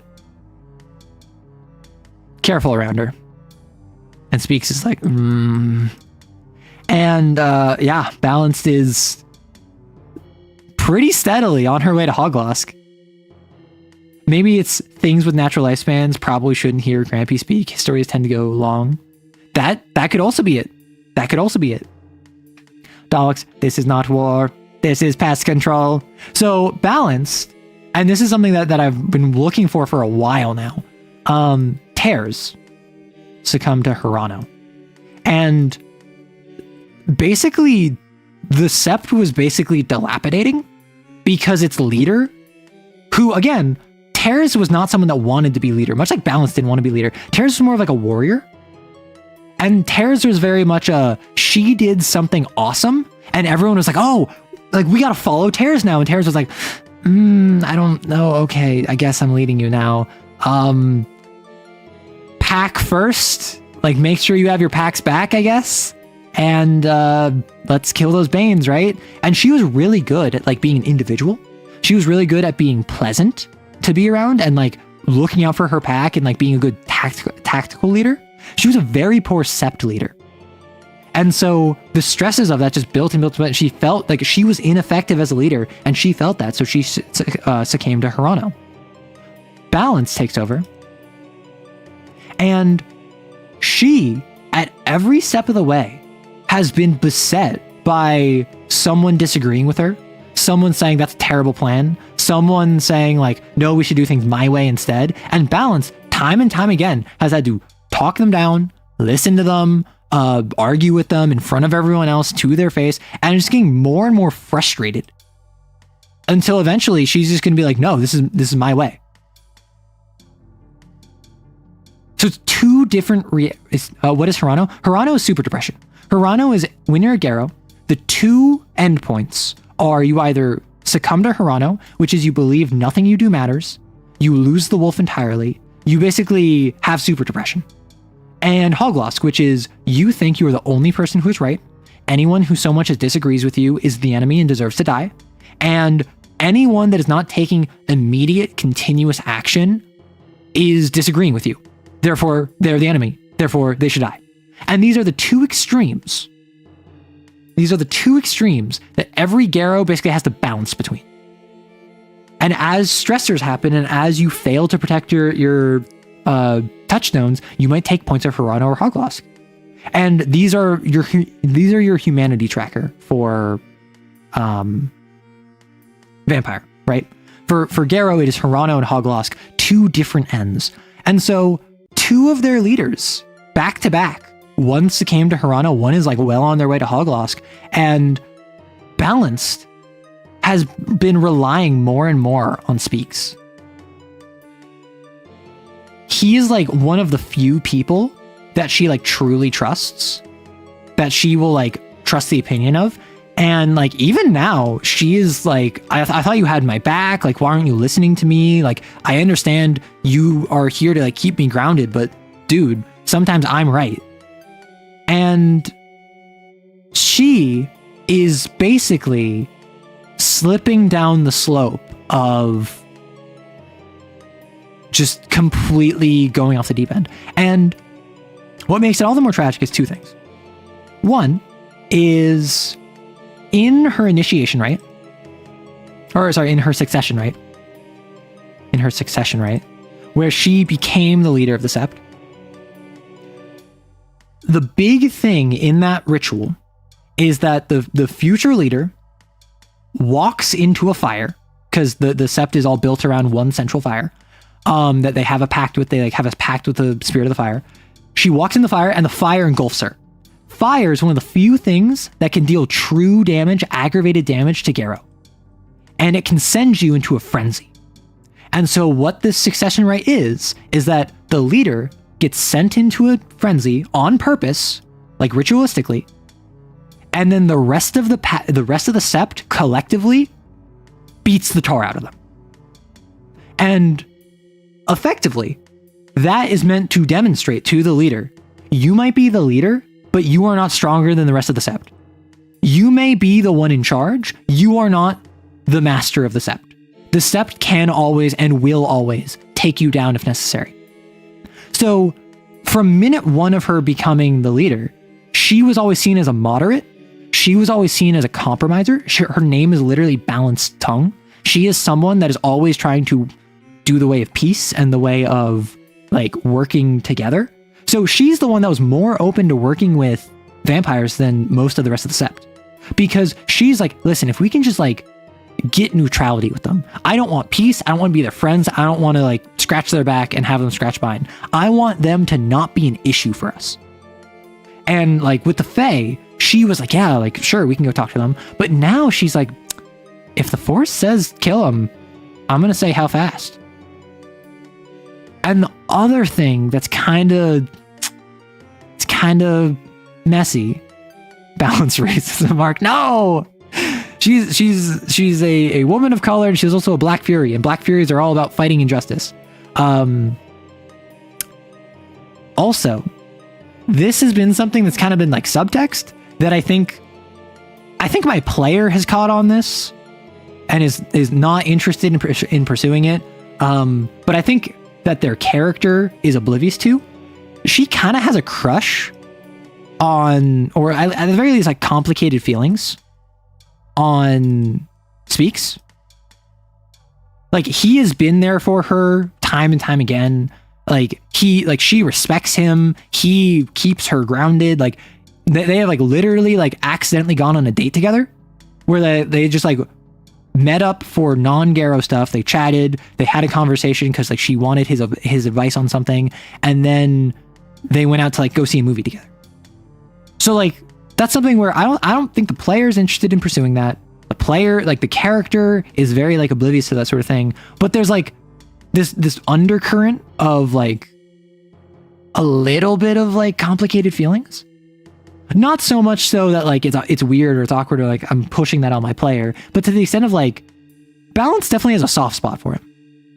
And so it's going to be all the worse when Balance and him inevitably will come to blows because she is going down the deep end.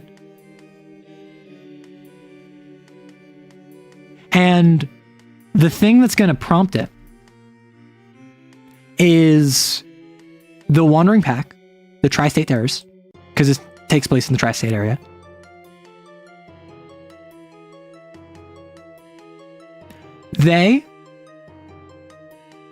They're the ones that brought Marrowtongue. Marrowtongue was a part of a different Wandering Pack, but like those are two Wandering Packs that kind of join together. Marrowtongue is going to stay with the Sept. And Smoke, the guy who lost his arm, who is in a relationship with one of the members of the Tri-State Terrors, is going to leave with the Tri-State Terrors, because a big thing of the Sept has been, we need to open our doors and we need to establish more communication with other Septs. We need to have Garrow not be so isolated from each other. And Balance was the one pushing for this. And Speaks, the player character, is the one that said, like, what if we have like an exchange program? We send people from our Sept to other Septs. We take them from their Sept and bring them here. So we learn how each other's cultures are. We learn, like, we put like faces to names, and we actually like fight and bleed alongside each other. And Balance was like, absolutely, that sounds like a great idea. I want to be more interconnected. But Smoke is the only remaining member of her pack after Tears died. And so Smoke is going to leave her alone And at the same time, I've been waiting on this. Something that the Sabbat vampires will do, one of their rite, is they will go out and they will find a werewolf and they will tag it. Which is basically, they will corner it, they will restrain it, and they will take a silver ear tag and clip it to the ear of the werewolf and then let the werewolf run. And it is purely for the thrill, for the fun, and the humiliation. And I'm going to have one of the members of the Sept get tagged by the Sabbat after there was a huge push within the Sept. It's like, okay, we're done with the Sabbat. We're done with this Camarilla. Like, we don't want to deal with any of them anymore. We have weird, like, neutrality with them. We're done.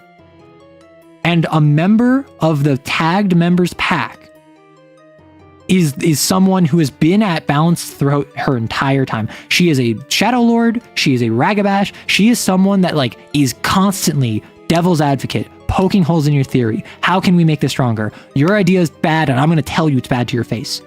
And so this member is going to basically, like, come to blows with Balanced, because Balanced is going to be like, we're not going to do anything about it. We need to keep neutrality. We need to focus on the Fae. And Bears, this pack member of the one who gets tagged, is going to be like, F that. I'm going to go kill those vampires myself. And then it's going to be like this butting heads that is going to boil over. And I'm so excited to see how my player is going to react, because my player knows Balanced is not doing well. My player knows Balanced is, like, on her way to Hoglosk and is not making the right decisions recently. But, and Bears is someone he respects to, like, call it like it is. So my player is probably going to side with Bears, I'm expecting. Which means Balance is going to lose Smoke, is going to lose Speaks, is not going to have most of the Sept on her side. Yeah, I do agree that doing nothing is a bad option there. Like, Balance is basically going to say, we already tried, like, working with them and working against them and, like, fighting them and doing all that. Like, do you want to lose more people? And Bears is basically going to say, I don't care who we lose. I'm not letting this go unanswered. I don't care if you're the Sept's leader. I'm going to go do this myself if I have to. And if all of you are cowards and you're not going to follow me, and she's going to address the rest of the Sept, then I'll go die by myself then. Because Bears, like she a homie, right? She is gonna be there for her pack. And, like, Dusk, the fighter, the Wolfborn of the Sept, is a part of her pack, and so we're like, yeah, I'm gonna help.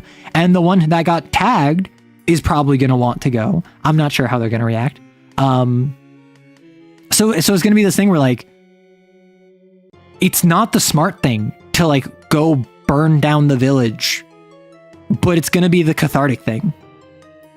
Is there a way to be pulled back from super depression?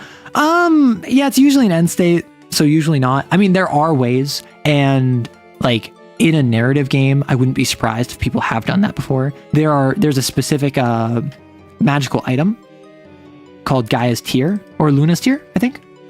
Luna's Tear, which allows you to remove 1 point of either Harano or Hoglosk. So I assume if someone is succumbed, you can use it on them and then they can come back.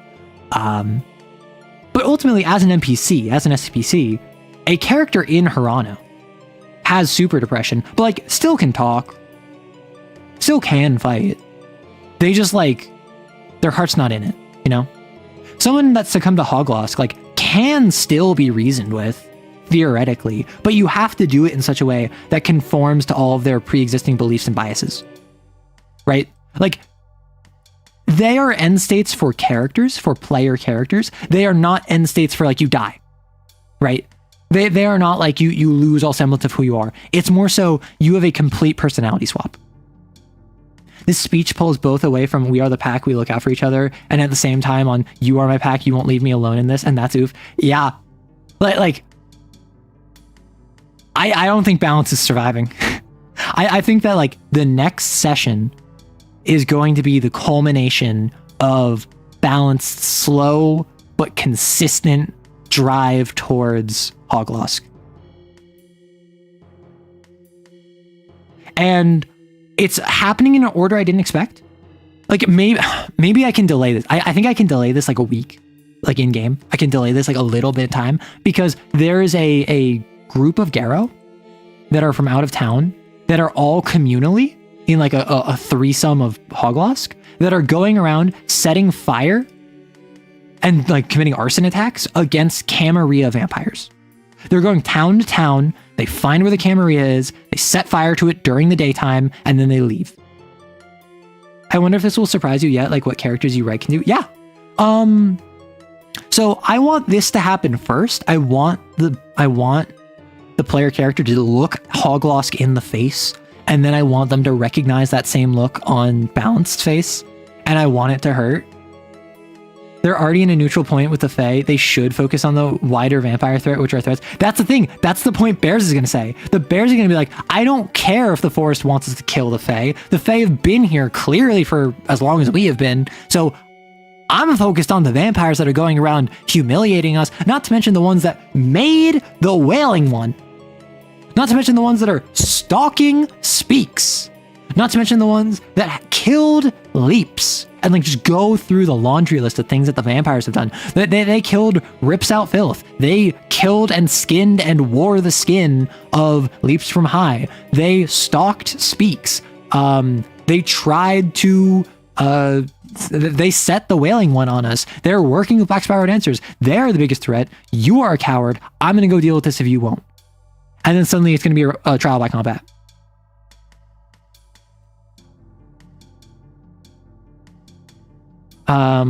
Yeah, so the speech pulls we're both the pack, we look out for each other, and the you are my pack.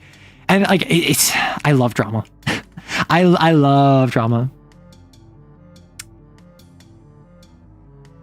These are some depraved bloodsuckers. These are the Sabbat. And I'm gonna have Bears. I'm gonna have Bears look at Speaks, the player character, and be like, hey, you wanna tell us what happened up when you went north? And I made a video talking about this, where there was a goods trafficking network where imagine what vampires consider to be goods was being trafficked. And I just went into how psychologically traumatizing it would be to be in that situation as a mortal, where vampires are in control. And the player character like busted them out and like had to face that like eye to eye. So Bears is going to look at Speaks and be like, why don't you remind us all what these things are doing to people? It's not just us they're hurting. It's not just the Black Spiral Dancers they're getting magic from. They're also hurting mortals. Yes, the goods who are fooled multiple times into staying put. Is good drama, nod nod. If I ever do World of Darkness, I would do the 60-30-10 rule. 60 of the main focus, 30 of another setting, and then 10 for a little spice. I mean, basically, that's what I'm doing, basically. I wasn't thinking about it like that, but I basically did like 60 Garo. I did 30 vampires. And I did 10 Fae. Because like I haven't really touched like wraiths. Background elements have included hunters, like references to hunters. There's been a little bit of mage. There's been like one mage in the game. And that was because the player character was like, hey, I want one of my contacts to be a mage. And I'm like, okay, they're a mage. But what Balance wants to do with the Fae isn't just an extreme reaction, it's a bad choice. Even if the Fae are dangerous to the forest, they're at a point where even talking feels like a more viable option. I agree. I think Balance is making a very poor decision. I think Balance is acting out of character. And I think Balanced, like, everyone knows it. Everyone knows Balanced is not saying the reasonable option, but Balance is going to pull rank. Balance is going to say, listen to me because I'm your leader. And everyone is going to go like, oh, so that's what we're doing now. Because like there was one time where Balanced made a bad call. There was a Garo, Leaps from High, and he was part of the pack that was dealing with werewolves, that was dealing with vampires. And so when it was learned that they were dealing with vampires, everyone in that pack got put in Chagrin. Chagrin is basically a social cast of like, you're bad, do better. And mechanically, I don't remember what chagrin does, but basically, flavorfully, it was it's just like a slap on the wrist, and you're not allowed to participate in rites. So, for instance, when if there's like a succession rite, you're not allowed to participate. If there is a rite of like initiation, you're not allowed to participate. You have to like exit the sept until you have to exit the cairn until you exit chagrin. And exiting chagrin is just like they were in chagrin for wisdom because they were dealing with vampires. Stream, formerly King Guardian, got out of chagrin by making a deal with a river spirit. I'm basically setting up a pact with starting to set up a pact with a river spirit. She got out of chagrin by demonstrating wisdom because she was sent into chagrin from wisdom, right? He died.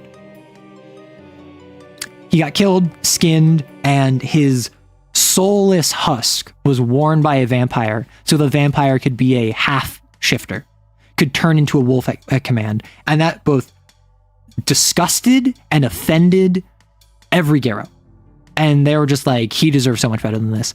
And when he died, the ritual for when you die as a Garrow is that the central fire in the sept, they take your body, they place it in the fire, and then like your body's burned and everyone talks about what your life was like, and then like everyone howls, and then the idea is that they move on remembering you.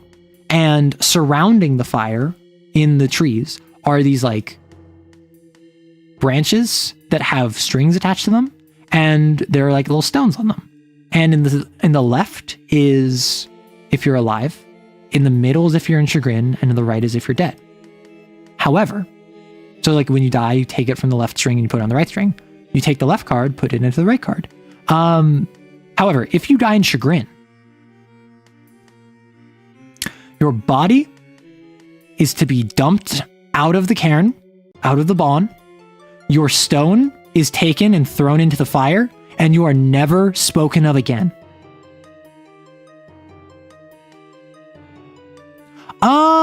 Leaps did not get out of chagrin before he died. So the entire sept is like, wait, what? And Balance is like, I didn't make that rule. That is a rule that was established when this sept was formed.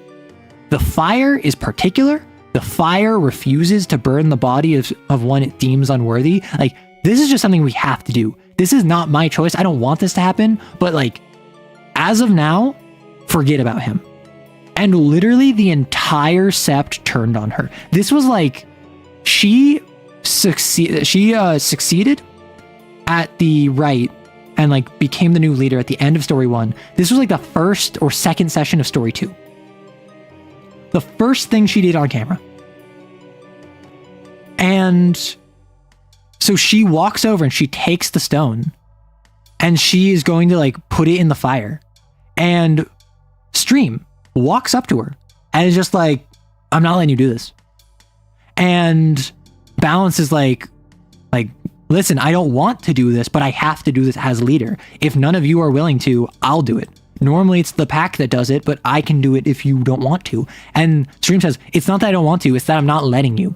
And Balance goes, do you want to be sent in chagrin again?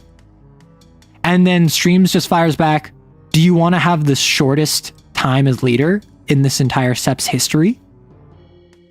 And like, they're about to like start punching each other. They're about to start like striking each other. Stream is not a confrontational person. Stream is someone who's like mostly a background character.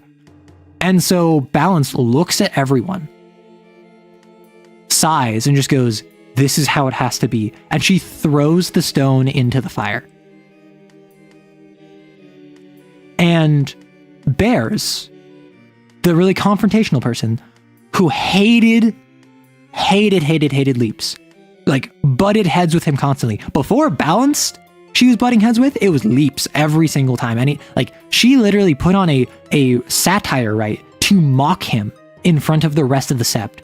That's how much she like just did not get along with him. And she jumps forward, grabs the stone from the fire, and pulls it out of the flames that are burning her hand because she refuses to let him be forgotten that way.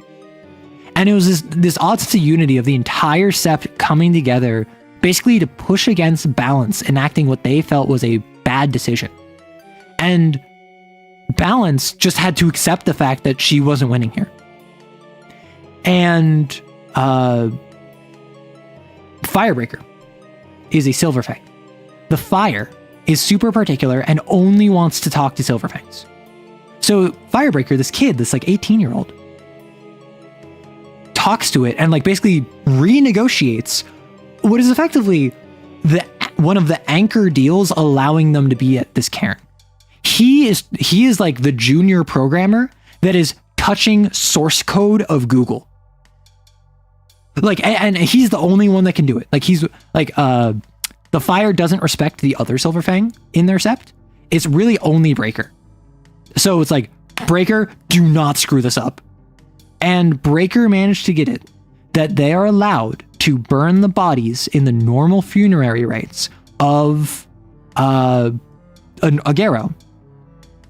Even if the Garo is in Chagrin, so long as they feed the Fire a Nazgul a day for a week. And this is just like a mid-tier, this is what they call mid-tier Banes, mid-tier spirits. So it's basically like, go off and do like a medium difficulty encounter every single day, bring it back to me and burn its corpse in me to demonstrate you are like making it up to me that I'm sullying myself by burning one of your dead who is in Chagrin. And so everyone's like, yeah, of course we can do that. And so they burn the pelt of Leaps, and then it showed off his life in the fire, and it was the normal funerary ritual. And then everyone howled and everyone talked about his life, and it was like eulogies at a funeral, where it's just like, oh man, I remember that one time with Leaps, I did this or that. And then like the player character talked about like a little side quest they went on with Leaps, and there was like a funny moment how like they were dealing with a spirit of pestilence and they banished the spirit of pestilence, but then the guy who was being possessed by the spirit of pestilence threw up on Leaps after the spirit was excised, and Leaps was like, I gotta go dry clean this now. And they all thought that was really funny. And it was a really tender moment. And basically after that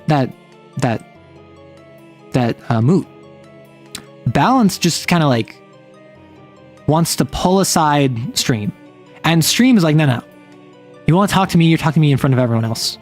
And Balance is just like, okay, I was wrong. I made a bad call. And I'm sorry for that.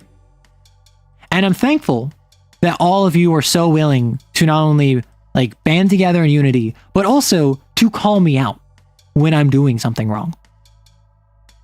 However, it is unacceptable how you went about this. If I'm doing something wrong, pull me aside and tell me privately. I will listen to you, and I will respect you and the time that you're giving me. If it is really so urgent that I can't be pulled aside, keep it quiet. Just bring it up to me directly. Don't try and make a big show of it for the rest of the sept, because all this does is subvert my authority as leader. I'm not saying that I'm faultless. I'm saying that I need to be the one that makes a decision that is respected by the rest of the sept. If I'm truly doing something so offensive that you do not want it to go through, you can tell me that privately and explain why. Rare is the time where you can't just explain to me your thoughts and feelings without direct confrontation. We can do this peacefully, but we can't do this where it's just mob rule every time I do something that's not popular. It is my job as your leader to do things that are not popular. And basically the entire sept was like, yeah, you're right. And like Stream was like, yeah, I'm sorry, I could have done that better. And Balanced Tongue, like the first time she had a major like screw up was like, yeah, call me on it privately. Do not do this publicly. And that like won her respect points from a lot of people. And that's not going to be how she is now. Just got here. What are we talking about? We're talking about a Werewolf the Apocalypse game I'm running. So what does the don't speak of them again have to do with the burning ritual? Basically, in the sept, the culture of memory, and just in Garo in general, like memorizing and remembering the dead is extremely important. Which is why you have like the stones, which are hanging from the leaves and the branches, and that's why like packs which are dead, like there are no members remaining of the packs, still have their stones hanging. And the burning is basically just like, hey, we're returning you to the fire. The fire is the one that we have a pact with. We have a pact with the forest, and we have a pact with the fire. We are burning you for the fire. And then basically, if they're in chagrin, it's you can't burn them to the fire because the fire will refuse to accept it until it was renegotiated. Forgetting them is basically like the punishment. Is memory is like legacy is the ultimate thing for Garrow. What? Yeah, and why the Hydra extra sucks? Exactly. And that's why this sept was uniquely equipped to deal with the Hydra from a like recuperating perspective, because like obviously they dealt the Hydra in their own way, but like they had the stones where they could be like, we lost like exactly 6 people. We know their names, their tribes, and their auspices. We know what pacts they were a part of. We just don't know anything about them. And then what was really cool, because after the False Hydra, remember the Tri-State Terrors? Remember that wandering pack that I mentioned? They wander around, and one of them, her whole thing is she is a Galliard who loves learning about names. And specifically, the stories behind your names and the people associated with those names. And so, they realized, the player character realized, wait a second, we're talking to someone who never came by the sept. And they remember weird inconsistencies that we that we forgot. Maybe if you weren't here when the False Hydra was here, when you weren't here with the Wailing, when you couldn't hear the Wailing one, you didn't forget. And then Breaker, the side character, the pack member goes, wait, in the Tri-State Terrors, Hearths, yeah, Terrors, Hearths, the Galliard of the Tri-State Terrors, her whole thing is names. And literally my player lit up next to me. And like their eyes went wide and they went, we can find out who died. And then at one of the recent sessions, there was just like a 45-minute section where it was just me explaining the history of all of the different characters who died from the False Hydra, me explaining what their names were, me explaining what names they no longer had that they grew out of and that they got a new name from, their relationships with the different characters. For instance, there was a character who was a part of the pack with Speaks and Breaker, because their pack name, the player decided it was a F around and find out. And then there was the joke where Breaker was F around and Speaks was find out. And Speaks has this little companion spirit that flutters around them. And I would constantly, every time they said that, I would say, and don't forget, Wanderlust Suzanne. And they go, yeah, Wanderlust Suzanne. I did the thing where I make a completely innocuous comment because no, and was the third member of the sept that died, who was kind of like, would both F around and find out. Because I'm evil. Vampires been in cahoots with the Hydra and sicked it at the Garrow. Remember them when the fire begins to fade for the fallen and afraid. Yes, so the vampires didn't cahoots with the Hydra. The vampires made the Hydra. The vampires are in cahoots with Black Spiral Dancers,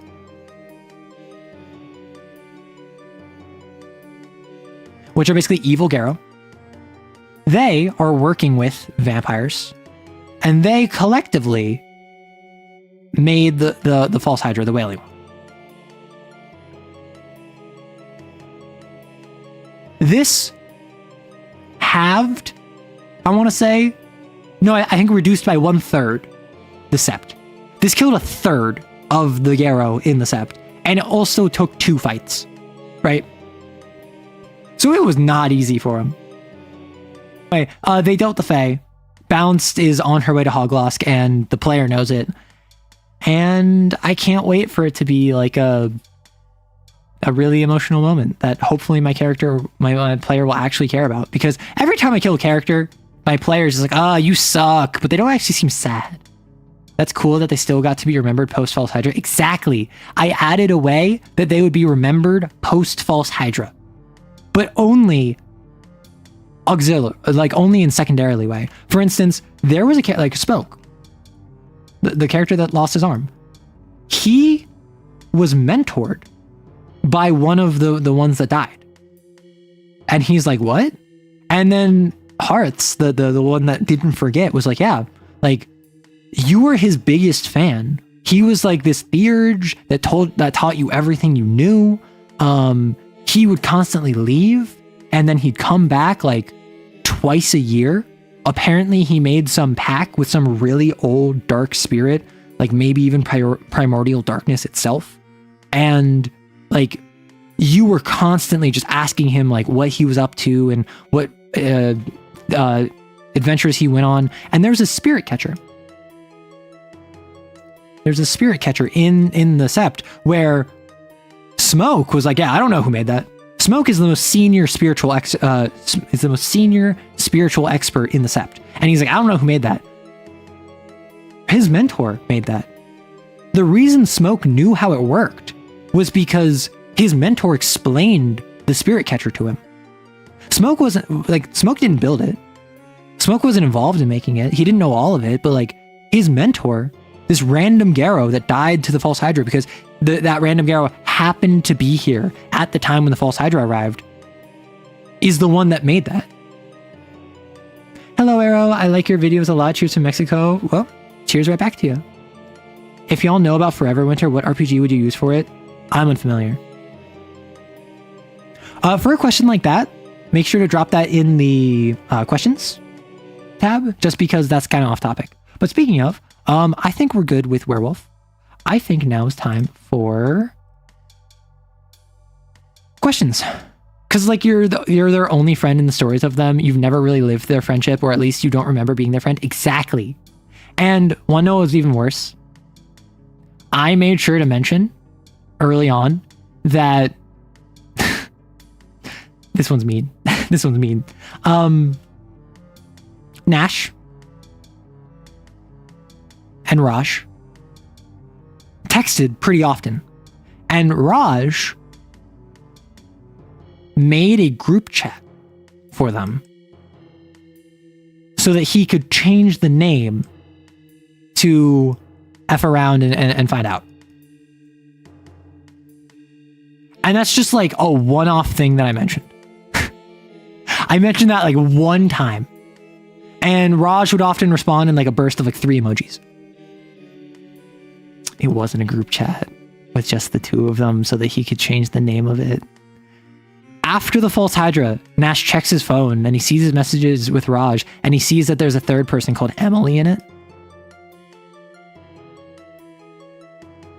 And she was like an active part, like that he could read their text messages that he didn't remember sending, or that he only remembered texting Raj about.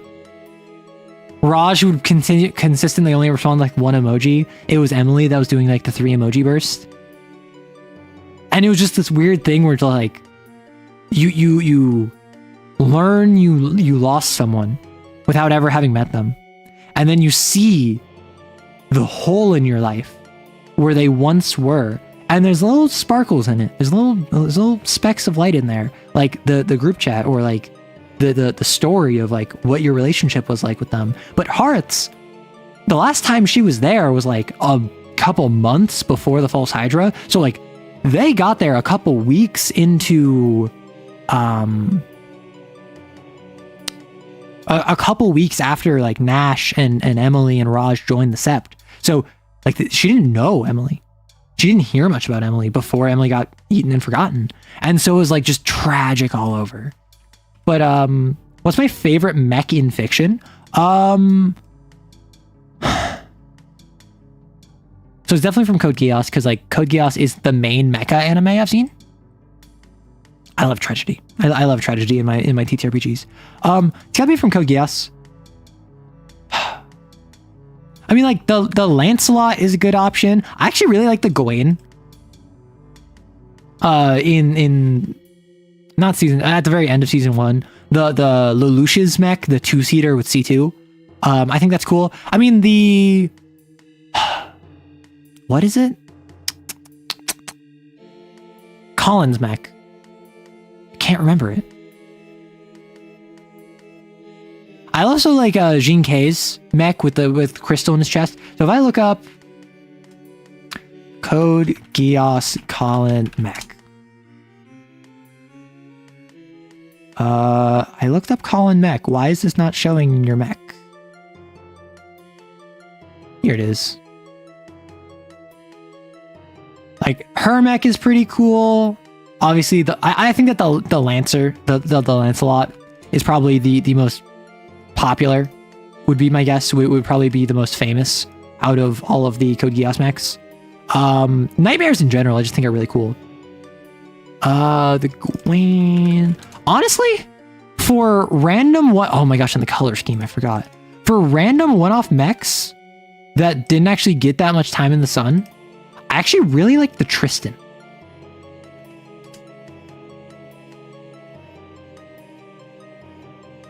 I actually really like the Tristan. The Tristan is a transformer. It can be like a fighter jet, and it can turn into a normal mech. And then there's Jin K's mech. Jin K mech.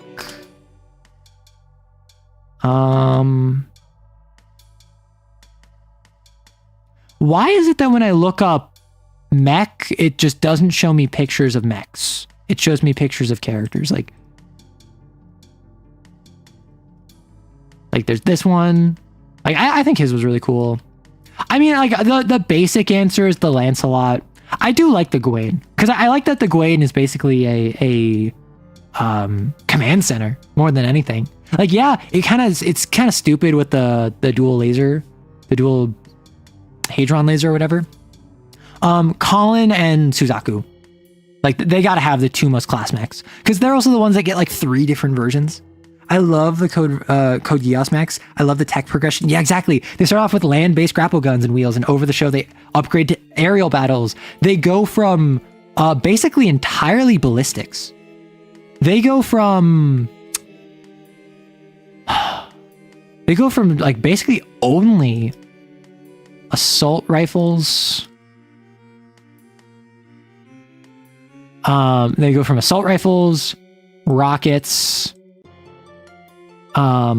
wheels. I love the fact that they have wheels on their mechs and grapples. And then the introduction of the Lancelot is a game changer, right? The Lancelot is like the new line mech. It's like the first 9th generation Nightmare frame. And then from the Lancelot, there's this huge jump in tech. And then with the Lancelot Albion, there's a huge jump in tech. And the attachment of the flight units, and then the integration of the flight units, and the Gethion disturbers. Big O mechs feel powerful. They're slow but powerful. I will say, I also really like AC6 mechs. Like, I'm not going to pretend like Raven's mech is my favorite because just I don't interact with Raven enough. And the player character one is so all over the place, you can't really make that assessment. I mean, Rusty's what is it? Steel Haze Orcus? Orthis, I think. That one's pretty good. I don't think it's my favorite. A lot of the mechs from that aren't too memorable because they're meant to be recreatable, which I appreciate, right? I appreciate that they're all like recreatable in the same way that I really like how in Code Geass there are model types that standard enemies have, like the Sutherlands, right? And there's this divide between like an old generation Glasgow versus the modern Sutherland. And I think that's cool, right? AC6, my beloved, exactly. So I think it's cool to be able to have like the old school Glasgow fight a new school Sutherland. A skilled enough pilot can take them on. But it's what? What is Colin's mech? But anyway, and then like the Lancelot, and it keeps on evolving. the Lancelot. Also, the difference between Britannia's mechs and the Black Knight mechs, because the Black Knights are made specifically in China. Yeah, because once they get Toto, as well as the Four Swords, they all get their own like special cabal of like elite mechs. They have different stylized mechs than the Sutherlands. I do think that, like, obviously Code Geass goes stupid, goes crazy. It gets stupid at a certain point. Honestly, Cornelia's mech. I like Cornelia's mech because it's just a big purple mech with a cape and a spear. Like, I can rock that.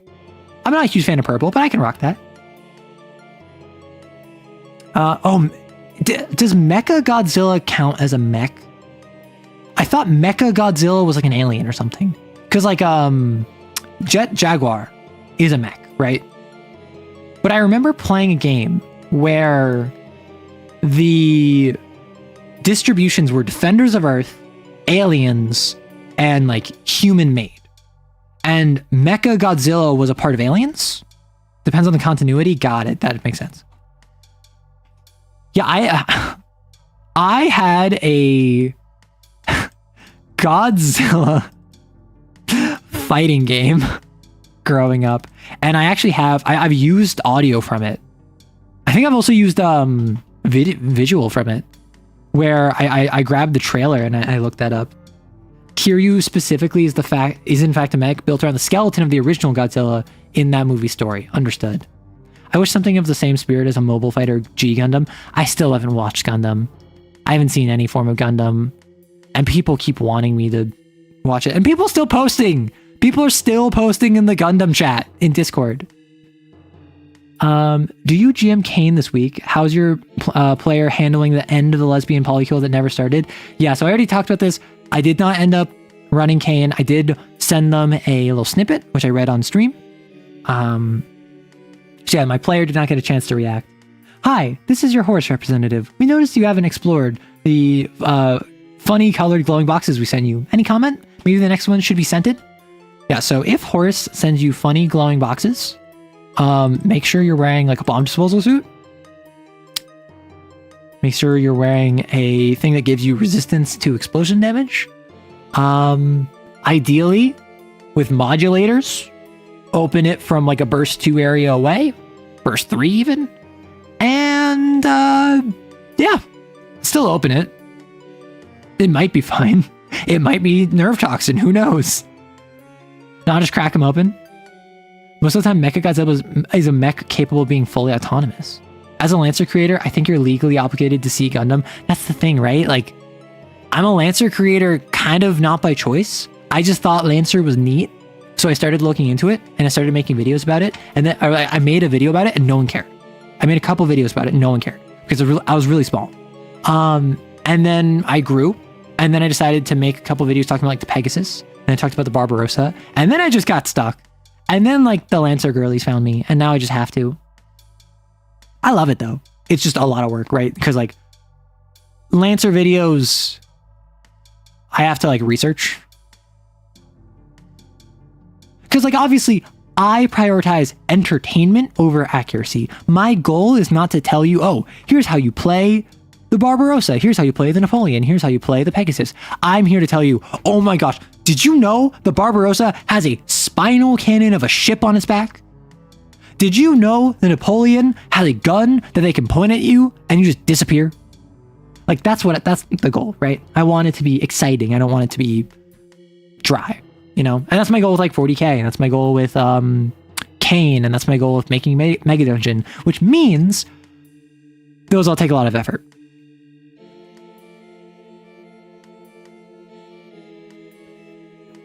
You're not the biggest fan of Gundam. Interesting. Yeah, I don't have a problem with Gundam. I just never watched it. I'll ask every Wednesday, how's the leg thing going? I haven't made much significant progress.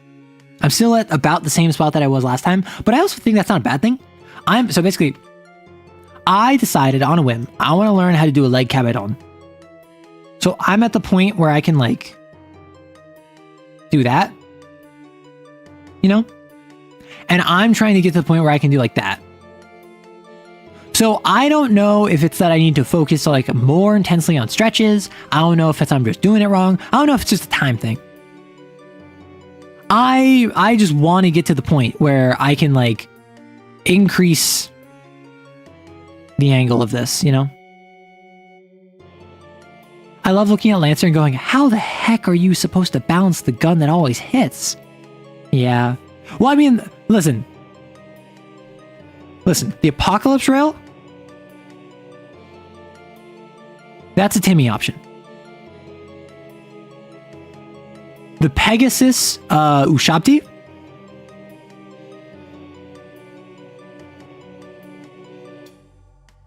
not a Timmy option. Noob Trap. Oh my gosh, I can do 1 guaranteed damage to literally anyone? What the heck? This is gonna be so broken. Okay, you killed a grunt. Cool. You spent a skirmish you spent a quick action in order to kill a grunt. Good for you. Oh, you unshackled your Ushabti and you killed 3 grunts. Cool, good for you. Or you deal 1 damage to a veteran that has 3 structure and like 14 health. Good for you. Stretches would probably help. That's the thing. Like I do stretches. It's just I do stretches every night, so I do very few stretches so that I can maintain it very easily. I do stretches, I do weights, and then I started doing the leg thing. The leg thing is I'm just keeping at it. It's at like my mid waist, which is higher than it was before. Because remember, I'm not just trying to do like this, right? I'm trying to do like this, you know? I'm trying. Like, this is my goal. My goal is straight-legged, lockstep. That's my goal. So that's what I'm working on. What does Timmy mean? So a Timmy option is something I'm familiar with from Magic the Gathering, which is, imagine you have a card and you show it to a little kid named Timmy. Is he just going to stick it in his deck without actually thinking about how it synergizes with anything else purely because it seems cool? That's a Timmy option. The Apocalypse Rail doesn't synergize with any talents or weapon mods or other weapons. Like, it takes a lot of time. It's not even that good in the long run, but it's really cool. It's really cool. So Timmy is going to put it in his deck. Timmy is going to throw it on his mech. Timmy is going to pick up a Barbarossa. Purely for the Apocalypse Rail. That build I did earlier, that's a Timmy build. A little bit. Like, obviously, I built myself around explosions and I built myself around flying, so it was less of a Timmy build, but the core of it was still Timmy. The best example is like, oh, I have a deck where all of my monsters, all of my creatures are like 10/10s. That's a Timmy deck. Because the goal isn't to make an effective deck, the goal is to take all the coolest monsters and slap them together. Because you're Timmy, right? How do you build a setting around a specific theme that you like and want to explore? So I've actually done this a couple times now, where I have my home setting, where it's the people who still think Exodia is viable. Okay, Exodia is viable. It is not good, but it is viable if you build your entire deck as an engine that is only about card draw, and you run 3 copies of each thing of Exodia, although I think that they're restricted. So I think each thing of Exodia, you can only have 1. But basically, like, if you just get to the point where all of your Exodia pieces, like, all you do is, like, spend card after card drawing, I'm sure you can manage, right? Did I ask this before? I feel like I have. You probably have. I have my world where it's, like, 3 eras going along the time, and it's basically the evolution of a world. And the exploration of what happens if it's the same world from medieval fantasy to urban superheroes to near sci-fi. And so I built everything with that in mind. Now, yes, I added some clear deviations there, which is related to plot things, where there's some major setback that pushes you back. So it's not quite the same nations exist from one period into another. It's the nations change over time, the peoples change over time, the cultures change over time, because I want the ability to have the freedom of, if I want to make something in the future setting, it's not going to be reliant on just having the same geopolitics as previous settings. That being said, it will be inspired by what was in that area in other eras, but ultimately it's its own thing. I made the determination I want these to have a bit of separation, despite the fact they are all the same world. Synthop, the TTRPG I recently made, is a setting in that third era where it's all about synthetics. Specifically, the difference between AI and AS. In my setting, AI is like ChatGPT. It is a computer program running parameters with weighted distribution on what it should be active for, and it will go off of instructions it is given. It cannot breach those instructions. It cannot do things that would put it outside of those bounds. AS is a person who is made of metal. AS is a transformer, is like Data from Star Trek. AS is Sunny from iRobot. It is your classic, I'm a person. I just happen to be manufactured. And so this world, the synthetics in it, are divided between them, and the manufacturers that make them are built around this. There are 4 manufacturers inspired off of the Netrunner manufacturers, and they each specialize in different forms of synthetics. They all specialize in different forms of synthetics. Syncotech focuses on AI. H&B focused on AI, but now wants to focus on AS. Westeki focuses on a little bit of everything. Alarm focuses actually really just on robots and clones, where they do a little bit of AI work, but they're mostly doing like robots and clones. Westeki does a little bit of everything, but their big specialty is AG, artificial genomes. So like they all have different specializations. You must rest with uni starting. I have to wake up at 5 a.m. from Monday to Thursday. Good night. So yeah, like I just kind of build around it. Similarly, with the Creatures TTRPG, I decided I want a setting that is all about the idea of making your species and evolving it over time. I want it to feel alien, and I want it to feel like it is a world that is constantly in flux. And so I designed everything around that. I designed Ether, I designed the rifts, I designed the different ancestor species, I designed how you make your creatures, how you make your species, all around the idea of how can I make it the idea that you're playing Spore with a narrative, right? So it's really just a matter of like, take that central idea, have it be the spine, you build out the musculature around, and then encase that in an outline of bone, of like the actual themes running through the story. Have the blood running through it, the blood pumping, be what are the juice, the exciting bits, the flourishes that only came about because of the spine that it was built around. Have I heard of Min-Maxed? Yeah, so Min-Maxed is the D&D show run by a ton of popular, I'm not even going to say TTRPG creators, because most of them are like physical creators, like SwordTube. I've heard of it. I am excited that it got funded. I'm excited that they're doing well for it. I don't have a strong opinion on it. I haven't been watching it. I don't really plan to watch it because I'm just not looking to watch more TTRPG shows anytime soon. Happy for him, and I hope it goes well. Like, I think that they're awesome. I watch a fair few of their content, and my roommate watches all of them, I think. So I'm happy for him. Would you consider checking out TTRPG systems made by other creators? I think you'd like the sentiment system by Stabbiness. I would love to, but I kind of can't afford to get into that if they cost moolah. And so the ideal would be that I just have an open door policy for anyone that wants to like send me a review copy. The issue with that is I'm kind of decoupled from the TTRPG space.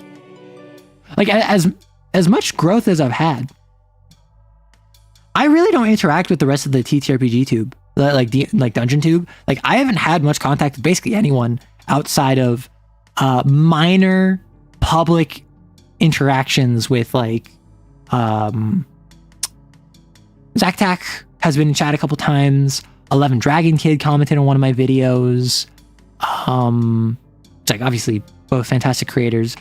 I've had a couple TTRPG creators send me their stuff, and they might have creation like as a channel, but I don't think that they're like creators first. I think that they're TTRPG devs first. Arrow Aloof. I mean, it's not Arrow Aloof. I'd love to interact more with the TTRPG community. It's just I don't really know how I would go about that. And I'm not the sort of person to like barge down doors, you know? I already struggle maintaining relationships that I already have. And I have specific individuals in the space who I'm like, hey, I would love to be able to chat with them sometime. But I'm not going to like pursue them purely for clout. That feels gross. And like a little bit of that is like, I'm smaller than a lot of them. And I have been growing, and I've grown a lot in the past like 3 months. Thank you, Yuri. All praise Yuri. But like, I don't know. I feel like it's something where once I get to the point where I'm large enough that I'm like part of a Dungeon Tube, I'm like a pillar of Dungeon Tube, then I feel like I can worry about interfacing with folks. I know that there have been other folks who like are either around my size, a bit larger than me, who like basically immediately started getting in contact with others. Who knows? Arrow aloof on accident because shy? I mean, kinda. I've always been an aloof person. Like I would love to interact more with Dungeon Tube. I would love to like get into TTRPG collabs, but I recognize that I am a bit of a weirdo in Dungeon Tube. First off, I'm a VTuber. Second off, I do a lot of voice work. And third off, I do mostly shorts. Which like obviously there are a bunch of very popular Dungeon Tubers who like do voiceovers and shorts, like Zach the Bold, for instance. But and there are other Dungeon Tubers who are VTubers who make shorts, like Distracted Elf. But I feel like I don't know. I hit a weird intersection where I consider myself a TTRPG tuber first and foremost. I feel like a lot of people look at me and don't think that. Maybe. You seem all right. I mean, yeah, I am all right. Nothing was not all right. DM Challenge 2. Last time we talked about villainous but beneficial side characters. Now the opposite, heroic but antagonistic side characters. I feel like heroic but antagonistic, just make that a villain. Just make that a anti-villain. Make that someone who doesn't want to be a villain but is a antagonist to the party. Make that someone who is a good person but is diametrically opposed to what the party wants. Pony Hat is maybe... I mean, I would consider Pony Hat a VTuber. I would consider Pony Hat a PNG tuber. And PNG tubers are VTubers, right? So I'm not going to say like there aren't other popular VTubers. It's just like I have like an anime aesthetic. I don't have like... this is just a not a pre-made. This is just a self-made Vroid with limited time, skill, and customization. So even though I've found pretty good success, all things considered, like I don't have a fantasy model, right? I don't have a PNG tube that would be like that. And honestly, I'm not gonna lie, I think I would hate being a PNG tuber. Not because there's anything wrong with it, but because having to hand animate all of the different poses, all of the different keyframes sounds horrible. There are a lot of like small to mid-tier D&D channels, TTRPG channels that talk about lore or storytelling advice or like encounter design that use PNG models, and they hit these dynamic poses, and I'm like, it would suck keyframing that. Over a 5-second span, you did 7 poses. Like, I would hate that. I'm so proud of you. Self-made is cool what it is. Exactly. I mean, like, that's why I'm happy with it. Like, I'm happy with my model. And I feel like I would lose something if I was to, like, commission a model and change my look. And obviously I'd probably keep the long and short of this model. Like I'd probably keep the bags under my eyes, because that's just how it is. But like I would probably go for a less anime aesthetic. I'd probably go for a more Western animation aesthetic, if not something completely different to differentiate myself. And I don't know what would be lost in translation. I definitely think I would miss this model, but I also recognize that this model is not the most like high-end. I'm not pretending like it is. If you were a GM for a Lancer game, how would you deal with an NHPs cascading, like their perception of them cascading? I'm GMing a game where an NHP cascades, and you're asking how would the NHP perceive themselves cascading, or how would the player characters perceive their NHPs cascading?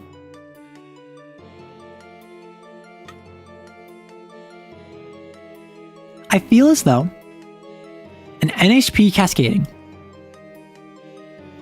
is one of two things.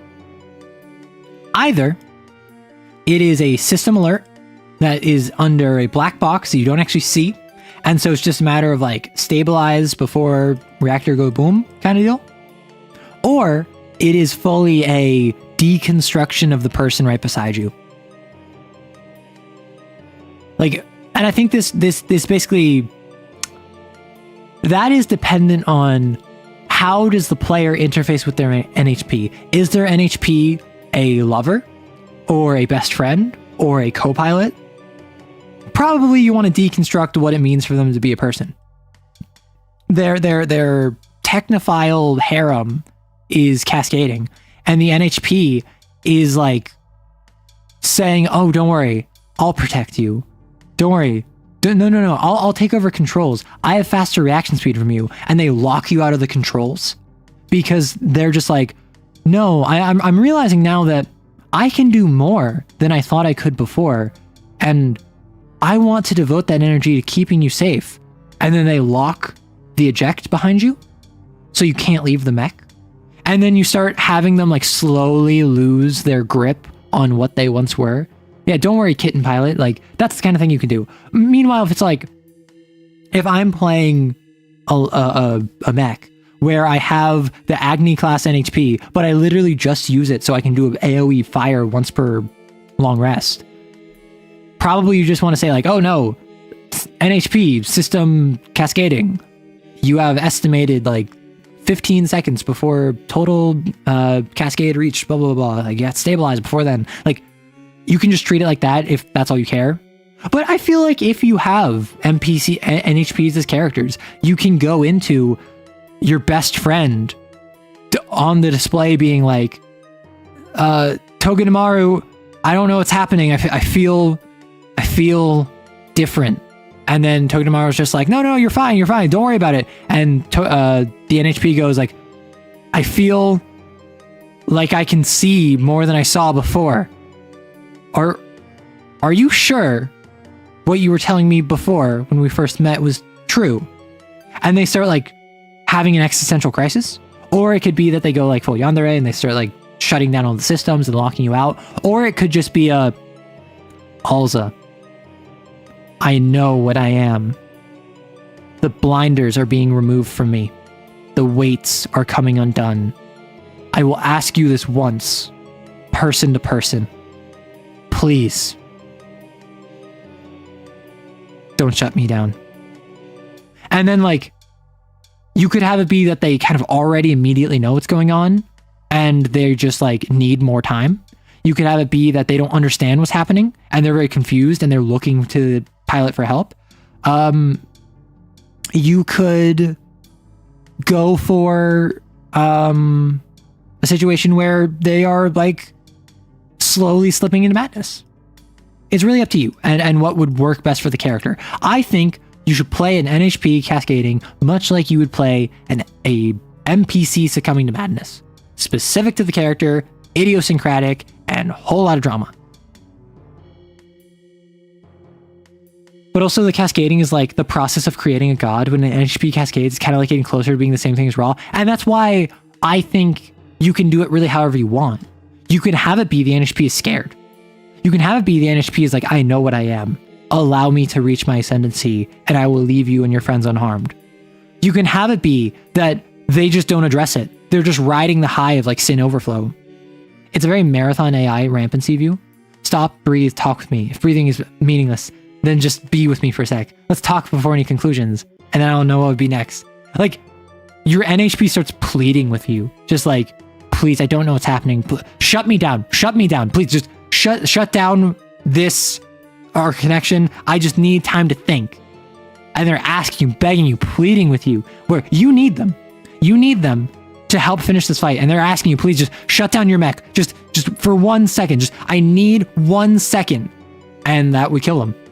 That would cycle them. And you don't want that to happen, because this clone has actually been developing a personality separate from the rest and more in line with you. I think that can be interesting. If you know Phoenix Wright, how do you do a Phoenix Wright game? What systems are you using, and what would you prep players with? I would just play it where you play an investigation system. You play an investigation-oriented system where that's where you go around to the crime scene and you look around like, oh, the pill bottle that has fingerprints on it, or like, oh, the T-bone steak plate that has the T-bone steak on it, or like the T-bone on it but no steak, or no T-bone on it. So like you just go around and you investigate normally, like City of Mist with clues or whatever. And then in court, I would basically treat it like Vampire the Masquerade, optional combat, knives in their smile, where I'd basically be like, you're dealing damage by presenting proper evidence. Your attacks are take that, and like your objections and your reactions, and the whole thing is that you are bringing forward evidence to a court that you have to present in the right way at the right time. And if you can justify it, you spend that evidence and deal damage. And your goal is to reduce the reliability, the trust of the prosecution down to 0. That's how I would do it. Like, obviously, if there's a Phoenix Wright TTRPG system, they would do it differently. But if you're just like asking me like, hey, 5 minutes, how would you do Phoenix Wright? I'd just make it so that you do a normal investigation game, you get clues, all of the clues act as like tokens you can spend later, and then in the actual court session, you can spend those tokens, and the prosecution can spend those tokens to basically deal damage to each other. If I were a Lancer, I'd be much more inclined to like, let's be in it for a bit and make an actual decision formed by more than immediate emotions. See, but that's the thing, you shouldn't do that. The correct answer is to always cycle.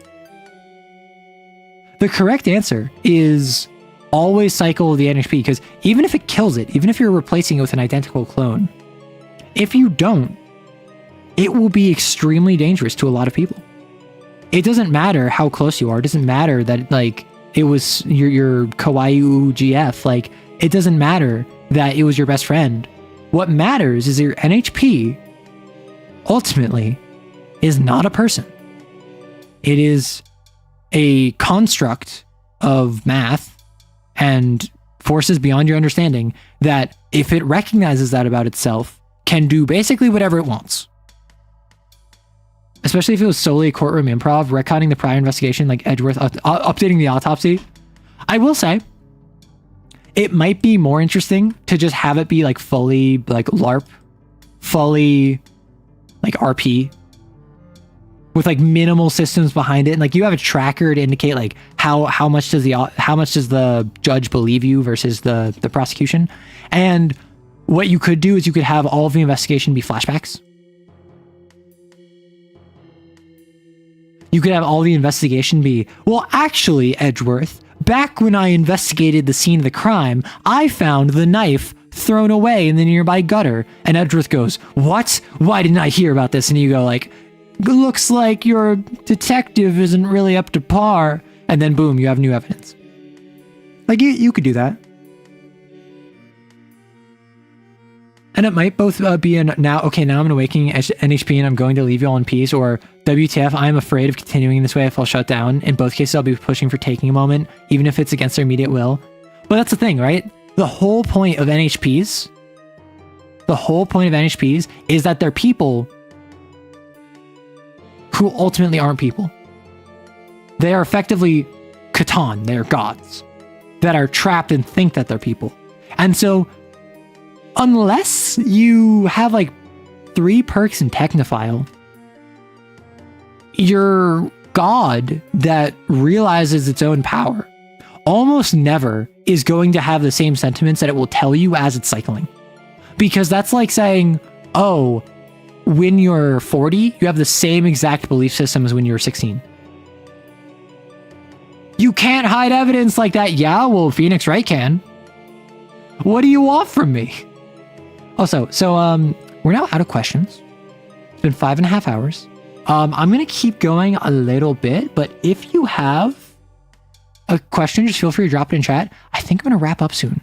We did what I wanted. We did Exploring CompCon. I got to talk about my werewolf game. We got to read through my Kane message.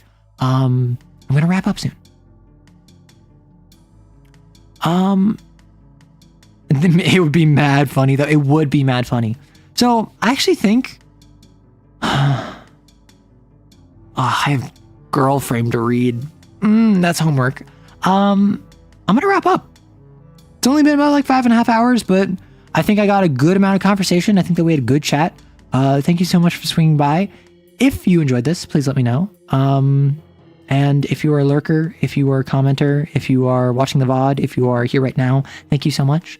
Otherwise, take care of yourself. Have a lovely evening, morning, afternoon, night, whenever. Bye-bye.